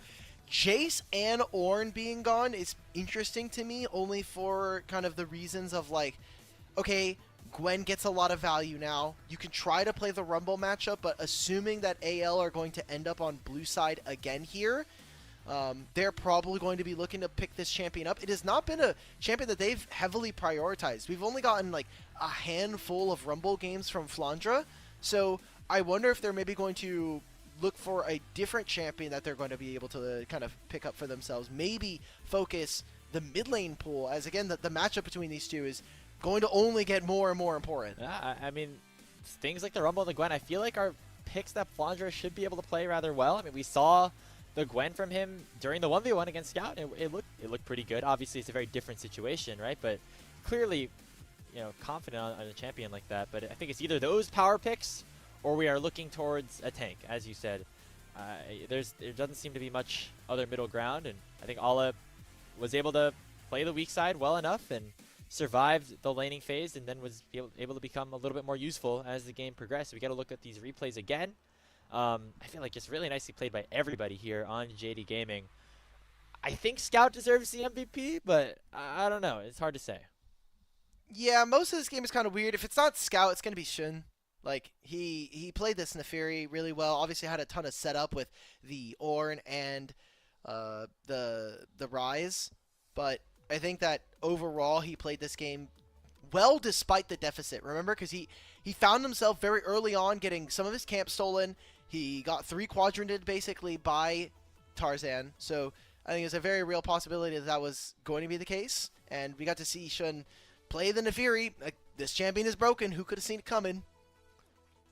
Still so strong, as this is one of the final fights that we have had in this game. Again, it looked okay for AL. I was like, oh god, Scout got caught out again. But he has his flash. He's able to live. And that's playing on the edges here for JDG. They knew they had the advantage right here. And it got a little dicey, but they finally were able to lock it down. Yeah.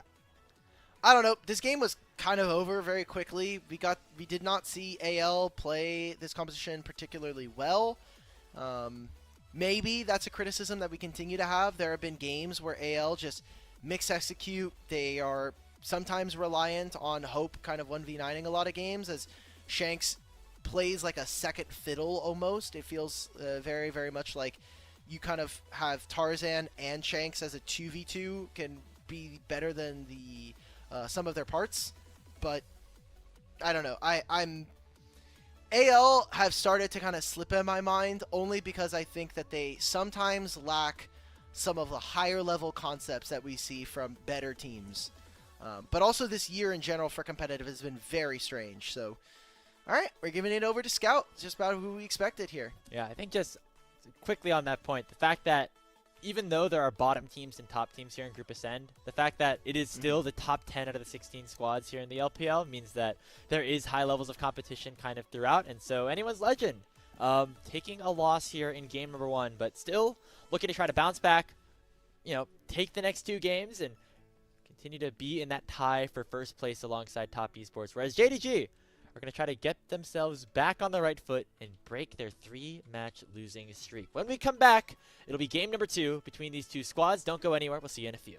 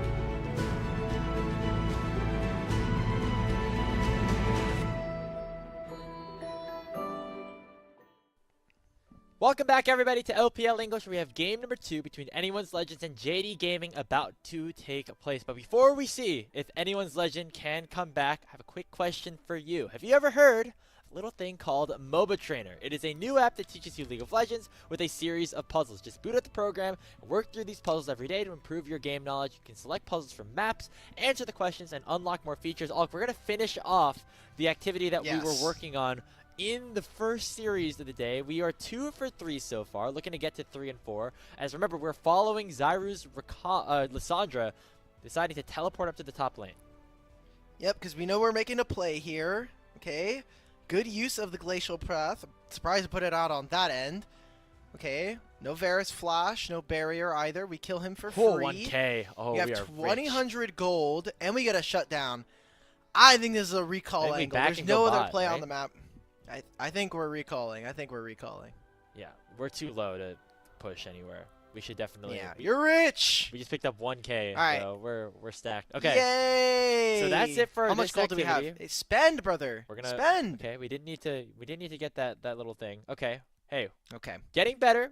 We leveled up here. Now another cool thing that is available here on MOBA Trainer is some of the mechanical training activities. And we're going to have our producer, Bread, try some of this out. So this is the dodge thing.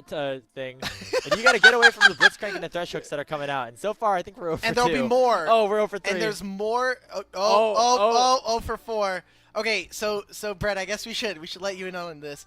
The D key here. Okay, let's try again. Yeah. So the D key will give you bonus movement speed for a little bit of time, and the flash is a blink, like a straight up, like you'll dash basically. So there's multiple different like little trainers. There's Nidalees, there's Ezreals, there's Ahri, Syndra's. I've seen Nautilus as well as Thresh and Blitzcrank. So most of the skill shot champions are going to be most important, especially for your use in solo queue. Now I am notoriously a skill shot magnet. And we throw a Thresh in here, so this would be tough for me. As honestly, Brett's doing pretty well right now, I'd say. I wouldn't. You're doing, dude. I know he has access to your mic, but he is getting kind of ran right now. better than me, I will say. Let me open up my. If I open up my MOBA Trainer, I want to see how much time I have. Like, what's my high score? Because I've been playing a fair bit. Nice dodge. We got half a life. Can we get to a minute? Can we get to a minute? We still have the flash, okay? 4. We used 3. Oh! Almost. Hey, 2:23 p.m. Not bad. I guess you can see the number 1 on the leaderboard is 3.5 minutes. What do you got here? Time, he has 5,400. I have half of that right now. Both my dodge and my skill shot are around like 2,300. So I'm able to live for at least like a minute and a half. That's not that bad. bad, Brad. Not that bad. Shout out to Brad. Being a trooper, holding down the fort on production, and also showing off some of his skills in terms of the skill shot dodger. But if you enjoyed that and the previous activity, you can subscribe for 20% off and unlimited puzzles by using our code LPL20. Proceeds will go to the MOBA Trainer designers, as well as us here on the LPL Unofficial English broadcast. Start leveling up your game today with MOBA Trainer, as we are on to the draft for game number 2. Anyone's Legends remaining on that blue side after, of course, dropping that first game to JDG. All right, Rumble, and this next man has to be Gwen. We cannot be letting Gwen go topside by herself. Good. Does mean that a lot of the tank busters are no longer in the game, especially. So I wonder if that was going to be the case. One of the champions that was banned last game of the first rotation was Kai'Sa, one of the champions that we have seen Hope in particular perform so well on and carry this team. And so they are going to prioritize this in the first part of draft. Yeah, and I love this for getting something a little bit better for Hope in terms of a late game carries. We got a Seraphine cosplay over there. Nicely done by some of the fans in Beijing. I don't know, man. I'm cool with Seraphine. I know we've had some really awesome cosplayers at some of the events so far. So glad that they were able to show up. I don't know if I like Sion here. I know I was just saying like it would be very high priority, but enemy team's already showing a Kai'Sa. In my mind, a champion like Poppy does start to get a little bit of prio. I think Saya is particularly weak here. You do not want to try to play this matchup. It's obviously good for the laning phase, but okay, we're going in for Zaya. I don't like it. You know, Grapes, if you wanted to stay up another hour and a half, they're doing you a favor here. Doing you a solid. If it means we get a game 3 between these two teams, I will take it. I will tank the sleep for this series. I'll be one for the people here, because I like what AL have cooking so far. They get the Poppy locked in. That could be flexible here. And the Azir was banned away from Shanks in the last game. This is one of his comfort picks, and he'll be selecting it here on 3.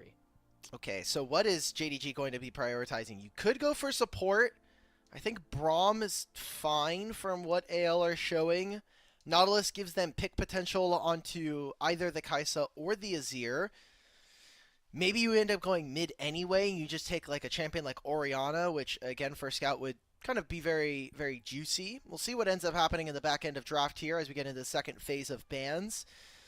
No mid laner, no jungle chosen here by JDG. You could say somewhat similar here for AL, but they have their mid laner, but they don't have their top laner quite yet. Yeah, and seeing what Flandre does into this Scion is going to be very interesting to me. Flandre, of course, always has that wacky champion pool, can go for a lot of different unique things. The Shen, one of them that does pretty well into the Scion, so it's going to get taken away. You do have a lot of % health damage on your Q, and so that would be a very powerful pick. I wonder if Flandre goes for something like a Garen or a Darius. I mean, that's like a more traditional counter, even though it's less popular in the meta. But I think now... I think you know in your hearts of hearts. I think you know in your hearts of hearts what he's going to pick here. What are we looking at? Cassante? It's never... No. No. It's Mr. Mori in the top lane. It is Yorick Mori in the top lane. We are yeah. 100%. There's no way. I mean, I see a Xayah on my screen. I see a Scion. That sounds like a perfect Yorick angle, if I'm being honest. So maybe JDG, they have the foresight. Coach Bobo, we're getting rid of the Skarner because, again, we don't know where this Poppy is going. Great draft so far from Tabe. Yeah, he's big brain in him right now. This Poppy could go anywhere. As the Kindred from Shun taken away, target ban, a respect ban towards one of the best Kindreds in the world. We'll see what JDG pick here on 4. Do they lock in a jungler for Shun? I imagine that is going to be the priority here. Or maybe you could just pick something up in the mid lane for Scout. The Yone is still available. That generally does good for the Azir matchup, and you also have a Sejuani potentially available for Shun on the 5th pick. It looks like that's going to be what they decide to select. Huh. Are we really getting Sejuani on 5? We waited all this time for Sej 5? It seems like JDG just kind of they're picking the counter matchups or they're just picking the champions that they want. I feel like they're not really looking at comp super hard. Yeah. It would be very physical damage focused if they do go that. So I wonder if something like another AP oriented pick goes in. I was gonna say the Lilia, but it's already been banned away. The Nidalee would have been an option as well for Shun. And so that's just gonna go towards Tarzan. So now the question is this Poppy going top lane and they're gonna lock in something for Kael, or are we just gonna pick a matchup to the Scion that we like? I like Alistar here. Alistar versus a Yone definitely gives you a little bit more prowess. Does mean that this entire bottom lane is a little short-ranged, and AL are going to be really focused on trying to get mid-jungle priority between these two, just giving him the bonus attack speed from the Nidalee. I like the front line that we get from AL. Poppy ult is going to get so much value against a JDG team that is going to walk into you, that is going to want to try to fight you in some skirmishes. We're getting Maokai from Shun. Oh my god, Bobo must have done something over in the... What is going on?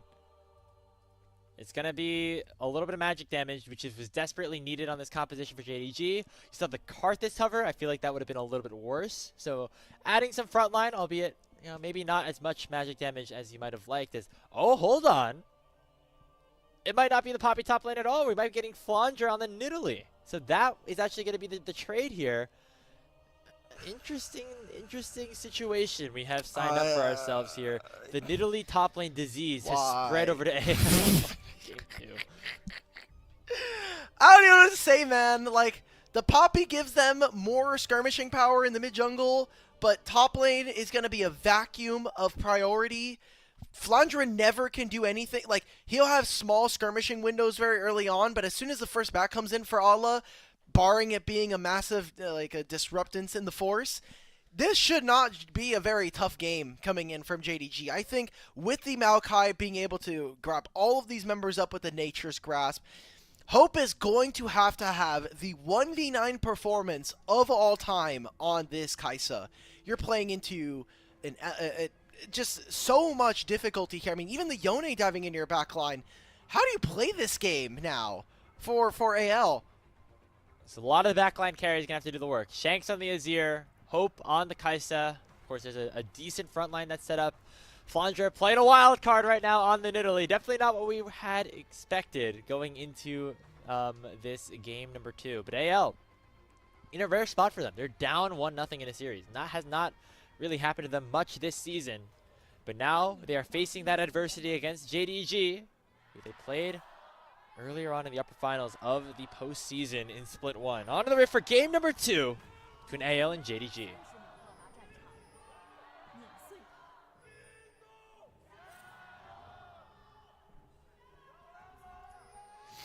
A lot on the line here. We said that this was going to be, or supposed to be, a matchup between the top of the table here in the LPL. JDG came out swinging in game number 1, and a lot of interpersonal stories connected. I mean, you have Missing going up against Hope from that JDG 2022 roster. Scout playing against not only his former jungler on LNG, but also a former teammate in Flandre up in the top side. So many storylines kind of weaving together here. And we have another draft where, gotta say, I feel like Flandre kind of took over in the draft. I feel like he's like, guys, I think I gotta get a Nidalee top game in. Like, the Shy's doing it. The Shy immediately infected everybody else because Zayu started playing all of this like stuff as well. So I'm very curious to see how this matchup goes because I play a lot of Sion. That's like one of my most played champions like in League. I feel like I've not played the Nidalee top lane matchup too much. I'm curious to see how it goes. In my head, it should be okay. It seems similar to like a Jace, which in general is like a good matchup against the Sion or for the Sion.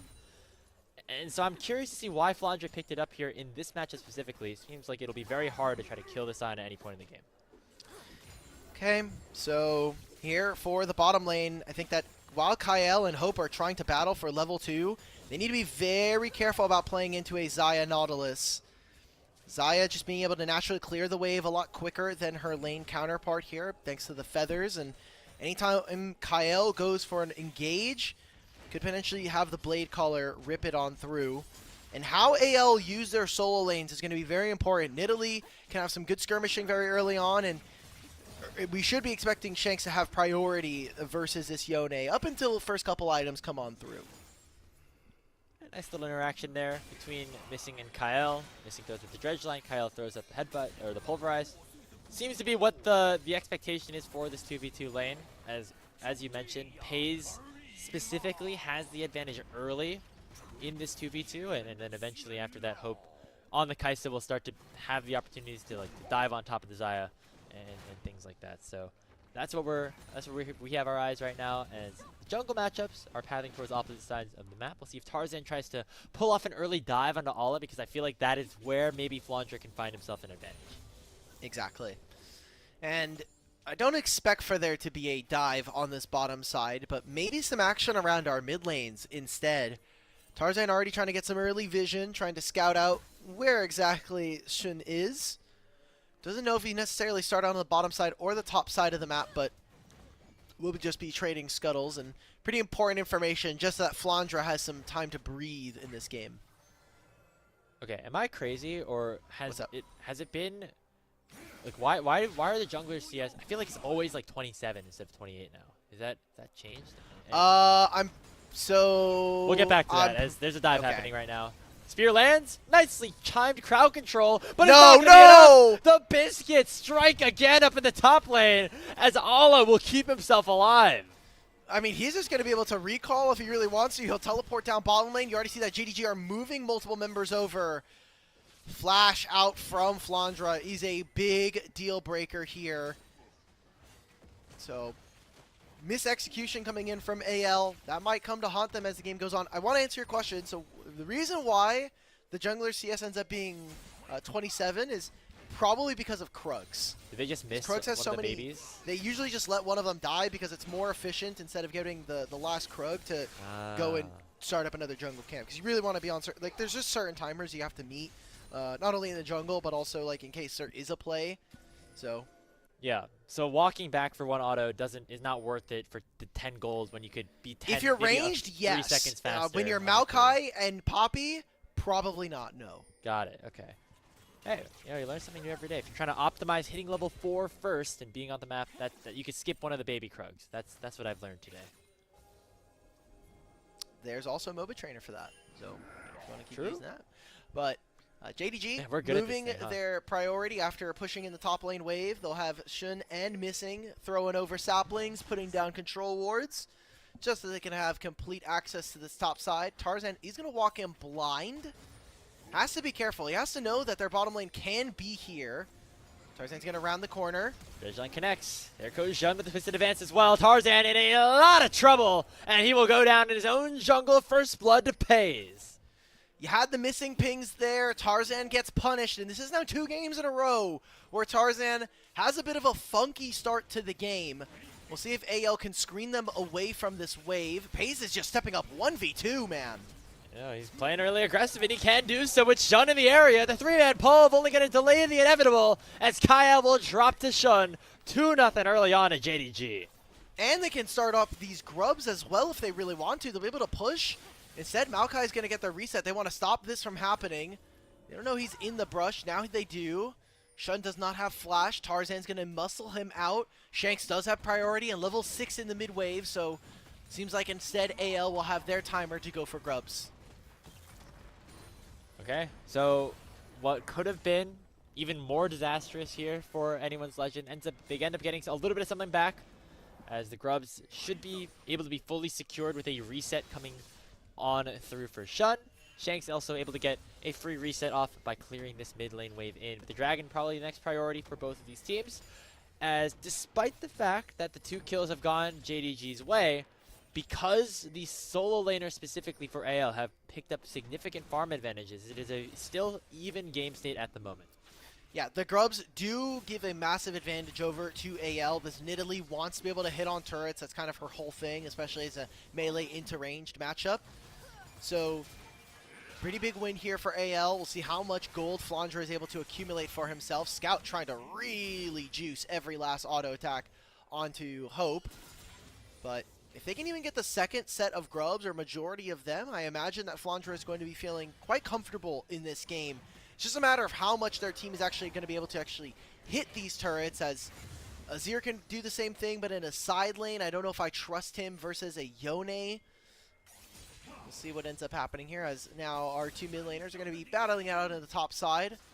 No teleports for either of them either, so it's going to just be a 4-on-4 for the Dragon. See Shanks posturing very aggressively here in the mid lane to just get a little bit of extra poke damage out.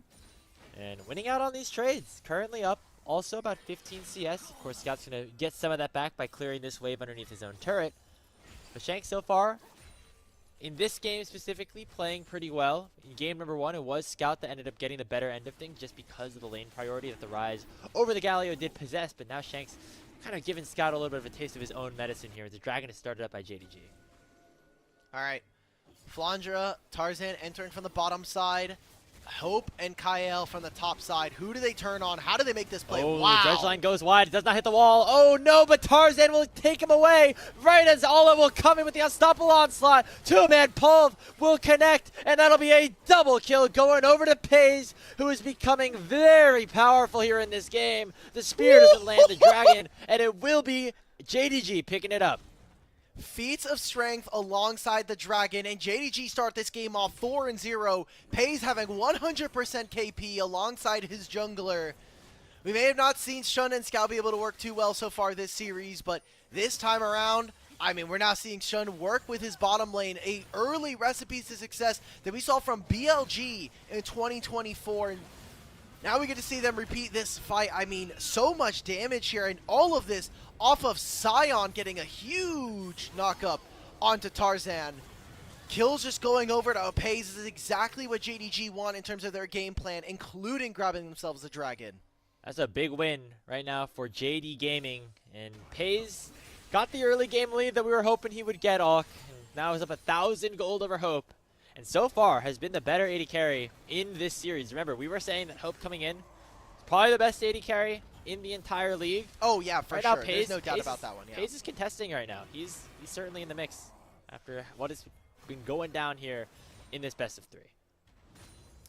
Very exciting stuff. Paze has still a lot to prove here in the LPL. Was able to make a top 3, top 4 finish last split in split 1. Unfortunately, not able to beat TES in the lower finals. But, I mean, with this team, this is supposed to be a squad that hopefully teams and some of our LPL fans get to see internationally. Wouldn't be surprised if, you know, we go to internationals, people are going to see this roster and be like, yeah, that makes sense. And especially after what TES did at first hand, they're like, yeah, of course, yeah. Paze doing well. I get to see Scout and Shun play. Yeah, sure, sign me up. And, you know, taking down a top-level team starts to cement a lot of that for Paze, where he hasn't unfortunately been able to take down a lot of the top-level AD carries here in the region. Yeah, as we get a little bit of trading here in the mid lane, Scout's able to use the soul unbound right back. I mean, it's definitely been a tough stretch for JDG. And even though Paze, I don't think necessarily was at fault for most of those games, it's really good to see him, you know, come back to life a little bit, try to break JDG out of this losing streak. And I'm sure he would love a chance to prove himself on the international stage without Chovy, without Canyon, obviously, to prove that maybe he's a pretty good player in his own right, as that is certainly on his list of goals. You know, replacing Ruler, who was on this team for a couple of years. Yeah, yeah. I mean, JDG just have had legendary AD carries. Imp, B-Boy, obviously Ruler, Hope originally as well. So, getting some revenge there as JDG are going to grab themselves the other half of these grubs. AL take control of mid here. It's going to be tough for JDG to walk back in. We're getting an engage. Tarzan jumps in, followed up by the Killer Instinct from Hope. Jun is at half HP, throws out the Nature's Grasp, but Tarzan is actually the one who is a little bit lower in this fight right now. Scout goes forward, closes the play to stay sealed. Only on to Kyle, and now he gets stunned right into the wall. Here comes the re-engage, though, and Ola's on the way. Choo-choo goes the Scion. 3 for 1 in favor of JDG, and Shanks will go down and make it 4. Paze gets the final blow. It is JD Gaming running away with game number 2. 8-1 at 12 minutes? I was joking that this game was going to go a little bit longer, but now that they've thrown this Nidalee in topside, I'm so glad that they're getting punished. AL looks so lost. Tarzan is unfortunately having a day and a half of his own. Sometimes we got to see him. This is kind of the form of Tarzan. He's been slowly raising his consistency, but going on to Maokai, I'm just confused. They maybe thought that they could blow him up a little bit faster, but alongside the Nautilus ultimate and now getting tracked, why are we ever making this play? I wish we could see where did Shanks use his ultimate. Because if he had the Emperor's Divide here, I think it's a massive team fight for AL. He used the top lane to try to, like, chunk out Scout a little bit. I think that's where the cooldown is coming from. It's like more than halfway down. Just not available here for this fight. And yeah, the health bar is so low on JDG's side. If just that one cooldown was available, or if maybe AL played that fight a little bit slower, they could be right back into this game. Instead, 2,000 gold lead now in the hands of JDG, who look now primed to take a series 2-0 against one of the top teams that we had in the LPL. This wouldn't break up very much of the standings. It would mean that Invictus might be within arm's reach of that second place. But that's a huge indictment up against AL, who have looked like one of our best teams here in the league. We were talking about coming in before that, you know, there's the top 2 teams in AL and TS, and then everybody else really playing for their lives is now trying to deny Nidalee this one wave. Maybe they try to make a dive. Scout sealed. Goes on to Flandre. He's able to jump away from the potential follow-up, but the rest of JDG is just here. Tarzan's Keeper's Verdict doesn't find a damn thing, and that's 9-1 now in favor of the red side.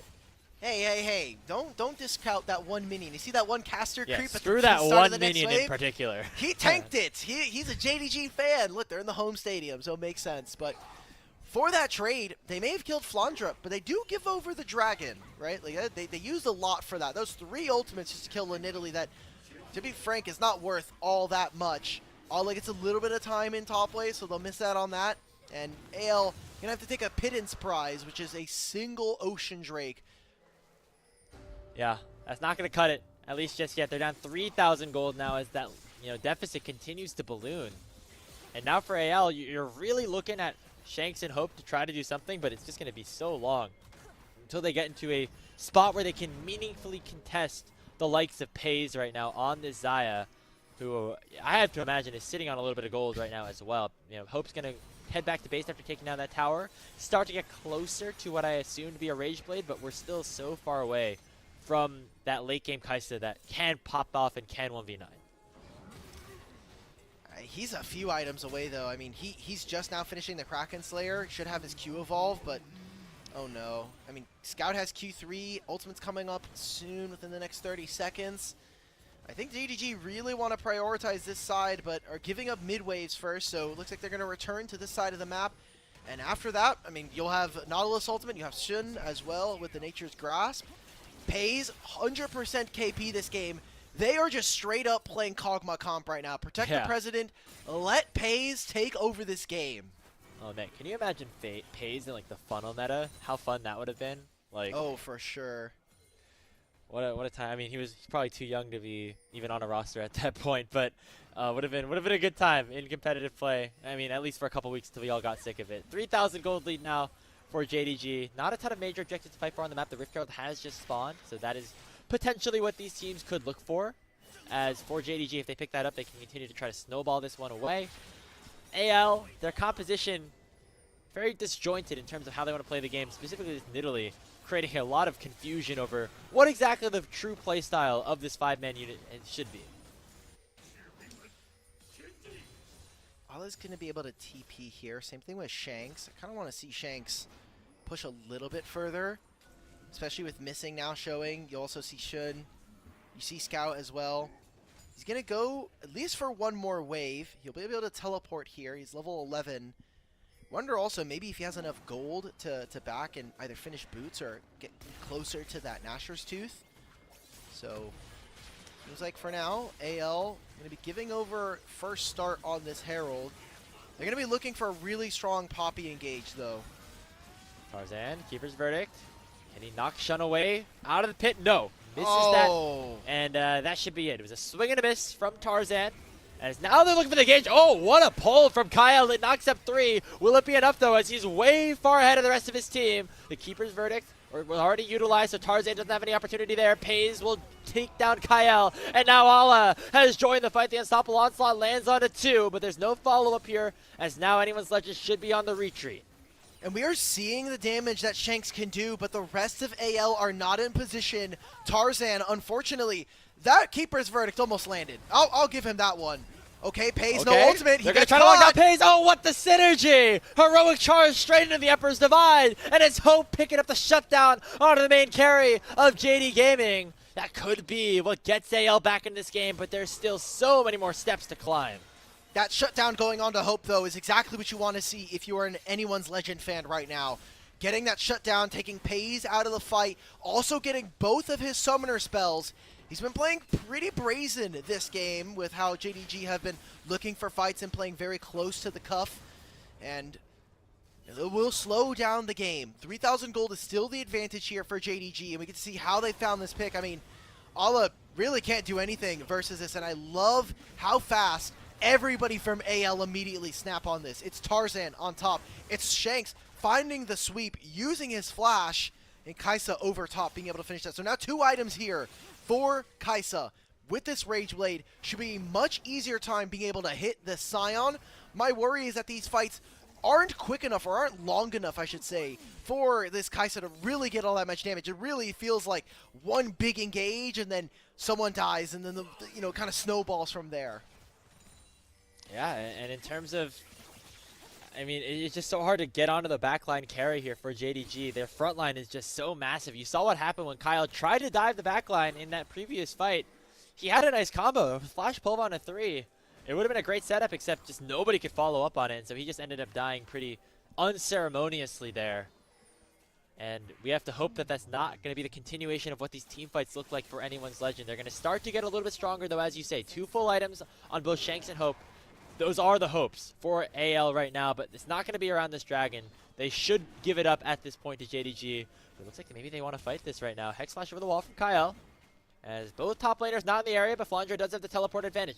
Ala can join with the Unstoppable Onslaught as he is running in. Going to get spotted potentially on the Scuttle Ward and will be probably the signal for AL to just maybe collapse here onto the Scion instead. Here goes Flandre. The Dragon already secured. But now the fight's back on the other side. Stick out, looking to land the knockup. Shanks is caught out here with the fate sealed, but a big shuffle back. It's only going to pick up one, but it's a trade as it will be Scout falling in return. Flandre's arrived. It's going to be Hope trying to save this game. Here, Pays will go down, and Hope is still alive for AL. Finally, the spear connects. Anyone's legend coming back in this team fight somehow, some way. The last target is Ala. He will go down as well. It's another one picked up for Flandre, and an ace for Anyone's legend. Okay, the Nidalee made work happen. Same thing with this Poppy. The bounce house from Anyone's legend comes up clutch. And now, how much more can AL get from the rest of the map? It'll be at least the mid lane tier 1. JDG still were able to grab that turret. And I think, if you're looking at this from JDG's side, use a lot of summoner spells, but no Nidalee flash, no Kai'Sa flash.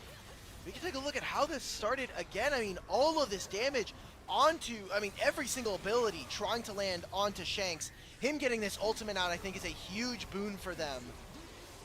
But then I'm looking at the back end of this. Flash out from Hope, repositions immediately. And Pays is trying, but he's getting peppered by this Kai'Sa. There's a Poppy standing on top of him. I get it, it's annoying. Good find from AL. I'm shocked that fight went as good as it did for Anyone's legend. They had Shanks dead to rights, but he was barely able to get that Emperor's Divide off, and that saved a lot of things. That bought a lot of space. It allowed Hope to really position himself nicely in that 5v5, and all of a sudden, gold lead back to even. Now it's going to get slightly tilted back in favor of JDG with this tier 1 turret in the mid lane getting taken down by the Rift Herald. But right now, if you're AL, you're kind of chilling again. Yeah. You've been able to establish mid-priority again by taking the mid-tier 1 and kind of opening it up for your Azir. You're still getting gold into Shanks right now, so Flandre on a side lane. See how potent he can be. It is AD Nidalee, so you never have to really worry about 1,000 damage spears, but got to be very dangerous about when you find the all-ins when you're going, in Cougar form as well. So big win here. 2 items for both of our AD carries. This series always felt like it was going to come down to whether Hope or Pays kind of had big moments in the game, and there's a reason why this Kai'Sa was first picked for AL. And in that last fight, Pays died first, and that meant that AL were able to take control of things.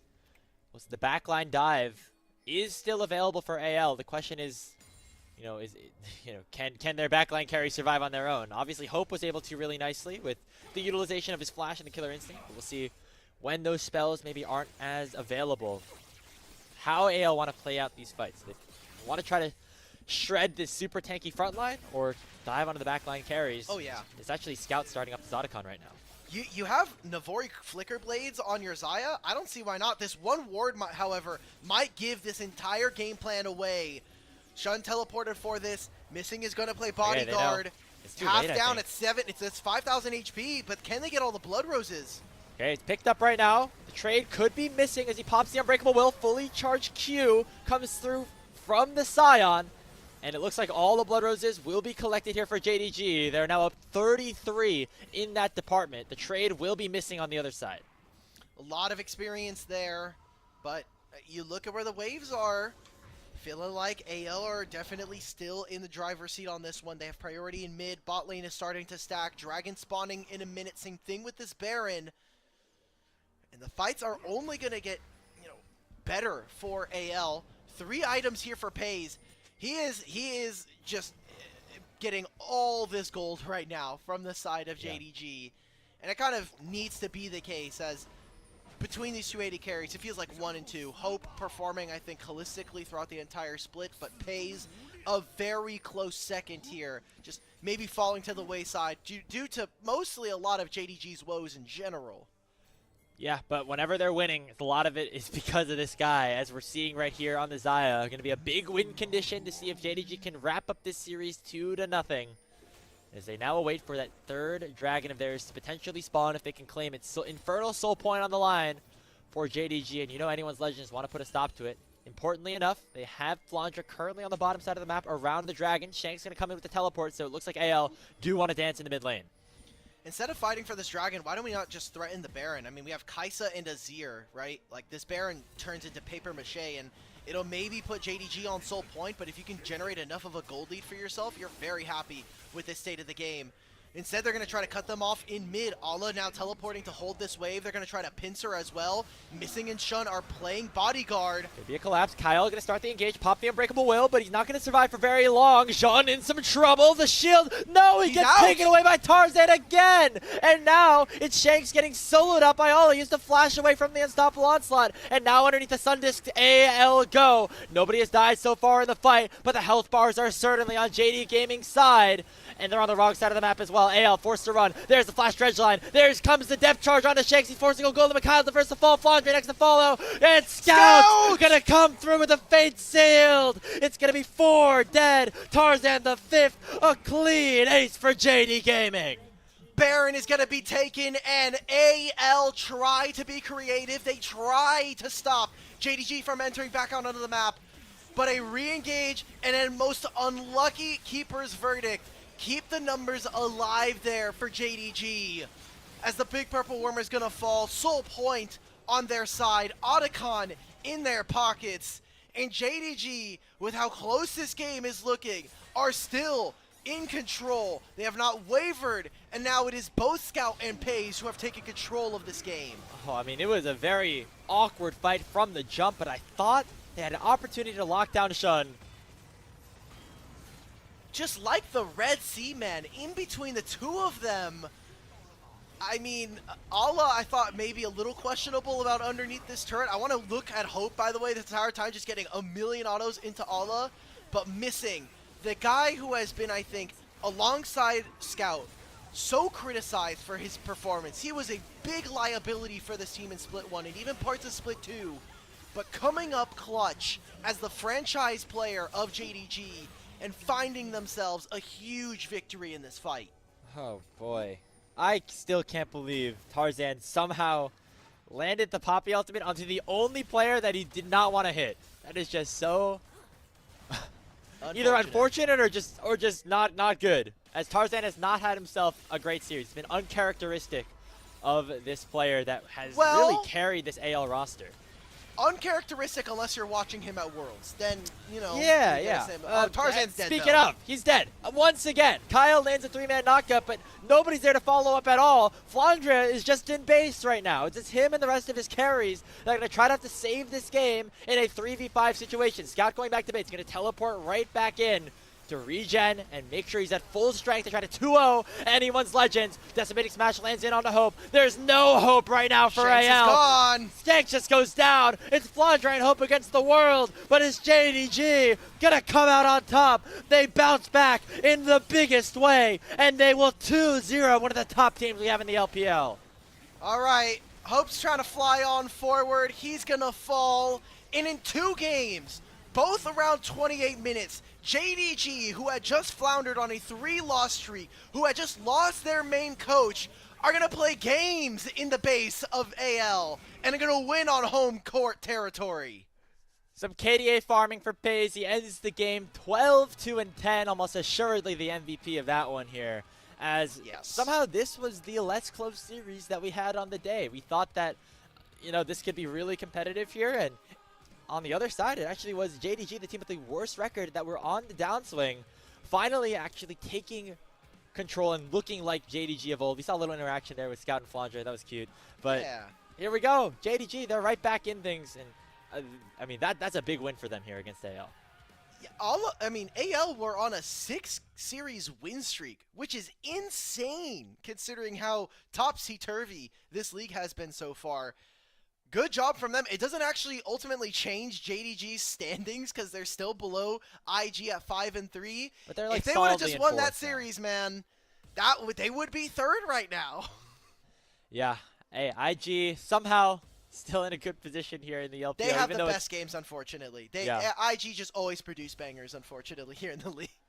best games in terms of entertainment value. That you could say that for sure. As yeah, okay, congrats to JDG. They finally, right the ship a little bit. You wonder if some of the chaos of trying to deal with the new coach coming immediately into their first matchup against Weibo had some impact on how they ended up performing. But a big shout out to Scout, who I think really stepped up his play. I don't think we saw him get caught out a single time here in this one. And also to Pays, who again made a statement as being one of the best players that we have here in the LPL. Who would have thought that on a series that on a night that had Weibo versus WE and AL versus JDG, that Weibo or WE would end up winning in 3 and JDG would be ending up with a 2-0. It's like the opposite results of like what I would have predicted on the day. I would have had Weibo 2-0, AL 2-1, and now it's flipped. Yep. Again, congratulations to JDG. It would have been a tough ask, that series. I mean, we came out of that draft being like, I think one of the things that we talked about from Demacia Cup when they won was that Tabe was like, I really want to unlock Flandre as a player. I want to play to his champion pool. Flandre kind of just sat there a little meek, and he's like, I mean, I guess, like, sure, fine. But, like, we're letting him play the Nidalee top. Can we just be done with this experiment? No more of this. Please. I'm done with it. Now we've had both of these games. The Jace game, not a great game to play Jace in general, but also then we didn't really see him like actually impact the game. And then the Nidalee game, he did jack all. I would have said the same thing if this was the Shy, if this was Bin playing it. Like, this is not the draft that I want to see AL play. I want to see them play like really stock standard team fights. Hope on a Kaisa, but maybe a little bit more setup. And Ala played a good game on the Scion. He was maybe sacking a little bit in terms of his lane, was down in gold, but had a way more impact over how this game ended up going. He was always first in the team fights, landed huge ultimates onto crucial targets, and all the team fights that ended up going JDG's way. And I don't feel like I remember Flandre being a part of really any of those engages for anyone's legend. He was split pushing a lot. He was trying to get the advantages where he can. There was one opportunity where he kind of came in and cleaned house, picked up a double kill, but other than that, just not too much from him in this series. And I think specifically with this anyone's legend bottom side core that has stuck around from last year in Shanks, Hope, and Kael, it was the new additions on the top side in Flandre and Tarzan that really has elevated this team to be at the next level. But both of them, Flandre and Tarzan, really underperformed today overall. For my fellow what's it called? For my fellow believers, we knew this was coming. For all the long-term Tarzan knowers, this game was a long time. He had played too many games in a row. It was only fair that we were going to get some stinkers. Unfortunately, both of the stinkers may have come in back-to-back there. So, all right. Well, I'm really happy here, and we got to start thinking about, I would say think about MVP, but it's got to be Pays. It's Pays. 100%. He got given all of the gold. I kind of want to see this. 37% gold share 20. So he's the most gold share in this game. He has the highest damage percentage on his team. And he has the most KP. Like, that's what I want to see from my AD carry, and especially from a player as good as Pays. He's him. He was him this game. As we're going to get a series of unfortunate events from Tarzan, I think, in this package. And results in Pays getting pretty fed overall. This package is great. They already posted some of, like, there was the post game screen. I'm going back and watching it of when they walk by and like you said something about Scout and Flandre, but just seeing it more in depth of him like bullying him physically is very funny to me. That's very much a Scout thing to do. It's wholesome. It's wholesome knowing that they could be enemies on the Rift. They still have that memory that they can share forever. And they played in the 1v1. Now they played in Summoners. They played in this matchup here. And it was Scout getting the better of things. Again, this was the one opportunity where maybe AL could have gotten something back off of the Flandre cleaning some stuff up, and I think Hope having a really nicely done team fight. But that was it here for AL. They really faltered on every single asset other than this one right here. Yeah, this is a good confidence building series, especially for JDG, who, like we had said, taking losses 3 in a row to Weibo, IG, and FPX. Some of those teams obviously a little bit more expected than others, or at least allowed to have those losses. But for JDG, being able to take down a top-level team hopefully re-inspires a lot of faith in this roster. Just on paper, again, should be a super team. And then I look at their series going forward. They're at least getting 2 free layup series. They're going to play against Thunder Talk twice and then Top Esports. Whether or not Top Esports decides to play that series, we'll see. But, you know, we're heading into the second round robin, and this is another matchup that might end up determining a lot of the seeding going in for our format. We're talking about top 4 automatically qualifying for playoffs. I was going to say, if you were going to say layup, you better not have said WE. You know, Thunder Talk maybe more towards that right now, but WE on a bit of a heater as this is the end of the game. It's patting of the KDAs to wrap things up. I mean, just a dominant series overall. Both games under 30 minutes, as you said. All right. These were just fast games. Yeah. This is what I want to see. This is what we should expect from our top-level teams. Not this, we're waiting till 35 minutes, going to blow out the game. Just win the damn game. Guys, all I'm saying is maybe we just need to, in the same way that LNG had to keep changing junglers to find wins, maybe we just got to keep changing coaches. Guys, there's got to be enough. Get a new LPL coach every world. week, and then then we'll win. Sure. That seems unfeasible. I remember when I was young, I remember I looked up I was a Yankees fan, and I saw every year that we built a new stadium, like they won a world championship. And so I was like, guys, we just build a new stadium every year. Like, how many damn stadiums y'all got? it was like 3 over the course of like 100 years or something, you know. Oh, okay. Fair enough. Right, that's playable. We get our player of the game here, Ala actually winning it. I am not super upset with this because he did have some nice team fights. However, I feel like there was a very obvious person to give it to, and I'm surprised that the community did not give it to Pays on that game. I think this is maybe just cosmic rebalancing, because we were very surprised about Urha getting it, even though he deserved it. So, you know, maybe this is just them balancing out. We can only get so many of them correct in a day. Yeah, that is fair.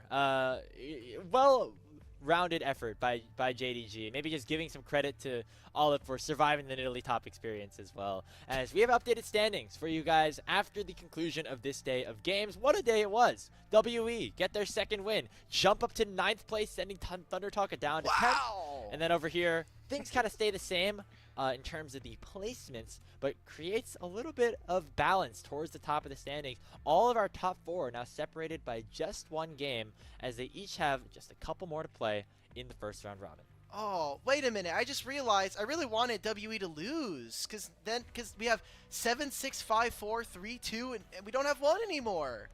Oh. Well, what's the point of making standing graphics anymore, man?